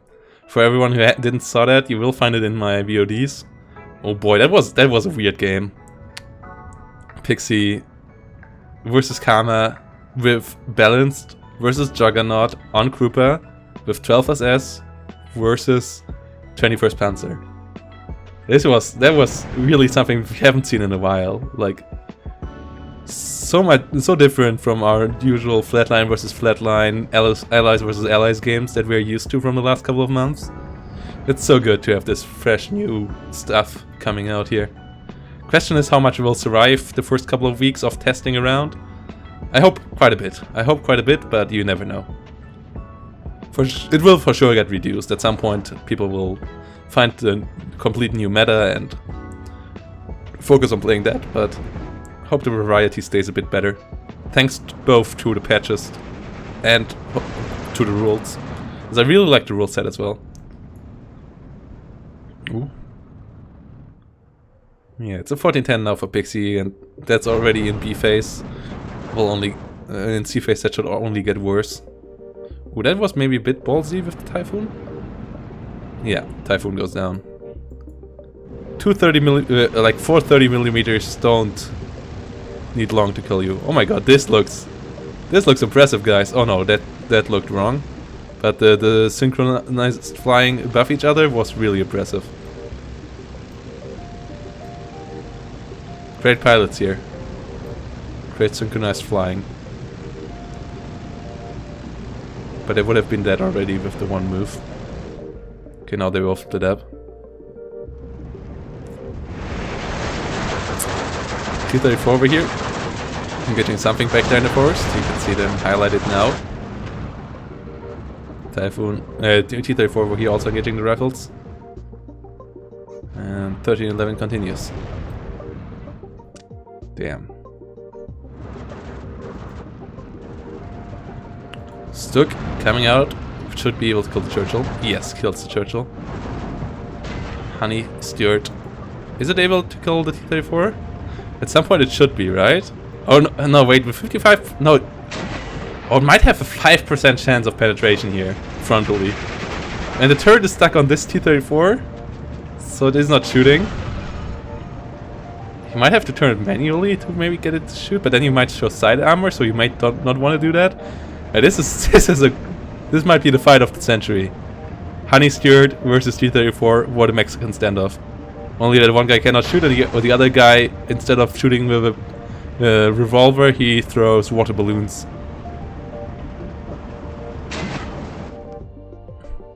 Like, this guy has his hands glued to his hips with super glue, and this guy just throws water balloons.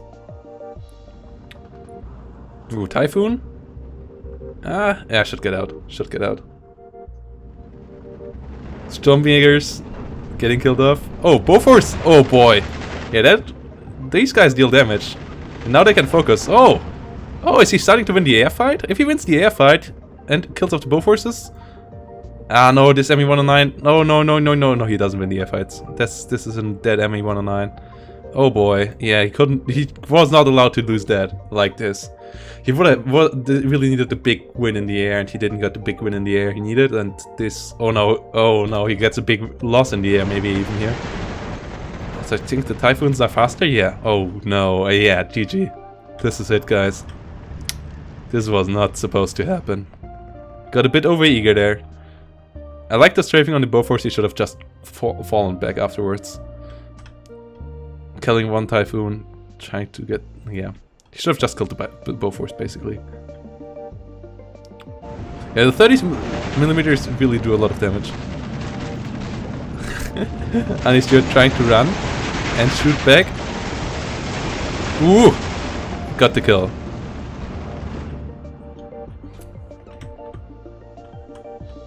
Yeah, but he can't... Yeah, for sure. But he can't really... He doesn't really have AA, so that's another issue. That's a 12-12.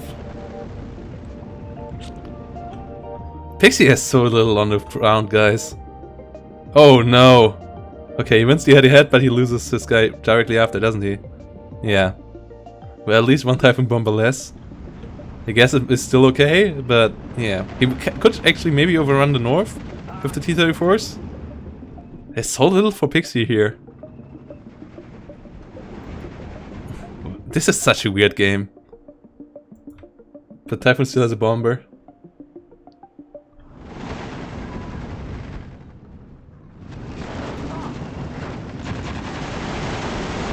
T-34-42. Skiega Pioneers coming around, but yeah, the Typhoon bombers are annoying. Not getting the kill though. So many tanks, so little infantry here. There's 6-pounders around.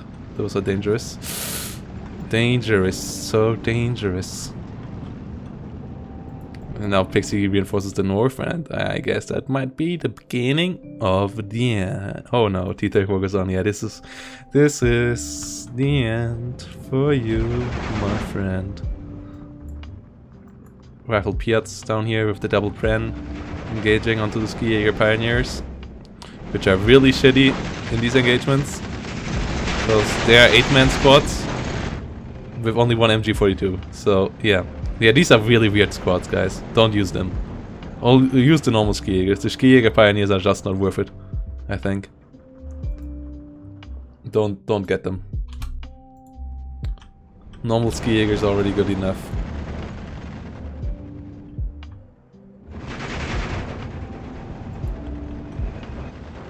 They're not even that good in CQC. Because MP40 is not that great in CQC. Oh no, losing also on this Stuck. All hurts. All of this hurts quite a bit.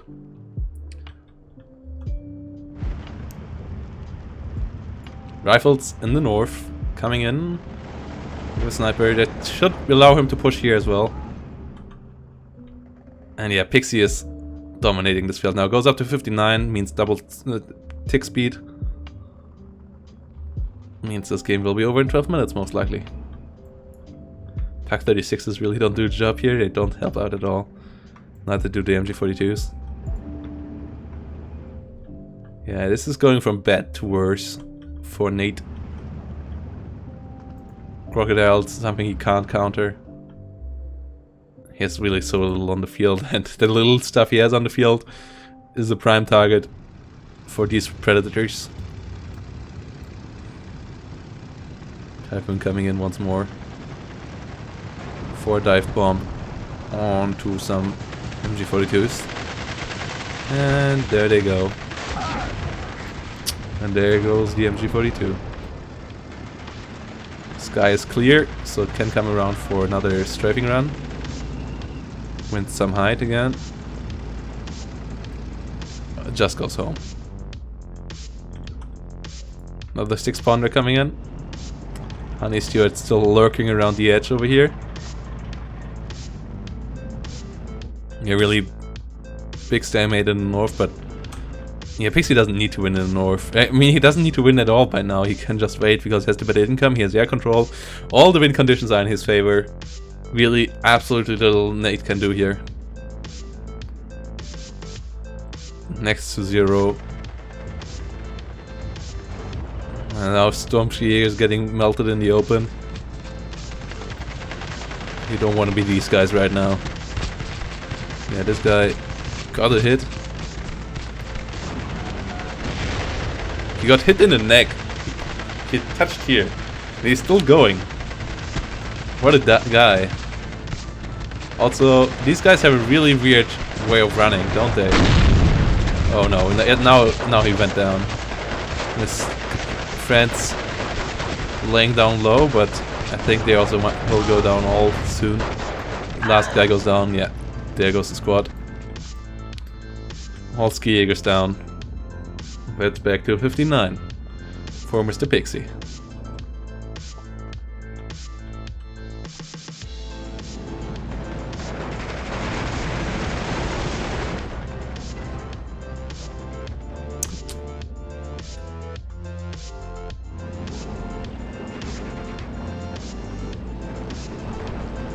Even if you get hit by a shrapnel here, I think it might be quite dangerous. And yeah, Nate surrenders over here. Also, hey there, Tiger. How you doing? So you're really doing it for the good cause. Spending quite a lot there. It's really cool to see all the guys here playing off meta, or like not off meta, but testing out new stuff. Like a lot of balance, V for victory, a lot of Axis versus Axis mirrors. It's really cool. It's really, really cool. So yeah, let's jump into one more game and then we will see if Vulcan is back. Make the call, or wait, Angry Bird is also over?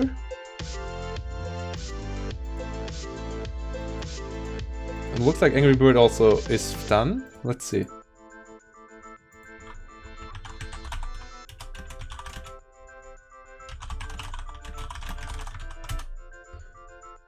Let's see if there's Stu versus Rooster is going on. JK versus Fishy. Let's see if Angry Bird is done with his one again. Again, guys, exclamation mark charity gets you to the tournament rules and the fundraiser. Exclamation mark Action Against Hunger gets you directly to the webpage if you want to check out Action Against Hunger overall. Maybe before you donate. It's a really good charity. It's a really...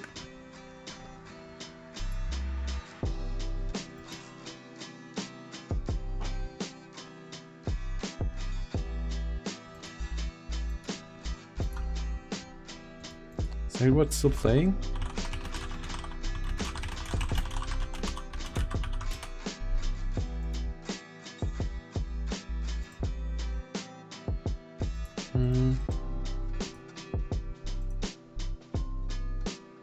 Oh no, he's... Why does it...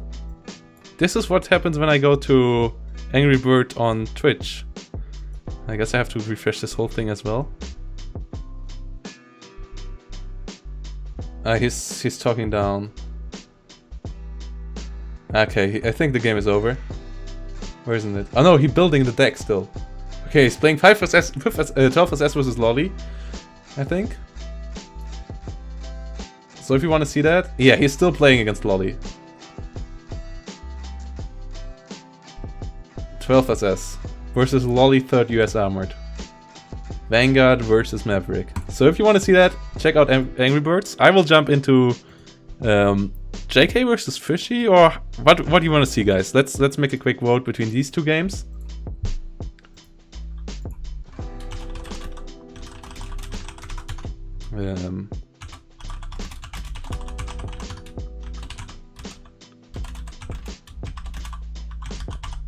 I might have, yeah, 2-minute vote. Which game do you want to see, guys?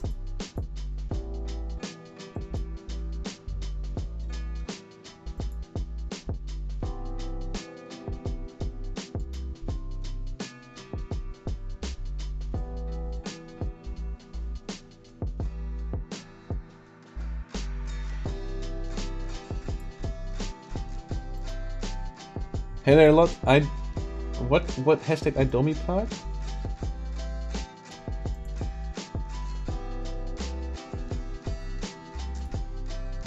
Okay, everyone is for JK versus Fishy, it seems like.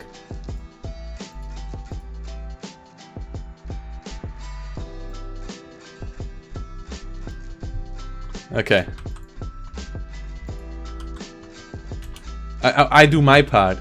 I was like, I'm trying to if there's no spacing, I was like, Edom, Idom.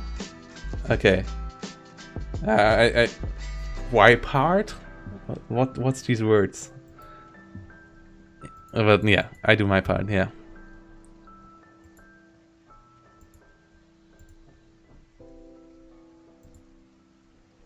Okay, it looks like Fishy versus JK Komori is winning, so we just jump into that.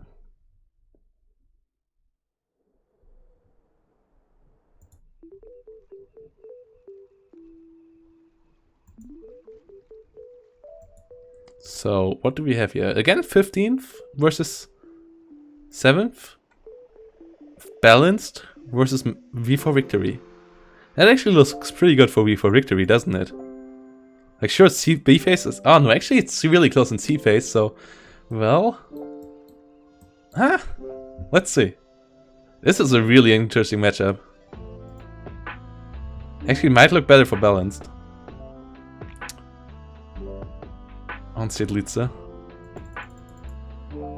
Let's go through deployment real quick. Left side, Fishy with 7th Mechanized.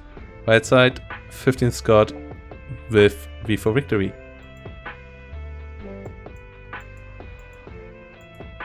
Oh, okay. Yeah, if you want, you can just jump in. I just hop you into the voice call. I wait at minute 5 again for you.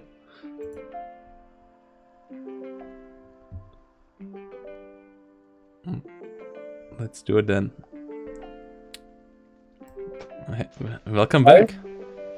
Thank you. I will just wait at minute 5 for you then. Oh, actually we are live. Okay, no, just speed up till you're live. The game is only at 2 minute 50 then. Okay, just got live then.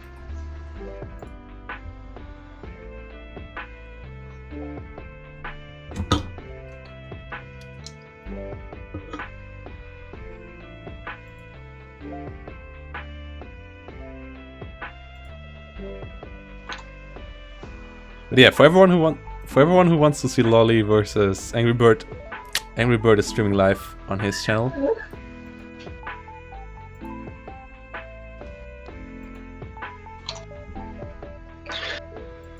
Yeah, I'm very happy to see some love for my favorite income type, V for Victory. Yeah, absolutely, absolutely. I think though it's gonna be tough for Mamori with against 7th, seeing how his tanks are gonna very much struggle against the heavy anti-tank guns that the Russian Soviets get, and then as well, you have a lot of rifles, but I think this map, comparable to other maps, is not really a rifle map. Well, compared to how strong rifle can be in other, because there's so many of these like open forest with like long open areas in between. Why is everyone playing with honey stewards today? I mean, you have to... Because they got nerfed. Their accuracy just got nerfed. Yeah, I know. But, I mean, you have Humbers. You don't need honeys, do you? Especially when they take away lovely Churchill spots that you can rather use. Yeah, I agree. It's interesting, though, because I didn't see them before, but now, last patch, they decreased the accuracy for 40 to 15% for the HE, and now they're being played. Yeah. So, you know, if you want to get a unit back into play, you just reduce the HE accuracy. Yeah. Then they become meta. Exactly. People just want to have more spread on the HE shells of the Honey Steward. That's what they want. Yeah, but I don't think that the AT guns of mechanized are too dangerous, and the 17 pounders and the 6 pounders are really dangerous for the tanks of 7th mechanized as well. So, yeah, I think it's mostly about the infantry here, which will be interesting because both sides have pretty decent infantry for sure. Let's see how good rifles here are here. There's loads of flames going on in the bottom. I'm also surprised that Fishy decided to pick 2 T-34s and only 1 infantry unit. It's like a lot of T-34s for being passive on that front, but very few T-34s to actually try to be offensive. Yeah. Honey Stewards survived the way through, surprising. But the 6 pounder goes down. Without actually getting a kill there. Yeah, this is not gonna end well, I think. Or it's still quite close, but the one thing that quite kills rifles is Strelke SVT, especially if they're in about similar amounts. We have here is the single star for the rifles is really helping a lot. Yeah, that's 3 SU-76s coming in. So Assault Pioneers on the side of Jackie Okamori. Yeah, this will be an interesting one, because JK obviously has the 250 advantage in A, but then drops off heavily in B. So let's see how much he can make out of this A advantage. Exactly, you want, well, pretty obvious, you want to just take enough ground to make sure that in B phase your opponent is just fighting to get back to the 50-50 line, so that you then win with the great income advantage. But in the south here, the Crocodile is going to be pretty unopposed, otherwise, unless the Strelke SVT gets a heat grenade into, because 5 now SU-76 going into the south, but the Crocodile is just going to shrug off those rounds. Yeah. And in the meantime, we see the city push. Oh, but it might not. Very low. Oh no!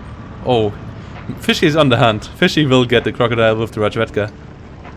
Ooh, yeah. The Crocodile is done, and with that, the south looks really weak. There goes the Crocodile.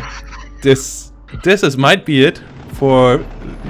Yeah, well, he wins the infantry fight now with the Assault Pioneers, but with 5 SU-76s, if Fishy now invests into infantry again, he will easily dominate the south. Yeah, it was very risky play having the Crocodile go there when you already seen like Strelke SVTs at least. And like you said, it really that kill really flipped the south back to Fish's favor. While it seems like the city push stopped, you're so far ahead in the city, and I think that Yasmamori got too stressed off in the south to stop the push in the middle. Yeah, also in the north, he's getting absolutely collapsed in the north. This is really bad for him. Strelke SVT's killing off the Honey Stewards there with AT grenades. This is going absolutely sideways for Jackie Okamori. Yeah, I think though that this next Crocodile is going to bring back some stability on the northern part. Yeah, we can't forget that it is super late for him by now. He's in Taiwan, so must be like 2 AM by now? Yeah, I think it's 2 AM for him now. So, like it's same as Japan, right? It should be 12 or 1 AM. Yeah, I think, yeah, if it's same as here, it's, I think so. It's 1:40 AM. Okay, yeah. Well, it might be 1 hour So it might be 1 a.m. Okay, but it's still pretty late, and he played for quite a while today. So yeah, the crocodile move for sure was a big mistake. That is a hard one to recover, especially when you're already half through A phase, and in B phase you just will suffer. No way around suffering in B phase, I think, for JK Okamori with this income. So many stewards we see coming in here. I'm surprised we don't see any of the famous British Air Force though, because they sure can help a lot. Like that CIS-3 in the middle. If you just have a bomb strike on that, you have 2 flags in the city that you can take with your infantry. Yeah, I mean, we just saw it in the game earlier by Pixie with the Typhoons. It's crazy how much you can do with them. And 7th Air Force is not that strong in stopping them. They're at least having better AA than Skijägers, but you can for sure overwhelm them with Typhoons. I think though that Fishy is going to struggle a bit in the south, because even though he has those 5 Su-76 that's going to stop Mamori from pushing up, there's no infantry, like no follow-up infantry has been pushed in here. So, yeah, don't know and now why the SU is moving north. There's no point in investing into the Su-85s and the Su-152. That was just... those points should have gone into infantry. Then he would have had like 6-7 infantry squads now in the south. That could do so much work for him. Instead, he invests into tank destroyers and a support gun that don't really help him at all here. Yeah, I'm surprised that like the first 3 Su-76 that he pushed, sure, but then he bought like an additional 2 behind that. I feel like the Su-76 and the Stewards in this game aren't really the best, because they both have done barely anything and died quite quickly to some AT gun somewhere. Yeah.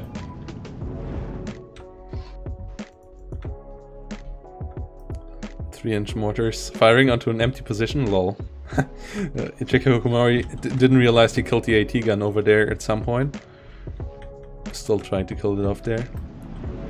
Yeah, in the meantime, Fishy has really managed to build up quite the tank force of Su-85s and T-34s in the north. And they're hiding even... But he can't push with that, can he? There's no infantry to support them. It's absolutely useless investment, I feel. I feel like, yeah, it's a bit over-investment, but having them straight around now can really help that, you know, he's holding the 13-11 against a V for victory, so once he gets that big pretend to be Maverick income boost compared to his opponent, then is when you're going to see some pushback. But generally on this map, I feel it's very hard to push back more than he already have in the north without being very, very inefficient in trading units. Yeah, but you can see now how shitty it is to not have infantry. In the south, the rifle Piats just can hunt down the Su-76s now, killing the first one already and just leaving the flag over, so it's back to a 12-12 now. It's really... This is too much tank. This is like, yeah, you can try to find an idea behind it why it's good, but it's just not, I think. It's just, like, there's no point in doing this instead of bringing in 6 more infantry squads in the north and having like half the tanks. Half the tanks do exactly the same. I agree very much, and especially when you're playing 7th, like it's more understandable if you're playing like a 100, like your favorite division, the what are they called? The 116th, was it? Yeah. The Vintage. Yeah. Or exactly, or a Panzer division, you know, where you only efficiently have 4 to 5 infantry slots the entire game. Then maybe it's a little more understandable that you only really use infantry when it's very needed. But here, like 7th, they don't really lack infantry availability. Like, it's not the best in the game, but it certainly is good. Yeah, and especially he brought in SUs, like, I understand the T-34 76s. I understand maybe 1 or 2 Su-85s, but bringing in 4 Su-85s and 2 CIS-3s, there's not that many tanks on JK Okamori's deck. Like, getting stuff that kills infantry, all fine and dandy.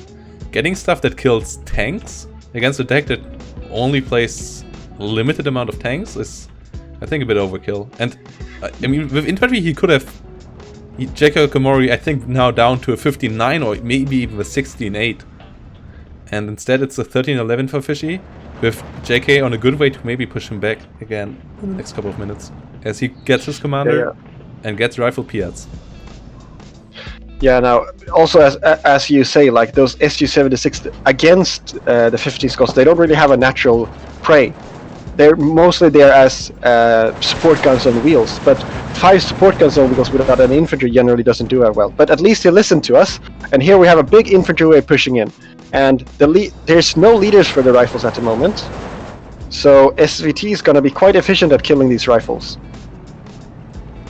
Yeah. And there's no AT in the south for Mamori, so the T-34-76 is going to have a field day. Yeah, also the mortar not firing HE rounds just yet. Now it's firing HE rounds, but I think they're a bit off target. I think he should disengage there and put the mortar rounds a bit closer to himself. Yeah, I think these mortar rounds will be all off target, which is a bit of a shame. Yeah, they all hit behind the infantry of Fishy now. Not quite predicting well enough how this would go. Yeah. I think the Assault Pioneers might stem it, but I think that once the Assault Pioneers reach the front, it can still be, especially now that this is bad. I think that you want to do a hunt maneuver here, because your Strelkys, that they move and they don't stop, that increased damage you take, it hurts so bad, and I think that's one of the main. Of course, the Assault Pioneers really can stop that, but that he kept moving into the enemy without stopping, that hurt so much. Yeah, this was rough. Now he has to disengage again, but at least he does that, so he should escape here. T-34-76 now also helping out. There's a Churchill 4 on the way. Should try to deal with it. There's also some Churchill 4s now on the north. Yeah, JK shouldn't invest into Churchill 4s, I feel like, though. Just invest into air and just bomb him and force him back that way. If you, ignore that he has so many tanks and make it useful instead of trying to combat it. Like, trying to deal with Fishy's tanks right now is the absolutely wrong move, I think. Like, getting some anti-tank guns and air would be a much better way of dealing with it, in my mind. Yeah, it's sad that I think he kind of lost this opportunity to take the city now that it has the 52 and the 6 looking over it, because he really had a prime chance to take those 2 city flags there. But now he's gonna need to kill a lot of stuff before he gets in there. And yeah, as you say, there's so much tanks for Fishy here. Also, shout out, guys. Leviathan is now live as well, casting. For everyone interested in that, check out his channel. He's live now with some nice casts over there. He's sadly a bit late to the party as he had to do another test today. But yeah, he's around now. So check that out. 4 rifles coming in the south. And meanwhile, in the north, these T-76s are really going to make sure that the rifles can't push for. Ooh, but they have so bad vision that the Piats is going to get a shot up in the north. What's the result? A miss. Ah, the classic. This is classic STN-44 Piat behavior there. These Piat, rifle Piats did cosplays as Steel Division Normandy 44 Piat soldiers, not Steel Division 2 Piat soldiers. Because in Steel Division 2, Piat is much better. Actually has decent accuracy. Yes. In Steel Division Normandy it was bounce, miss, miss, bounce, miss, miss, bounce. Here it's 50% accuracy, so it's either hit or miss. But really, yeah. For everyone who wants to get the feeling of the Normandy Piats, go to any of the Discords that has the SOD bot and use $Piat there till you get a hit. Takes you quite a while. Isn't the ones in the Discords actually like SD2 Piats though, 50-50? No, it's not 50-50. It's like the original Piat. I see. In the meantime, the SU-122, which is actually quite a good counter to any armor that Mamor is going to bring up, is there, and the 152 is going to blast anything. It blasted a mortar in the south as well, and we see the same thing for Fishy all across the map. He has just a lot of tanks to make sure that there's no pushes going on. But he can't do much of a pushes or himself. I think that Go ahead. Yeah, Jacob Komori should be absolutely fine with that. as long as he survives B phase, he will be fine in C, I think. So, yeah, he just has to stop Fishy from killing him now. Like 5 more minutes he has to hold on, and then he's back in business with even a bit more income than Fishy. So obviously the difference in C phase is rather minimal, but it's at least there. I'm surprised that Maori sends in the Spitfire to strafe instead of just a bomber. But speaking of bomber, we have the first Typhoon bomber plane coming in. Meanwhile, we have the AA fight. Ooh, it's gonna be interesting because that's two quite a lot of dangerous fighter planes we have here flying straight at each other. Ooh, there comes another. Okay. Ooh, but the Nisov goes down. Can Fishy get behind him? Not really. Okay, the Typhoon should just try to get out now. He's flying a bit too far to the right. The P-40 might get it. Yes, he's flying a bit too far to the right. P-40 is quite slow. Oh yeah, P-40 is too slow. Okay. It's really close though. Like, missed like 100 meters or so of range there. Yeah. But yeah, Typhoon even with bombs is still faster than a normal P-40. And now the P-40s are really deep in territory. Now when they turn, they might actually get another Typhoon directly behind them. Okay. This is really interesting airplay, but no Typhoon coming out. Also, no AA on either side is another thing that is really weird. I think we're seeing quite little airplay from both now. It's just the last minute we've seen some with the bomber now in the north, and now we see why this isn't working in the north, because he took off T-34 and his infantry's now captured the next forest, and now the Churchills move up, take out the next one hopefully, and then they can take the next forest. But there's a bunch of Su-85 that actually have a decent pen chance at this range, and they were but they have a shitty rate of fire, so in a direct firefight like this, they actually kind of suck. But at least the bombers helped out and pinged down the Churchills. Otherwise, the Churchill would have just annihilated all the Su-85s. But it's still, I think, a 2-2 trade, which is okay-ish for the Churchills. Obviously, Su-85 is a bit cheaper, but not that much cheaper. And now there's an AVRE. Can the AVRE get a kill with its big 290mm? Oh, this is unlucky.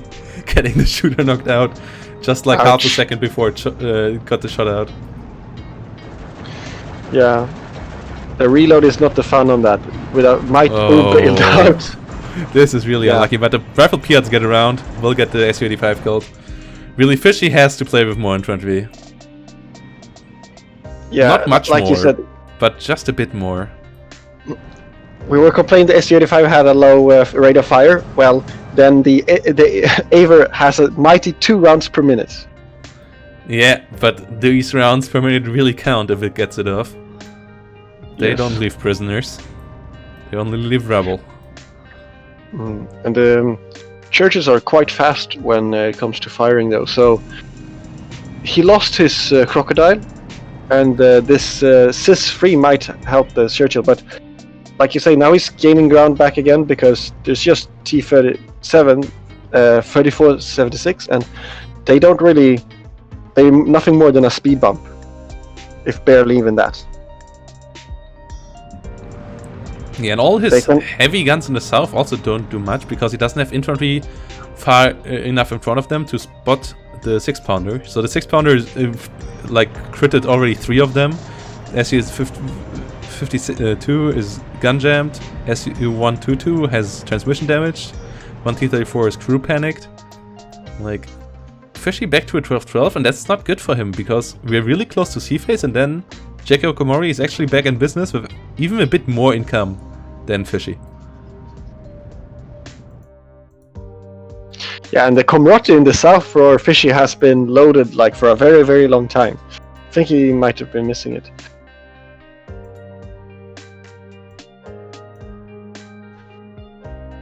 Yeah, I don't think it looks too good to Fish. It's like you say, his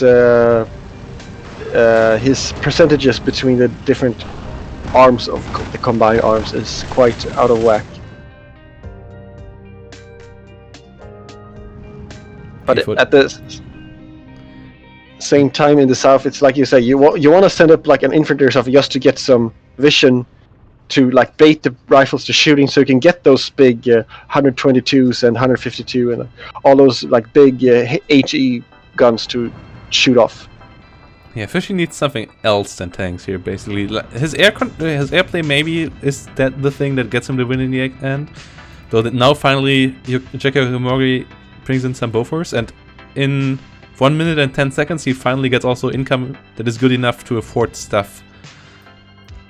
Like at the moment he barely can afford a Bofors a minute, but from then on out he can really get a screen in the air, and he has so many rifles on the field compared to the amount of infantry from Fishy's side. Yeah. So I actually start to feel the game again for J.K. Okamori. It looked really rough in the middle of B phase, but Fishy didn't really exploit it, so JK has really enough time here to get back into this game and to maybe win it in the end.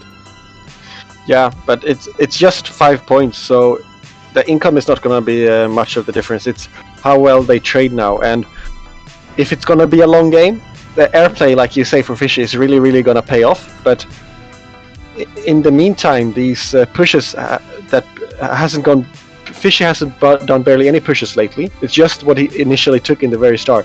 While Mummery has slowly but surely grinding back his 12-12.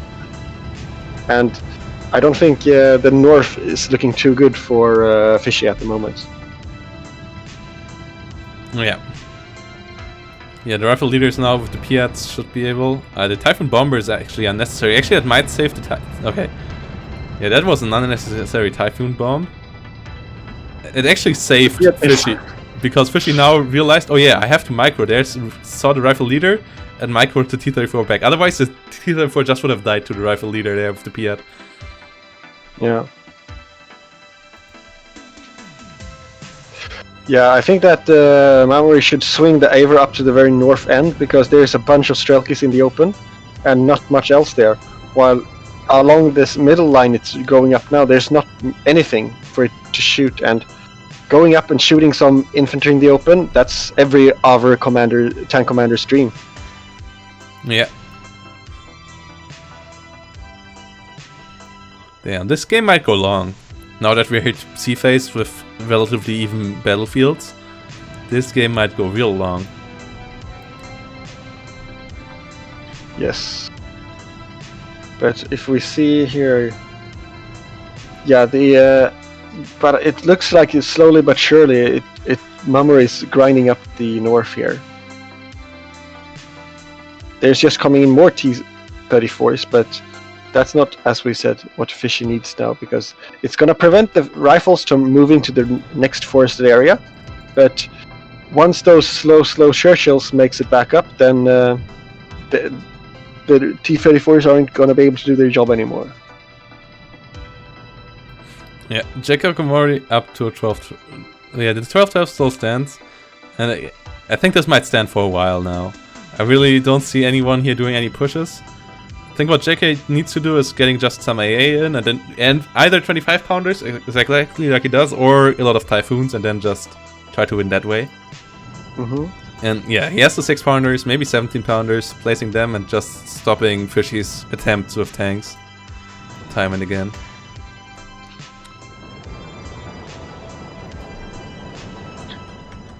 Yeah, I think that what we see from both players is that they're not really committing. Oh, we have a misclick from Fishy in the northern corner of his map. It seems like free infantry is unloaded and is now walking up the field. Oh yeah, that might have just been a classic misplay there. P-40s in the south kill off a 6-pounder together with the SUs. Spitfire now coming in. Oh, that's no, you don't want to go head-to-head there, JK. That's too many P-40 shots. Yeah, that's an even fight, exactly. Well, he gets at least one P-40. But yeah, the amount of Brownings in front of a P-40, you don't want to go head-to-head against that. Especially not if there's a second one that also fires at you. Churchill in the north, easily winning against the T-34 76s. As it has an insane fire rate of 12 rounds per minute, and better penetration, and better armor. So yeah, you really don't want to mess with Churchill force. The 6-pounder in them with the 12 rounds per minute makes them such a dangerous opponent for any tank, that it's not like a Panther or Tiger or higher. In the meantime, I think that both players see here that they're not really reinforcing a specific area to do a push, they're just generally reinforces their line to hold what is. And that's why I think it's going to be a grindier game. But that's the thing, is that Fishy has more airplay, and as you saw now, the bomber take out some infantry in the south. If this keeps on going, he can keep on sending in bombers. And especially since the Bofors is so far back, it's not doing any help at all. But you can't put it any closer because there's no good other spot. Because otherwise you get in range of the Su-85s and Su-122s and stuff, and you don't want to have your Bofors to die. Exactly. That's why the airplay is certainly going to make sure that he can grind out at least the southern flag here, the first one. But 25 pounders now on the way of Jackie Okomori also trying to help out. And the first 17 pounder on the field in the south. More 25 pounders. Yeah. Okay, Jackie Okomori really goes for the artillery play now, doesn't he? Yeah, I think it's the right choice. It's once you see it start being quite like grindy, and both players are pretty dug in and not really pushing, then going for units that win the long game, that be RT and the airplay that we see here. That's what's going to then grind away at the opponent, because you won't need the frontline units as urgently because the front lines aren't moving much. And then the question is the RT play investment or the airplay investment going to pay off more? Yeah. Ooh, yeah, but he can also even win the air fight if he doesn't mess up like just now. The P-40 should easily get the Typhoon this time. That was a big mess up by Jackie. You don't want to lose your Typhoons. Yeah, I think that overall Fishy has been both investing more but also playing better the airplay. Yeah. Even though I do think that Scots would be the one to actually, division-wise, want to be the ones that are heavier in the air. Absolutely, but Jackie Okomori has command. Well, he doesn't have too many leaders. Leaders next to his Boforces in the north might really help him out there. Also, a couple more Bofors would be nice by now. Though at the moment they're trading quite a lot, so he might have to reinvest into the front line first before he can afford investing into Boforces again. But one or two more Bofors all around the map would be nice, and then trying to get kills with the Spitfires. Oh, that's a risky play in the south with the Piats. That's doomed to fail. I think that he's setting up like one or two, like two Churchills at a time in the south, and seeing how dug in Fish is, that's not an idea. You need something to like undig him, be it bombers or artillery, before you can send in tanks, or at least you need a mass ton of them. Yeah, I mean, you have the off maps. The off maps got nerfed a bit. Like, you only have one card of 203mm off map left instead of 3 cards, which was absolutely insane. And one more of the Sherman 152mm off maps instead. So you have 2 of those and one card of 203mm. But that's still good off map that you could use as Jackie Okomori to try to dislodge Fishy here. Because that's one of the issues of 7th Mechanized. They don't have good off map, or any off map at all, if I remember right. Ouch. In the north, the PE2s are really doing good work, both in the north and south. They're coming in and they are killing a lot of infantry on each run, and we haven't seen a single one go down or even be contested by air yet. So it's like we said, in the long time you can't afford to do that. And in the meantime, we have an artillery duel, which I think is going to go in Fish's side, because it's more artillery and it's armored artillery compared to just guns on the ground. Yeah, it was a really favorable start for him there, already gaining one of 25 pounders. Yeah, I think if Jackie Okomori wants to continue on in the artillery battle, he might want to get the other 25 pounders, like more 25 pounders out, and try to counter battery from now on out. But that's obviously risky. Now also there's AA from Fishy, so the Typhoon bombers have it even harder, because the M15s are pretty decent AA. Yes, but in the meantime, we gave Fishy quite some flack for his early play with all the tanks, but how we're playing it now is maybe we see some pushes in the north, which is good for Mamori, but Fishy is really winning the places where the grinding game is really important, the artillery and the air. So unless Mamori can do something to dislodge this stalemate, I don't think it looks very good for him. Well, he has more 25-pounders coming, so if he uses them really well for counter battery, then I could see him winning. He got the... Oh, nice. He got the supply truck of Fishy, which is, I guess, the best kill he could have hoped for in that regard. I don't think Fishy will have more than one B-phase card of supplies in his deck, so that should be a really good start. Yeah, but I think that because of the SU-76s are armored, I think they're still going to be quite favored.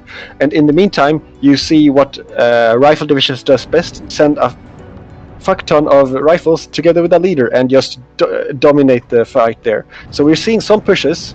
He won, barely a flag there, but that bomber is going to hurt bad if it hits. But I think it's not going to be a full hit here. Actually, hitting nothing at all.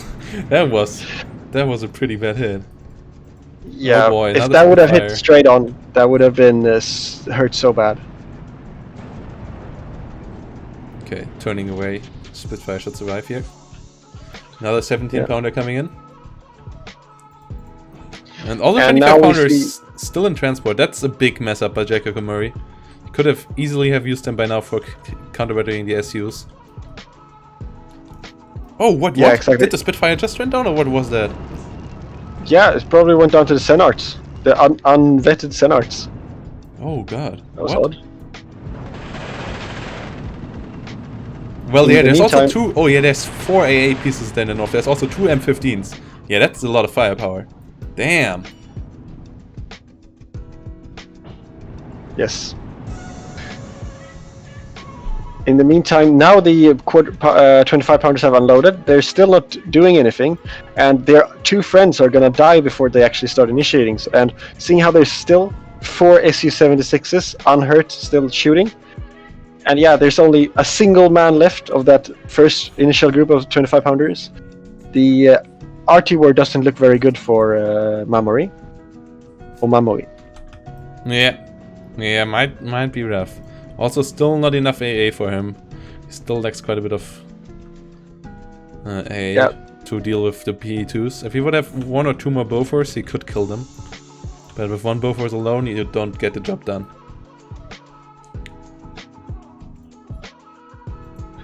Yeah, we have one of the first ISU 122s in the north taking out the Churchill.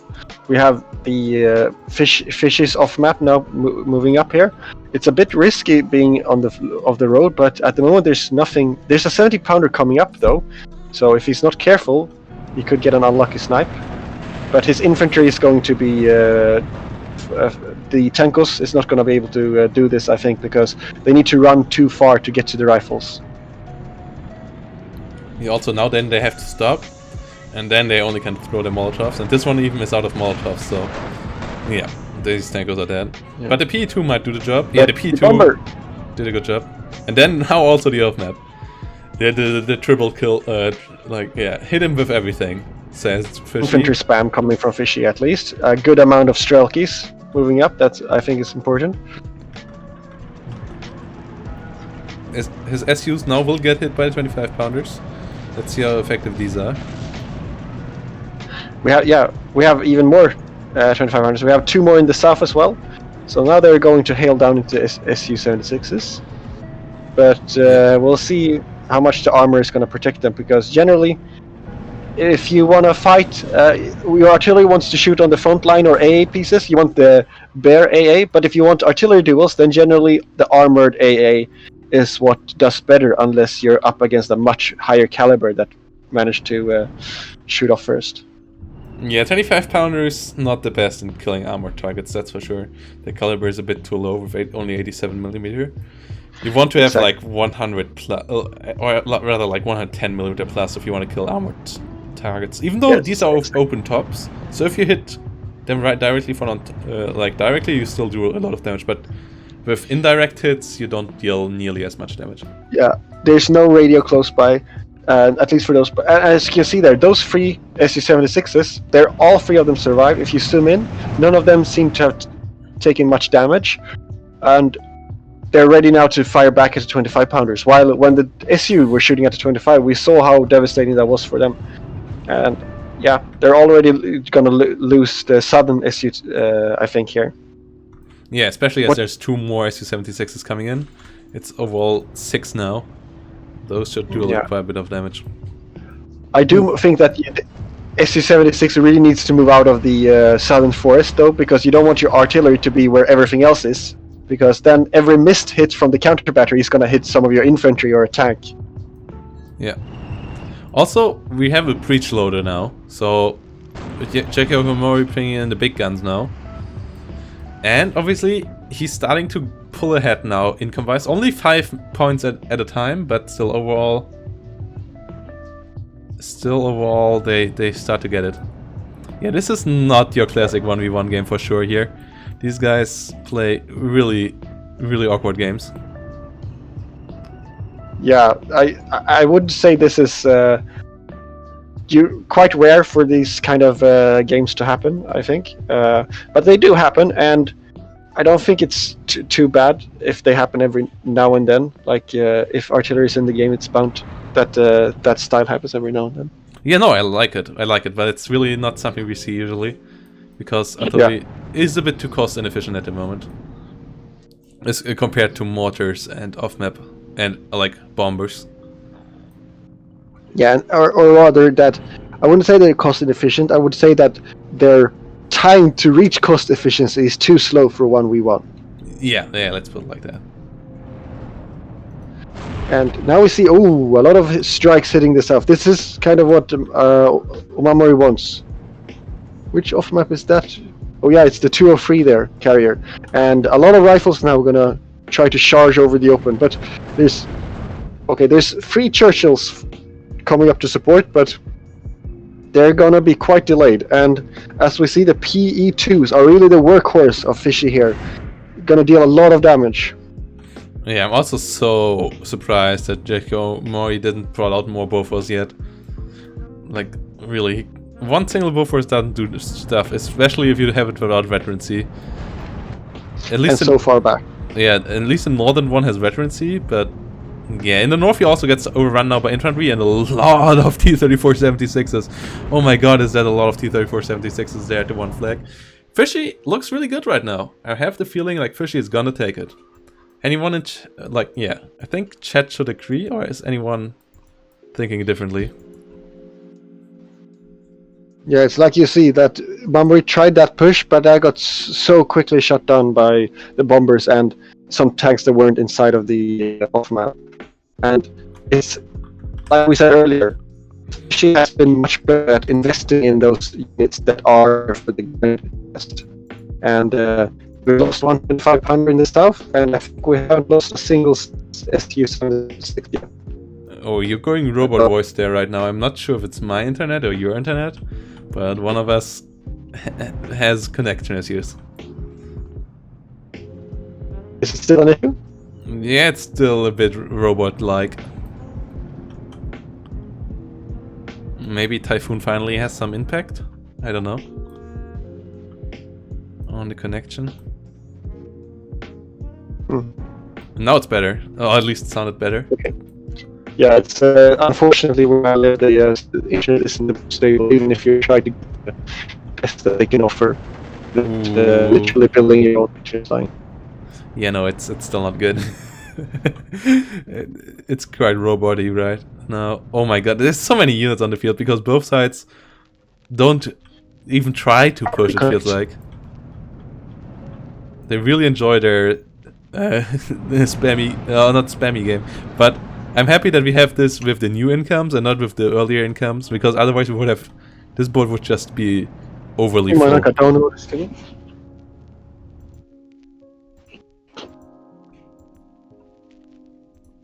Yeah, Mr. Roboto over there, out from Japan. Ooh, but the BL5s might be really doing the job. This is peak artillery play here from JK Okamori, out of Taiwan.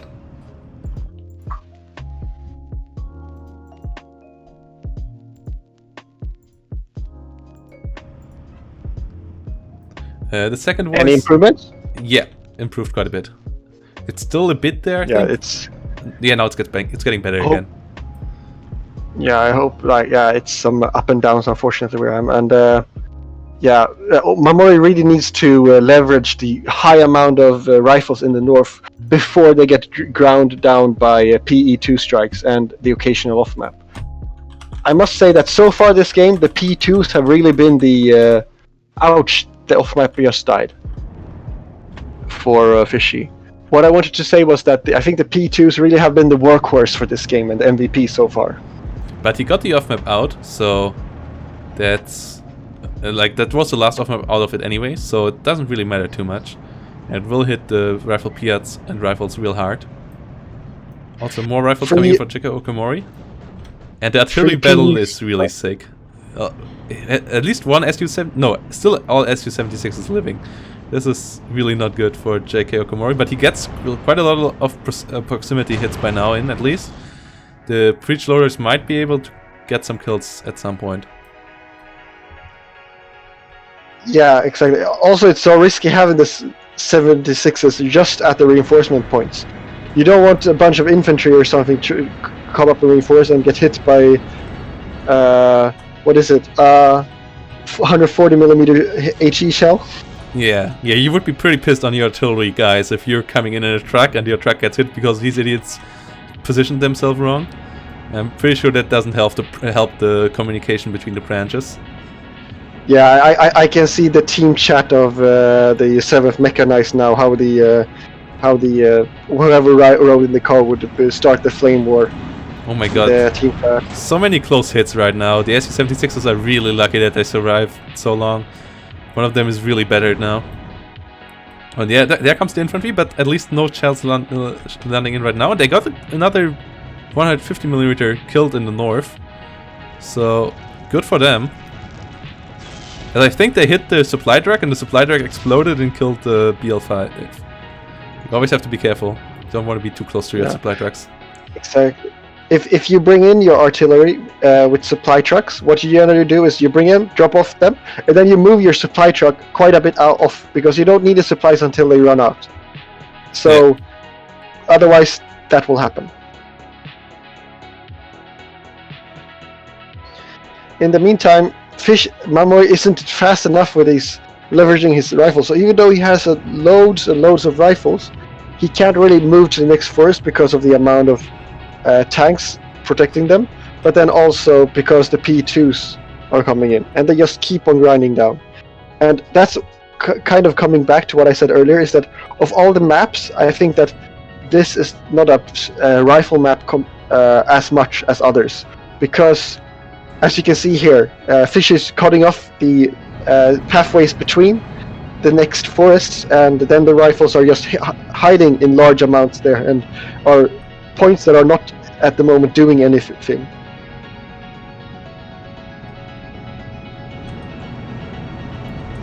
Yeah, 6-pounder over here will engage, kills the SU, but there's a lot of Tanko Sanikis on the march. Fishy finally has messed up his attack here, and this might mess up JK Okamori. The masses will mess up JK Okamori here. But the 17-pounder, the 6-pounder try their best to hold on. T-34 falling, but yeah, 17-pounder will go down now as well. And yeah, these SU-76s do a lot to help pinning down all the artillery. The artillery investment of JK Omori really not paying off at all so far, because all they tried to do was counter-batterying, and they didn't do anything there, but a lot of them died. So this allowed Fishy to invest into tanks in that time, and now that pays off. So I think Fishy is on a good way here to victory, with all these Tanko Desanikis coming out. Oh boy. Yeah, it's like you say, I think like Mamori has invested some almost 600 points by now in artillery, and what have they done? They've maybe killed us 176 at most, while the 76 invested similar amounts. This is close to 1,000 points in artillery actually, with all the supply trucks and so on. And Okamori surrendered here, and I don't blame him. It was going to be really rough. Yeah, you can see in the kill-death ratio. Oh my god. There was a lot of points there for Fishy. having the air superiority, having the artillery, and also the board in infantry at the end. So, yeah, GGVP to him there. GGVP. Yeah, good game. It was a bit grindy, but yeah, if you then look at the kills, you could really see the PE doing a lot of work. And I think that's the thing, is that once it turned into a grind game, Fishy was the quicker and better at switching over to the options that play into that type of game, but also that winning the air battle and then also having the deck for it by having armored artillery units instead of just standing on the ground. But in the end, the artillery didn't actually do much more than just keep the other players' artillery from shooting at the front line. Yeah, exactly. That was... Yeah, JK didn't... Yeah, it was a weird game. It was an interesting one. Not quite sure what to think about it. It will for sure not be meta. But it was cool to see. Yeah. Anyways, guys, I think that's it for streaming for today, for casting for today. But we will have one more thing coming up. Vulcan, Angry Bird, and Leviathan will most likely join me in a second in a voice call. At least Vulcan and Angry Bird are on the way. Also maybe Green as the organizer. And then let's have a talk about day number 1, about upsets, about cool games, and about the whole good damn thing with the community. Making a couple of shoutouts to all the crazy guys who helped out. Making this as good as possible. Including you, Mr. Lot. And yeah, guys, the community challenge is still going on this channel. And we still didn't got too many points lately. Get it to 100,000 channel points. And then I will spend another $50 into the charity pool. So yeah, spend your channel points, guys. You should all have a couple of hundreds at least lying around. And we only need 100,000 to make it happen. Do it like a lot. We just spent 3,000 into it.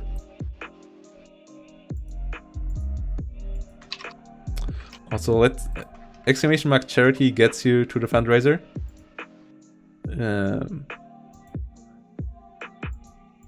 By now, we are up to...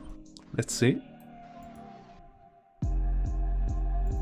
Okay, I think... Yeah, we're up to 1,758. 1,758. Also, Vulcan HD Gaming has followed. Ooh.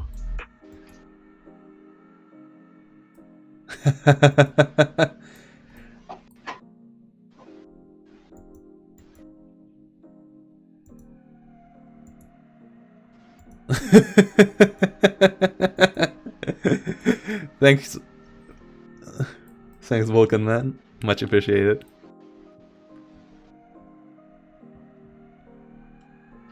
Alright, I can join you for the push-ups because I spent my points on the challenge instead.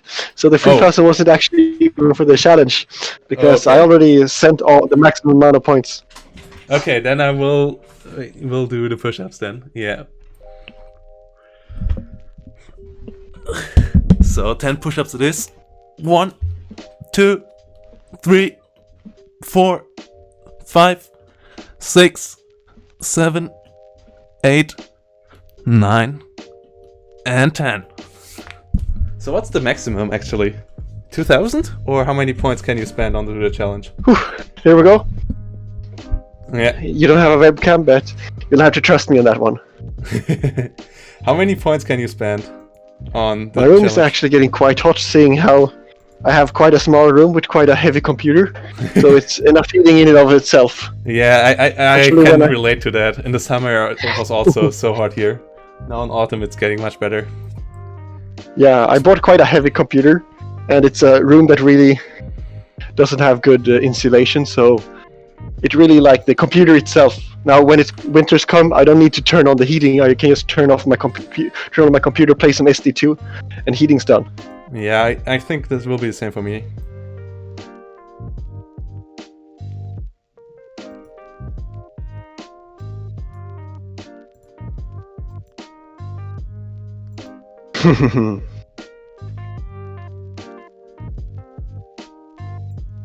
Ooh, TI. What do you say? I'm asking which graphics card I use. Oh, I'm using a 2070 Ti Super.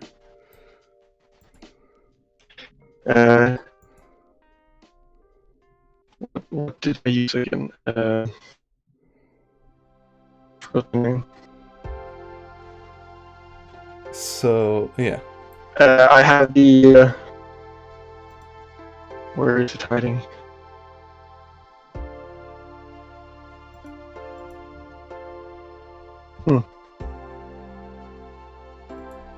You guess an AMD? Yeah. The latest 380, the one for 380 Ti. Okay.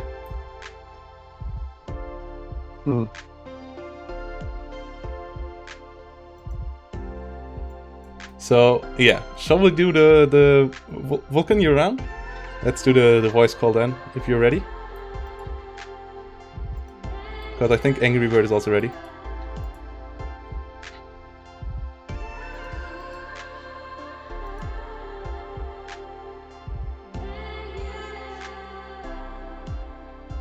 Ooh, Kama is beating Green right now. Over at Leviathans.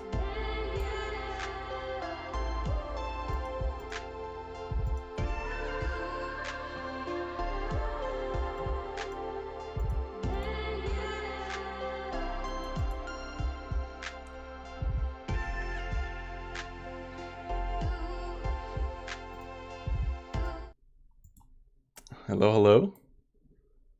I can't hear you, I think. Hi guys, I'm here, yeah, I'm here. Okay, hey, Angry. I just finished my game. Yeah. Hi, Green. Hi, what am I doing here? Well. Oh god, my kitty. Oh, I accidentally called Leviathan as well. That was not a good idea. Because he's still casting the glorious games of your screen. Green is still playing. Yeah, I've finished in this exact moment. So 2 more minutes till Leviathan can join us as well then. With the 2 minutes delay. Yeah, that doesn't look good for you there, Green. I don't want to predict too much, but I think you're losing this one. How do you know? How do you know? Don't know. I haven't watched Leviathan cast before. The 60. Yeah, I think it's his first cast overall. But he's always casting himself so well that yeah, I think he's a natural. Sure. When I saw him play against Karma, I was like, alright, I'll play something weird. And I played second God Stancorp, and I don't regret that. I don't regret it. That was a fun game. So, The second idea is good. This day was crazy, guys. Oh yeah, all the games. amazing. So many X's versus X's games. I didn't expect that at all. And then amazing games like Karma versus Pixie on Krupa with Juggernaut versus Balanced. That was a shit show. But it was a fun one. Everyone's getting it out of their system, you know. Yeah, I like to see. I really like to see it because not only we're getting the donations we wanted, but we also see that people are genuinely having fun. Because if people play Axis versus Axis, Juggernaut versus Balance, this is not meta. They are not playing meta. It's just to win. So I'm really glad to see that. I mean, in the games that I casted, I still found like it was kind of interesting because better players that I thought would do like really well, obviously were like you say, playing off meta a little bit and then kind of messing it up, and then almost getting beaten by people who like you definitely not expect to like get anywhere close. Exactly, and that makes the thing fun. What games did you cast in round number 2, Vulcan? I just saw that Gensei versus Jack game with like 116th versus 21st. Let me get the bracket open, I can tell you. What was the outcome of that game? Jack won with Balanced. He played 21st against the Juggernaut 116th, which doesn't make any sense. But I think the craziest games, like, yeah, you winning against Jack and Nate. Well, your lolly game, you really messed up, didn't you, Angry? Yeah, What he just countered me, and I didn't know what to do with the jumbos. I was just not expecting to face jumbos. So yeah, I've been playing a lot of German armored decks, and I've not really faced many Sherman divisions in kind of ranked queues. So it was a bit of an unknown quantity for me, and I just came up against jumbos and just didn't know what to do because I didn't have Panther Gs in A phase, and yeah, it just all went wrong. It just went wrong. I mean, I watched your game in round 2. That was the first one I did in round 2. Was Angry Birds. And I don't know. I feel like you dropped the ball a little bit, because Nate and his first Skiega is like really. I don't know. Nate seems to like his first Skiega. He played it exactly the same way in both the games I cast today of him. So that was interesting to see. I think Skieg is one of those divisions that might actually crop up in the league more because of its cost-efficient infantry. So that was interesting to see. But yeah, in the second game that I saw Nate play, the biggest thing that I saw was just like Nate loves to like fake, like just by having like a skeleton force of shit somewhere. And both players that I saw, like including Angry Bird, just didn't recognize it. Yeah, I think that's some play you see by certain players a lot. Like Karma, I think, is usually one of those as well. He really like leaves a skeleton force in one place, and then he really goes hard on other place, and invests so much that even if you have a normal, like a good amount of force there, he's just gonna overwhelm you anyway. Yeah. But in game number 3 of Nate, you could see why Skiega is not a meta division. Like, at least if you get counterpicked, you can counterpick them hard because they have so little AA. And Pixie just picked Scots and just bombed him into the ground with Typhoons. Yeah, those SDKs at 10-4s don't last very long when you got multiple Typhoons hitting them, yeah. Yeah, also Yeah, I really love the division though. Pixie's also really good in his air micro, so the Typhoons just outplayed those ME109s. The ME109s are really scary because they have the two 30mm.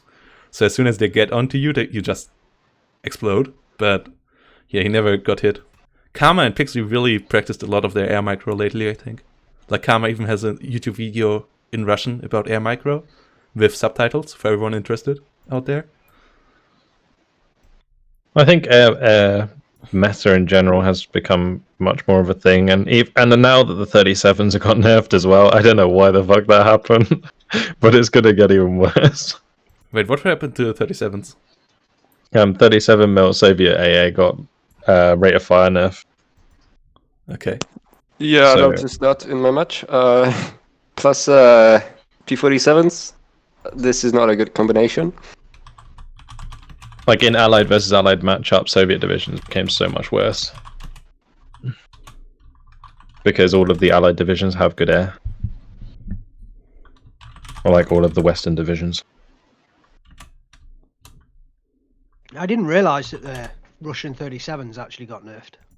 Yeah, I mean, it wasn't in the patch notes, so I just figured it out when I was playing it on the weekend. Or not weekend, on Thursday. Then we should bring this up as a bug because I don't think that was on purpose. Like, there's no point in why that should be. Yeah, I thought it was a bit weird. Yeah, we should bring that up as a bug. But yeah, what was the most fun game you guys casted today or played? Like, for each of you. Like, Green, what was your most fun game today? Oh, I'd say this one. The first one was, let's say, 1 hour late since JPX had to drop out and Von Paulus replaced him. He came in a bit late, but that was a bit rushed. The second one, well, I played at Stoch and it was quick. But the third one against Karma, I really liked how it looked. It was I enjoyed it. It was kind of nice, I have to say. Yeah, I think one of my first games, well, the first game I cast was Karma versus Omamori, and I thought Omamori was going to get, like, absolutely wrecked. Like, but Karma, like, really was, I don't know, his initial deployment was very strange, and then, like, Omamori pushed into his, like, skeleton forces that we were talking about, and Karma lost so much ground early. I was like, holy shit! It was like Omori just could like overrun Karma. Like it was actually ridiculous. But Karma managed to like claw it back. So that was a good one. Yeah, I think obviously my first game against Jack, I would probably say is the most enjoyable because I think he's probably the second best player I've ever beaten. So yeah, it was nice to get a victory against him. But I did enjoy game number 2 as well against Nate. That was an enjoyable game. But yeah, the last one wasn't so enjoyable. So yeah, I guess two good games. Yeah, Lolly doing what Lolly thinks here. Weekend tournaments really are his time to shine. Like in League, he got absolutely buffed this season, and then in weekend, and then he's like, "Oh yeah, I'm so weak," and then he comes to a weekend tournament and goes 3-0 already again. That's classic Lolly things. Yeah, he's a great player. I didn't expect to win against him anyway. I didn't expect to win against Jack or Lolly. So getting one win out of those 2 games, I'm pretty chuffed with that. Let's wait for Lovash to get a buff, and Lolly will be number 1. All we need is a Lovash buff. True. Lovash buff. Why? Shout out to Tiger though, who donated $170 on my stream to Action against Hunger. So I think my stream ended up with I think it was $309 in the end donated. So I was pretty pleased with that because I had like $100 target that I thought, oh, if we can get $100 through people on my stream, that'd be pretty awesome. Yeah, so we beat that, which was great. Yeah, I just had a direct link to them, so I don't know who really donated through my stream, but yeah, I just asked people to shout out if they were donating. So. Oh right, I see. Yeah, we're really good though. Like 1,750 bucks already. I think we will be easily cracking this 2,000 tomorrow. Like my goal is still going on. Like I made a channel goal with people spending their channel points, and then I will donate an extra 50 bucks. People are a bit hesitant to spending their channel points. But... So whoever is in here who haven't spent all of the channel points they have for that, that's your friendly reminder. Yeah, make me spend an extra 50 bucks. Can I spend more than 2,000? I don't think so. Can I spend 4? Just spam highlight messages like I did. Oh, but I'm so glad that we did pass that. Just we almost quadrupled the first aim, the 500. I was so glad to see when Eugene donated. I knew something is happening. When Eugene came in and donated the $500, I was so happy. It's amazing that this community can. There's so many good people in that community to donate. Yeah, also all the content creators super up to it. Oh yeah, even like Khan and Reng, who can't be here today because they're busy. And obviously, it's super early for them as well over in America, but they will cast their games as well. Yeah, it's huge thanks to all of you guys because most donates came in here when the stream started, when the game started. And all those people just, discovered the tournament because many of them didn't know about it and started donating. And also the fact that they're streaming the games is amazing. That's a huge thank you to all of you lads.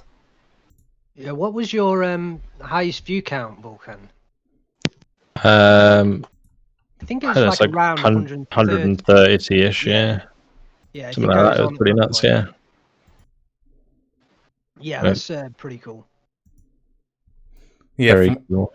Yeah, for me it was obviously after Vulcan raided me, but other than that I stayed stable on 35 before and afterwards on like 60, 70-ish. So that was also really cool. It was really cool to see the community also giving so much attention to it. And yeah, it's a lot of meme play, but it's also, I guess, it's a lot of new play. It's really cool that the patch hit directly before it, because we got a bit of a glance onto the new meta as well. Like, obviously it's a lot of memes, but also I think it's also meta developing, and the new meta looks much more promising than what we had before. I agree. I think that we can say it's a meme, but I also think that there's like new ground to explore now and more income, especially like diversity in actual the picks. I think we're going to see less of the same income, like income mirrors, especially. I think it's going to be not as common. And then also we see some slight ally nerf, while we see some interesting changes to access with the P-Gren change, especially. I think that it's going to be interesting and to see how it develops. I'm not so sure. I think Maverick's going to take up the mantle of like the new go-to over time. I really do. Yeah, well, the question is, how long will it stay on that? Yeah, I noticed that Maverick is, if you're playing against a good player, Maverick is really hard to counter because Vanguard can try an A, but in B it will get eaten if you do not make any significant progress, or if you just don't win by, let's say, 15th minute. And for like a balance or something, it's really hard to just survive to see in something. So Maverick is a really solid option now. Although I have to say I didn't watch all of the games, but I didn't see that many Mavericks in that tournament so far. So that's nice. It's people try different stuff. I didn't struggle too hard against it when I played in ranked, but obviously that's always a bit like washed up because you never know what skill level you play against in ranked. But yeah, Maverick is for sure strong. It's the strongest at the moment. I guess it needs a small nerf, either going back to its old like 180 and then 80 instead of 90 in C phase, or like like losing 10 points, like 5 in B, 5 in C.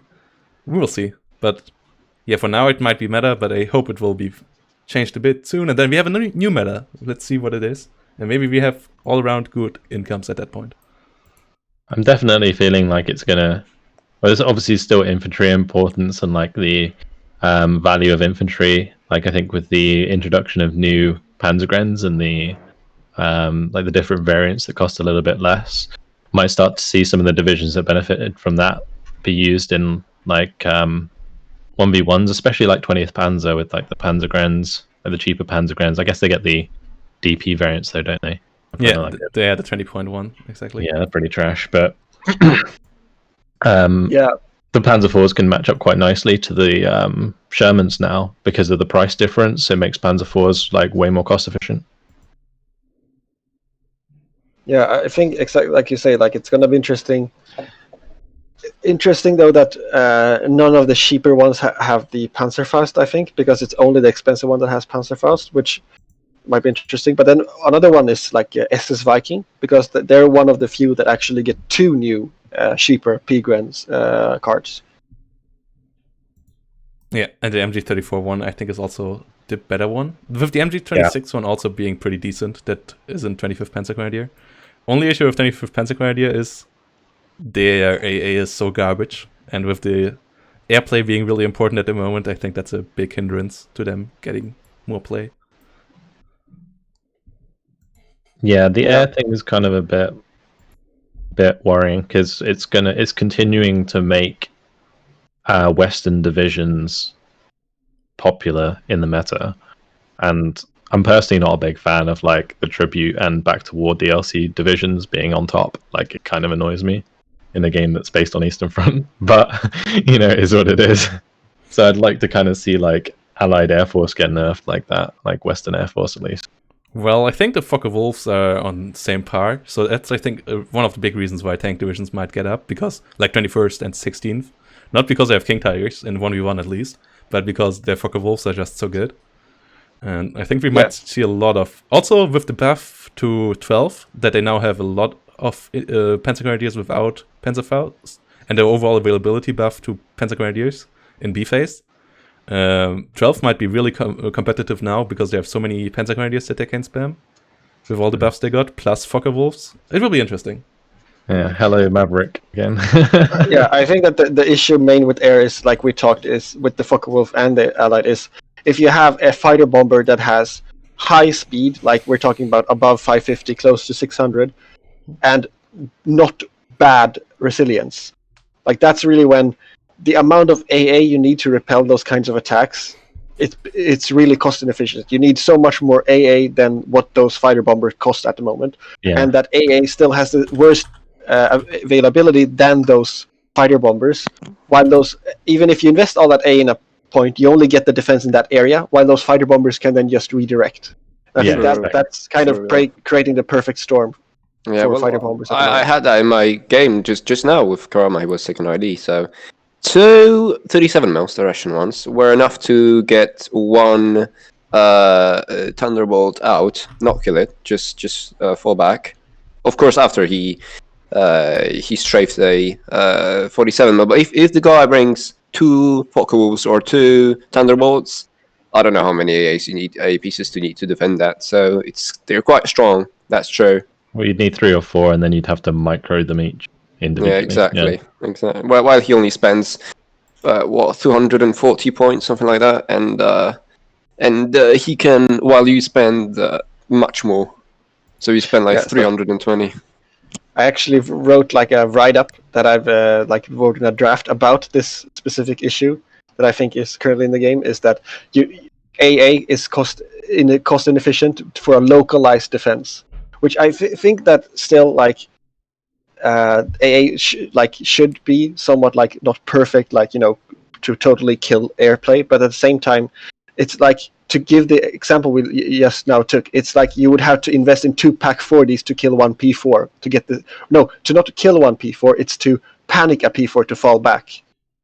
If you take the AT to tank counter point efficiency compared to the air to AA to air point efficiency. I think that's quite a good point, actually. I would support sort of AA perhaps becoming stronger, maybe even a tad little bit cheaper, but the range dropping down, so they are very localized defense. So that might allow the airplay to continue, especially where AA isn't. Perhaps not cheaper though. I think if they did become stronger, they'd need to stay at the same price, but the range reduced to compensate the strength, perhaps. But yeah, it's an interesting take actually. I do think the Western divisions, like you say, Vulcan, I think they really do rely on their air force. I would think a little bit of a nerf would be good, but I also worry about the Focke-Wulfs for the Germans, like Proto pointed out. The German armored divisions, they really rely on those Focke-Wulfs at the moment. So I think if both the Western planes and the Focke-Wulfs would be nerfed, I kind of don't see the German armored divisions getting any better. So it's a tough call, that one. I'd like to see the Focke-Wulfs stay as they are personally, but it's not. Yeah, Sorry, go on. Yeah, what I was going to say is I agree that Panzer divisions at the moment, because of how the game balance is compared between the different combined arms, they struggle, and that good air is the one thing that actually keeps them afloat. So it's like you say, we don't want to pop the one balloon that keeps them above the surface. But at the same time, I think that it's because it doesn't have much interesting counterplay, because if you up against, like you say, free fighter bombers come and bomb you, what are your options to deal with that? Feels like a bit. So I feel yes, I agree with that. We don't want to shoot that under, but we also don't want to have something be viable just because one part is a bit. I can totally agree that things can be overperforming as long as the division as a whole is balanced, but I feel like the type of play is a bit too much. I actually just posted my document. This is the rant that some information, how I wrote up why I think that AA needs to be different. I still want air to be quite okay, but at the same time, it's like we told here, the cost efficiency is just not there at the moment. I but think at the same time, the only offenders that are really big offenders are the fighter bombers, as you pointed out. Yes. So I think the issue with them is also that they are too effective as fighters. I think the easiest way of hitting both at the same time is just nerfing their speed and making the bomb load weigh them down a bit more. Well, you could just do agility, right, as well. Yeah, or agility, right, exactly. Some of them have too good agility as well. And that way they have to turn longer, so that they are longer under fire, or they're slower and also longer in the range of at AA to fire on them. Yeah. Anyways, guys, I kind of have to wrap it up here. So I just want to again make a big shout out to everyone who watched, everyone who donated, everyone who played, and again to all of you guys here for helping out with casting, helping out with organizing with Green HD and Maliniskra organizing the whole thing in the first place, and then me and Lolly jumping in later to support them in that endeavor. It was a really great game, day number 1. Really looking forward to the games tomorrow.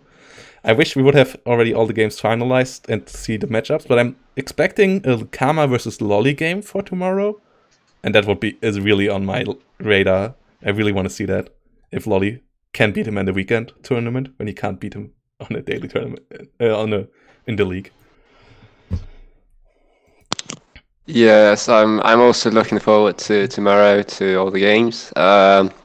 We have some problems since one guy cannot play now, but we have it done. We have a replacement, and yeah, it's thank you again to all of you guys. Well, Protos and Lolly, without you, we probably wouldn't be here. We'd be stuck somewhere figuring out how to do donations. But yeah, it's amazing to see how well and smoothly it's all going. And yeah, thank to you all, lads. Yeah, good job, guys. I've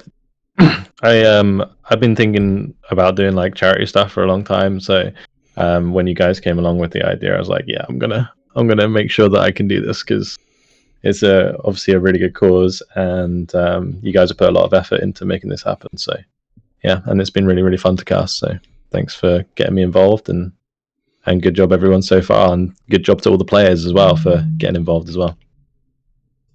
Yeah, it's been great. What time are we starting Proto tomorrow? Same time as today, 2 p.m. 1 p.m. your time, 2 p.m. CST. I think it is. If I'm not wrong, Green? Just don't want to miss all them amazing Yes, games. exactly. That's when we start. And yeah, me too. We'll see. We hopefully will have all the games from round 3 ended by tomorrow 1 p.m. CEST, and I'm ready for some more action. So yeah, goodbye to everyone. See you guys and stay positive. And yeah, see you guys tomorrow. Really looking forward for game number 2, to day number 2. Bye.